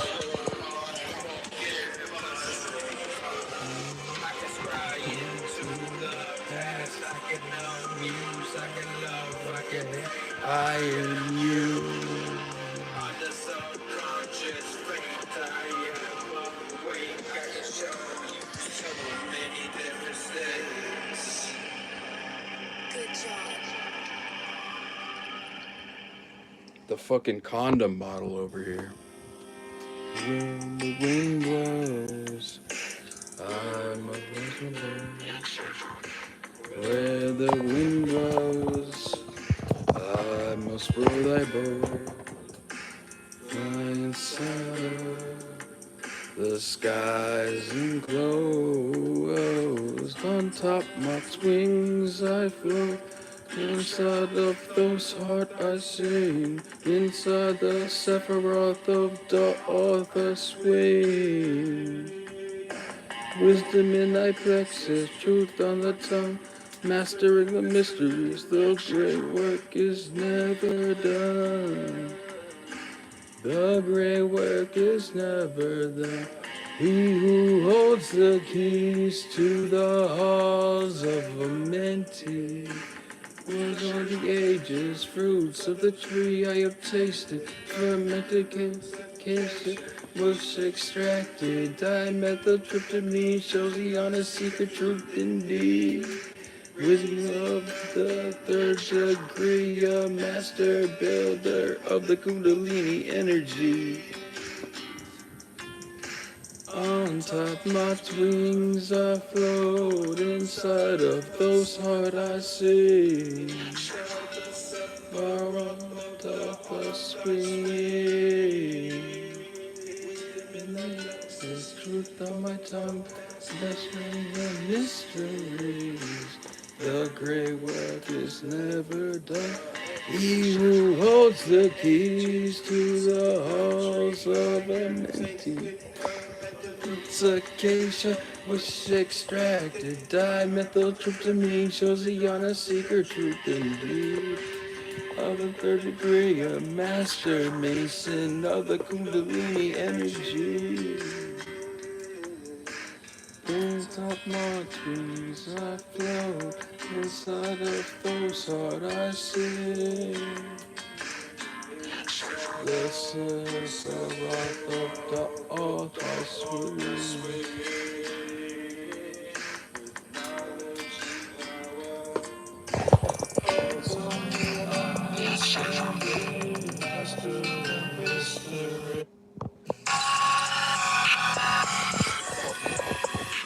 The tomb of Christ, my residence. Opium, my medicine. Slice ears off G, check your etiquette. Food on witchcraft, bells a coven of Bruja self. Family photographs to myself. I am in hell. I play the evil flute. Rook tune of doom. Ear necklace erection. Vicodin Sprite breakfast. Knife fight on the agenda. G-check bitch, step up. Carve up my opponent real nice on the dark web camera. Damn bruh, I severed this man, works in a Mexican cartel member. I play evil food. In necklace erection, masturbating in my skin suit. To my Christ be my residence, opium my medicine. I'm a G, check your etiquette. Voodoo witchcraft, hanging off to stolen family photographs. Souls take control of spirits in my dungeon. I'm plunging nuns to death and sell that footage on the dark web. Rise and kill scumbag into their skulls with green oven sudden perfect sex doll. Resurrection, I love it, I fuck it.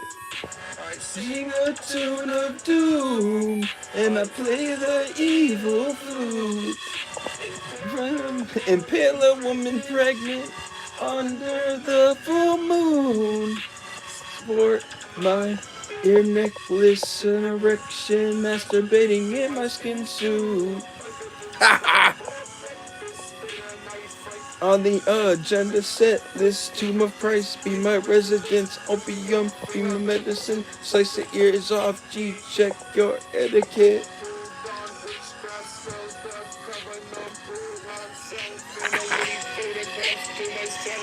I am in hell. We lost our hope long ago. Cut into my wrist, my love. I love our blood rituals. And here's our prize. Our eyes will escape. Cut into my wrist, my love. I love our blood rituals. Kill me, baby, now. I want to go back home to the fucking absolute calling. Your heartbeat has returned. God is all alone. Can't cross over from all you know. God is all alone.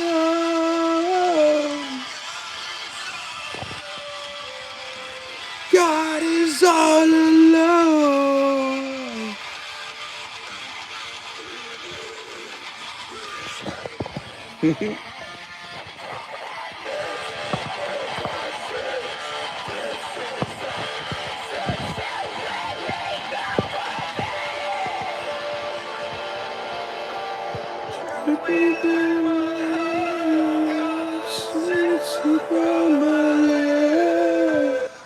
God is all alone in all there is. God is all alone in all of it. God for my fucking lips. Gosh, we lost all our hope long ago.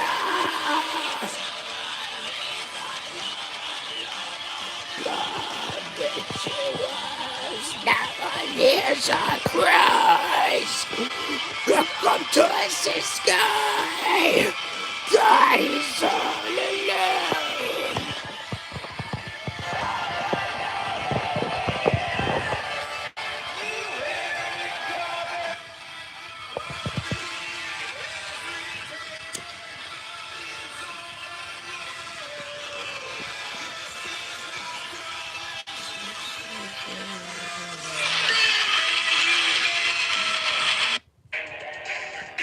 Inject piss from a hooker crashing on lookers, huffing duster all day. Wake up in the morgue with corpses, I waltz insane. Love to the mortician from the farm. I'm cooking crack cocaine. Well, where's my squad? Pathological liars say this, why sages, vampires, freaks in cages, spill light says screaming on encased skeletal remains of mages. Snow Angel Dusk DMT and travel ageless. Don't lose your psyche. Only the strongest shall overcome. Come inside, we are high out of our minds. Don't run. We light pentagrams on fire and chanted into heat. We have a poker head out. Give you one, now drink this blood. A sacrifice of life under the pale moonlight. In the shadows we gather round. We skull and bones, we become one. With forbidding gates to walk in the gate of the other world. Just off your human form and join my call. Join my motherfucking call. It's all Kool-Aid, lemonade, and serenade until the people come, until the shadow people come, until the shadow people come.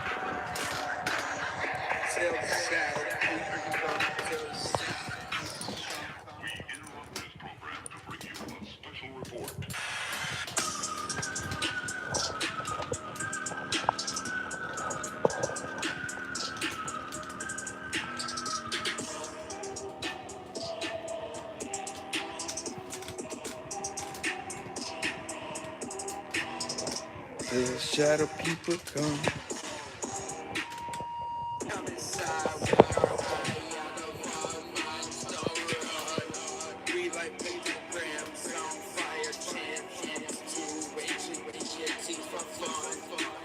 Sipping hookers pee.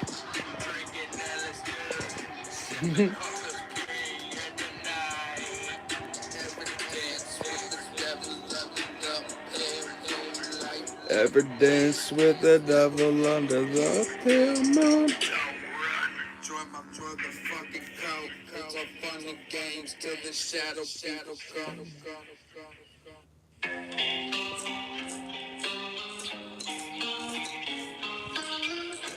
Will you destroy me? If I'm falling, would you catch me high at my doubts? If I'm dying, would you send me? All I care about, I see you walking away, and I see you running away.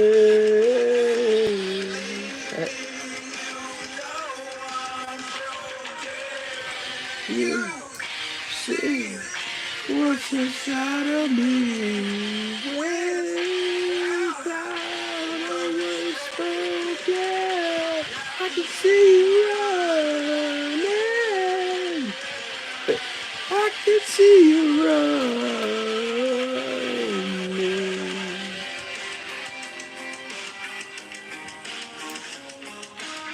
You think I have not a clue? Please, you know I'm broken too. Inside alone and cold, and suppose every day I dream of leaving too.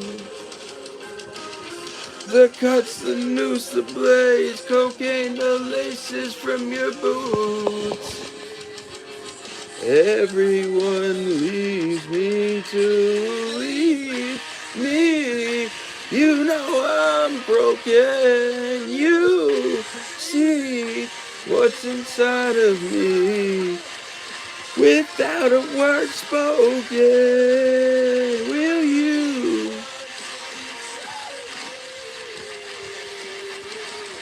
Will you?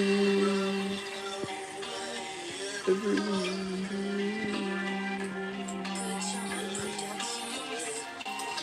Will you destroy me? Will you destroy me? Will you break me down into, will you?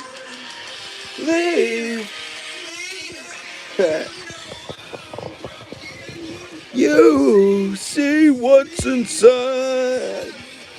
Words spoken, will you destroy?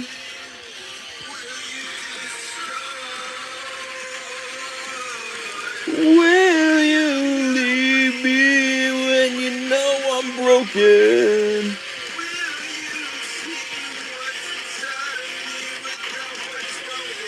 Will you destroy me? Will you break me down into two?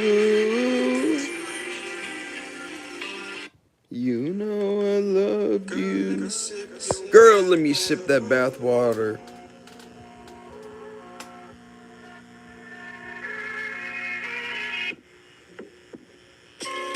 Whiplash from the car crash, self-inflicted. I run over scumbags for a laugh, cause hurt, damage, harm. Snapping fucking arms, ruin other people's days, lives. Mage gone in other realms, getting blown by strange gods. Shadow people, entities creep through me in my dreams. We haunt people, watch them while they sleep. You snooze, you lose. I'm in your bedroom window, peeping, skeeting on my fucking jeans. Scribbling out of my corn cob pipe. Taking ass off the sidewalk outside, eating 80 grams of psilocybin at a time. Hooker piss into my arm till I die. Smoking on the crack. Smoking crack rocks on my corn cob pipe. Smoking crack rocks on my corn cob pipe. Smoking crack rocks at my corn cob pipe. Cracking skulls, whipping hookers with a chain from a stolen bike. Locked inside of a sock, I strike. Test the G of me again. Motherfucker, you will die. Prostitute snort mesquite inside of my ride. Smoking crack out of my corn cob pipe. Outside, eating 80 grams of psilocybin at a time.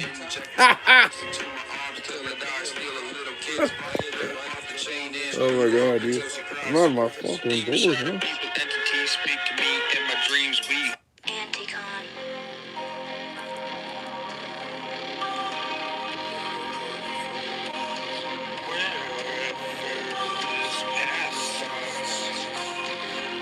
There's nothing to grab.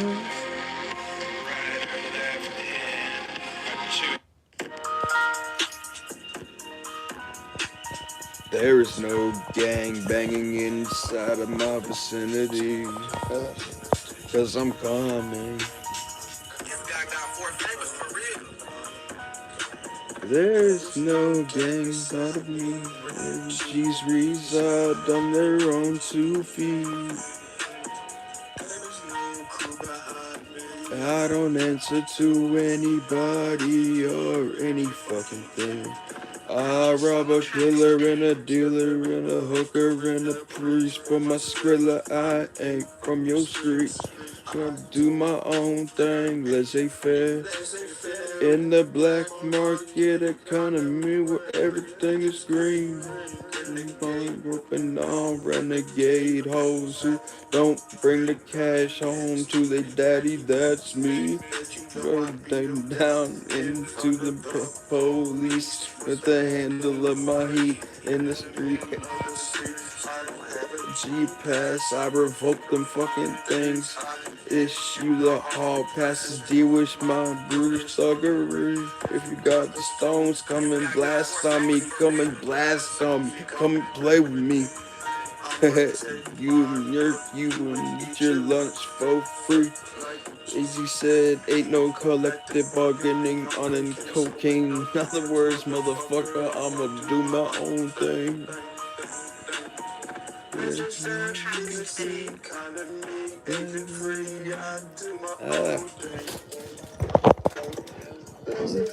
All is fair and dope and moving. I don't even know the words to my shit.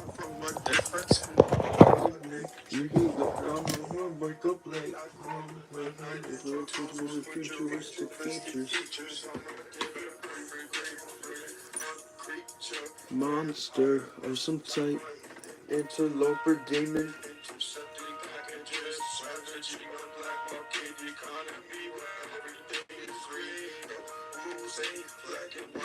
And they don't apply to me. I do my fucking own thing. At around 3, I'm back around your house 2 Pete. I watch your family sleep. The Manson family called the stack creepy crawling. I calls it how I sees.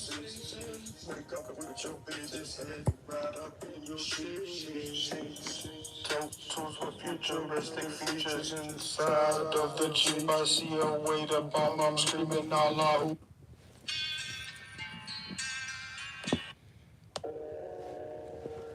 Is there even a home to find? Is there even another side? Is there even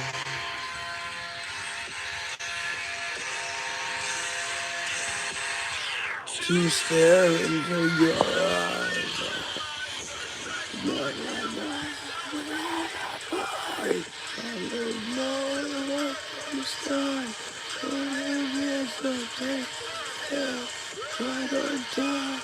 It was only a dream, a lie,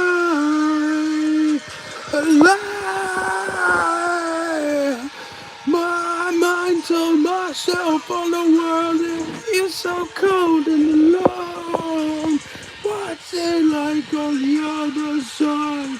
I'm so low. When I find the sucky boy, is there a hell?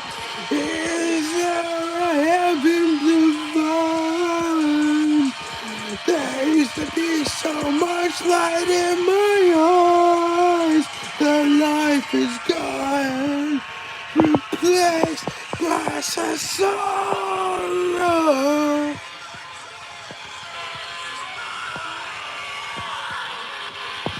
There used to be so much light in my life.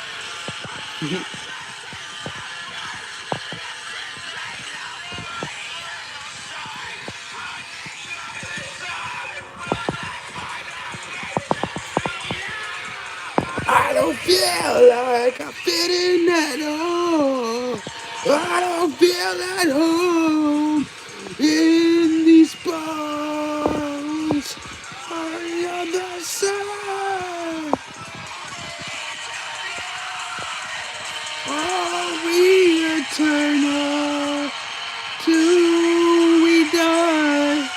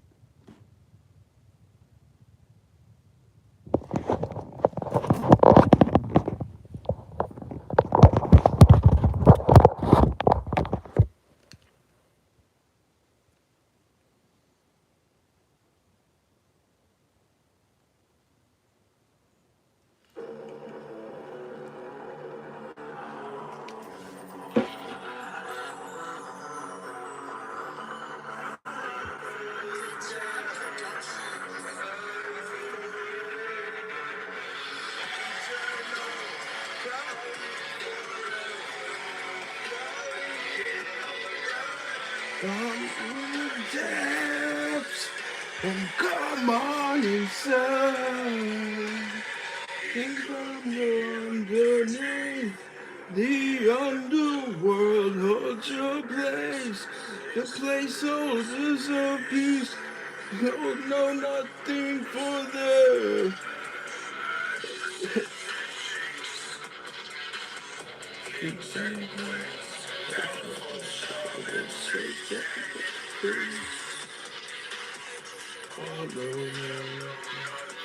For the being is but a dream inside of the underneath.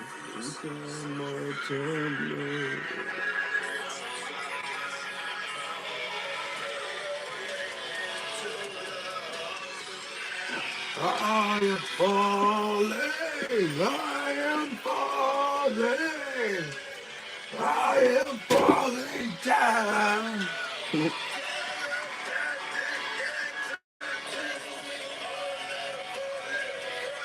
On dreamscapes, under the land of the one I came. Serve when there is no one in the tortured soul asylum. Patients are lobotomized. Put your faith in the men with the serpentine eyes. Put your heart into his hand. Give into him your life. Remember one thing. He has been here for some time. But innocent lay waste. With them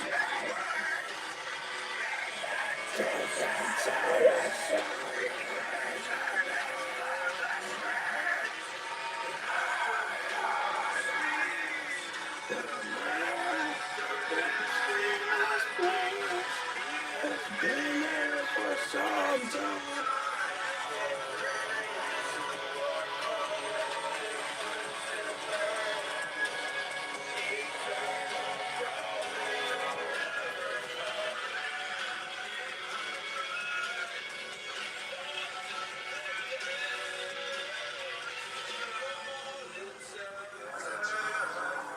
Become the underneath.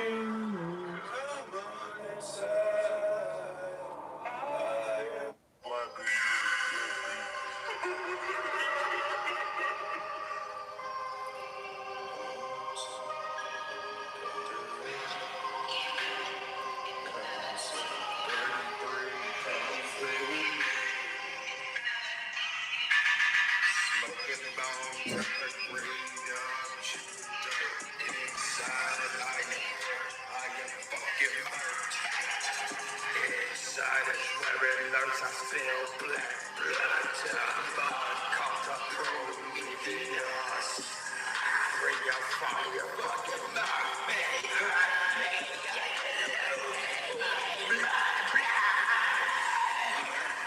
Ready to die like the glorious illumination inside of the darkest part of the ritual of the coffin.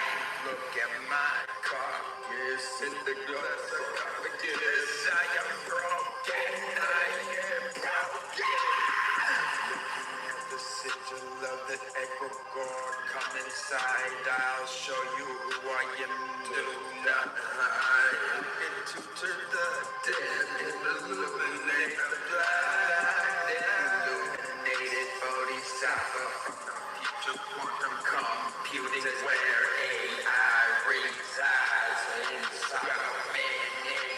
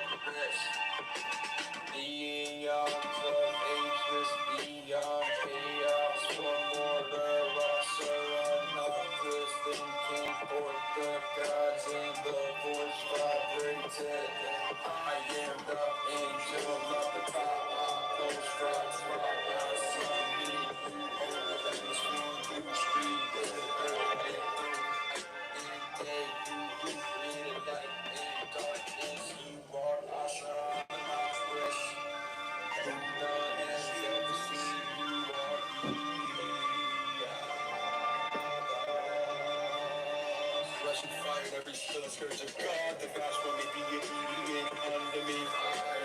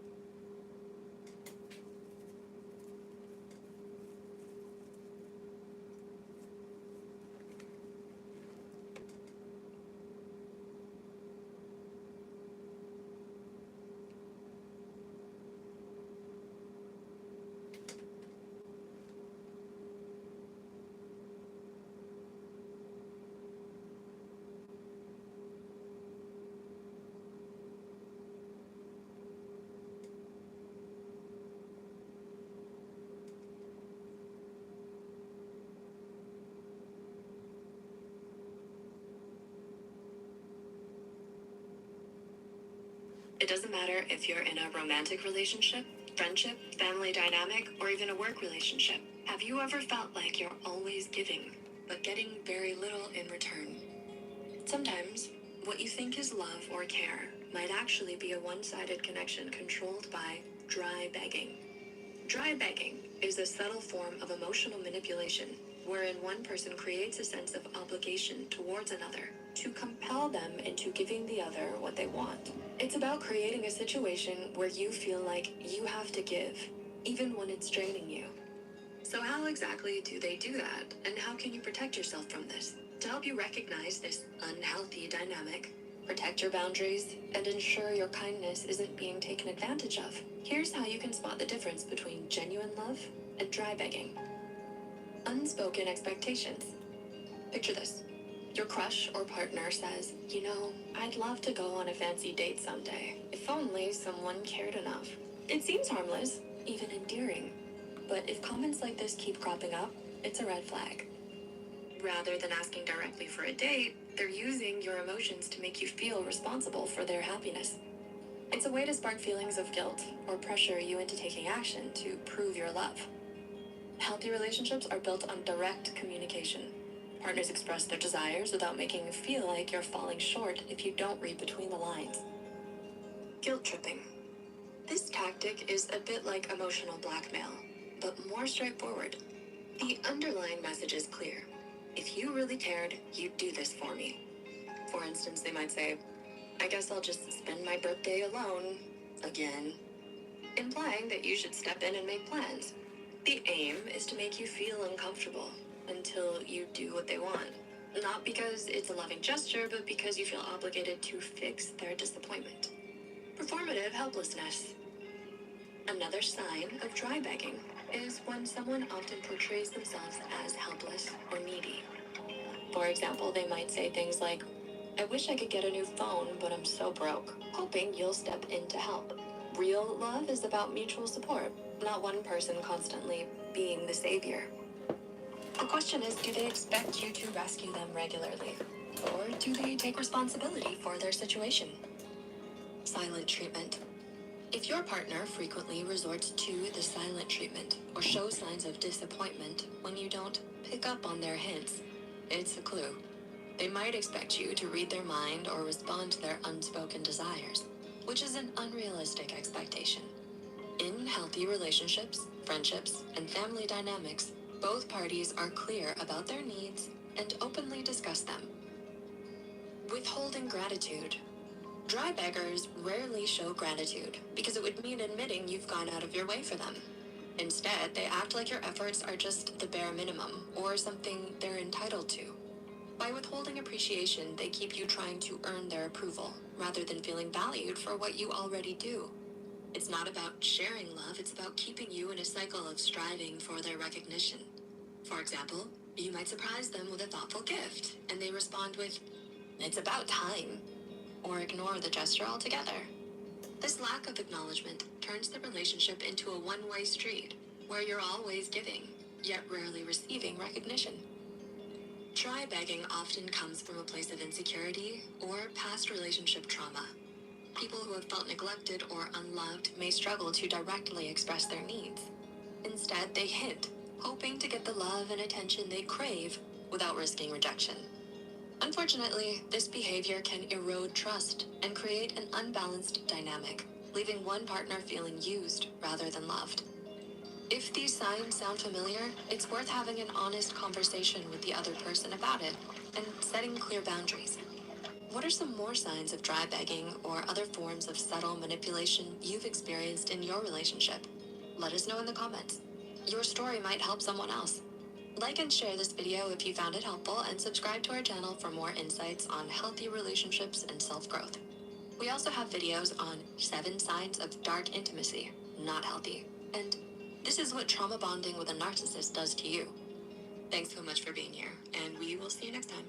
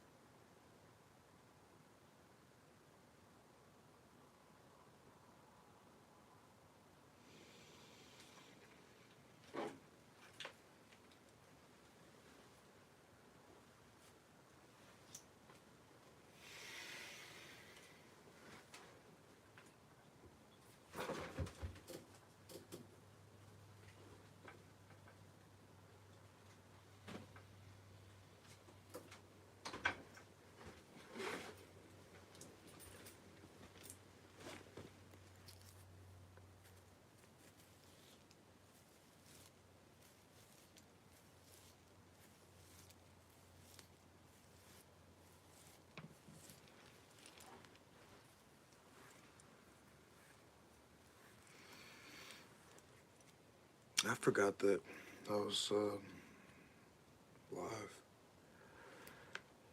Huh. I was reading the Famus Fraternamus.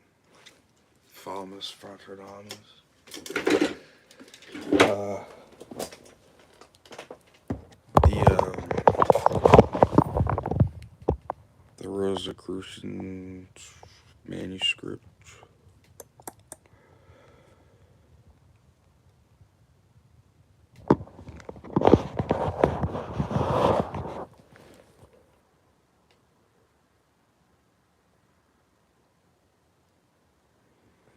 But this also, alright, it's written so fucking crazy, man, because it comes from the 1600s text. It's like it's medieval English, so it doesn't fucking make any sense, like, it doesn't make sense, really. It makes sense, but it makes you really you have to take every single word, and like every single word, it's like tripping you up. It's running a mental obstacle course, is what it is.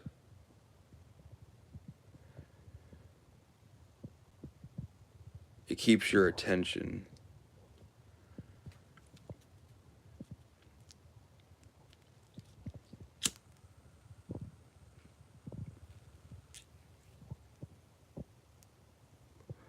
It's like, it's esoteric.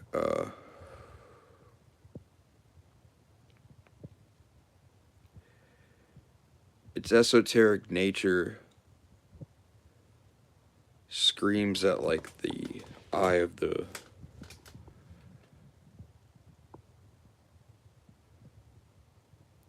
more occult prone reader. And you're gonna, so it screams, read me closer, look into what it is I'm trying to say here. And it's like it's truly like a mental obstacle course, a psychological obstacle course, which is genius. I think that that's cool with the written word.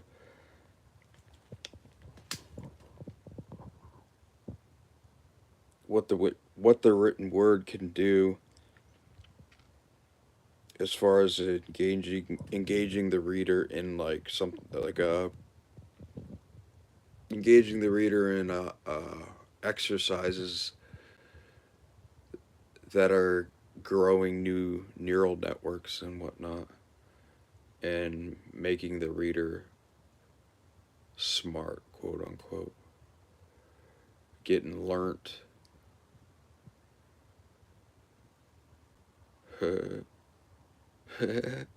Getting learnt, man.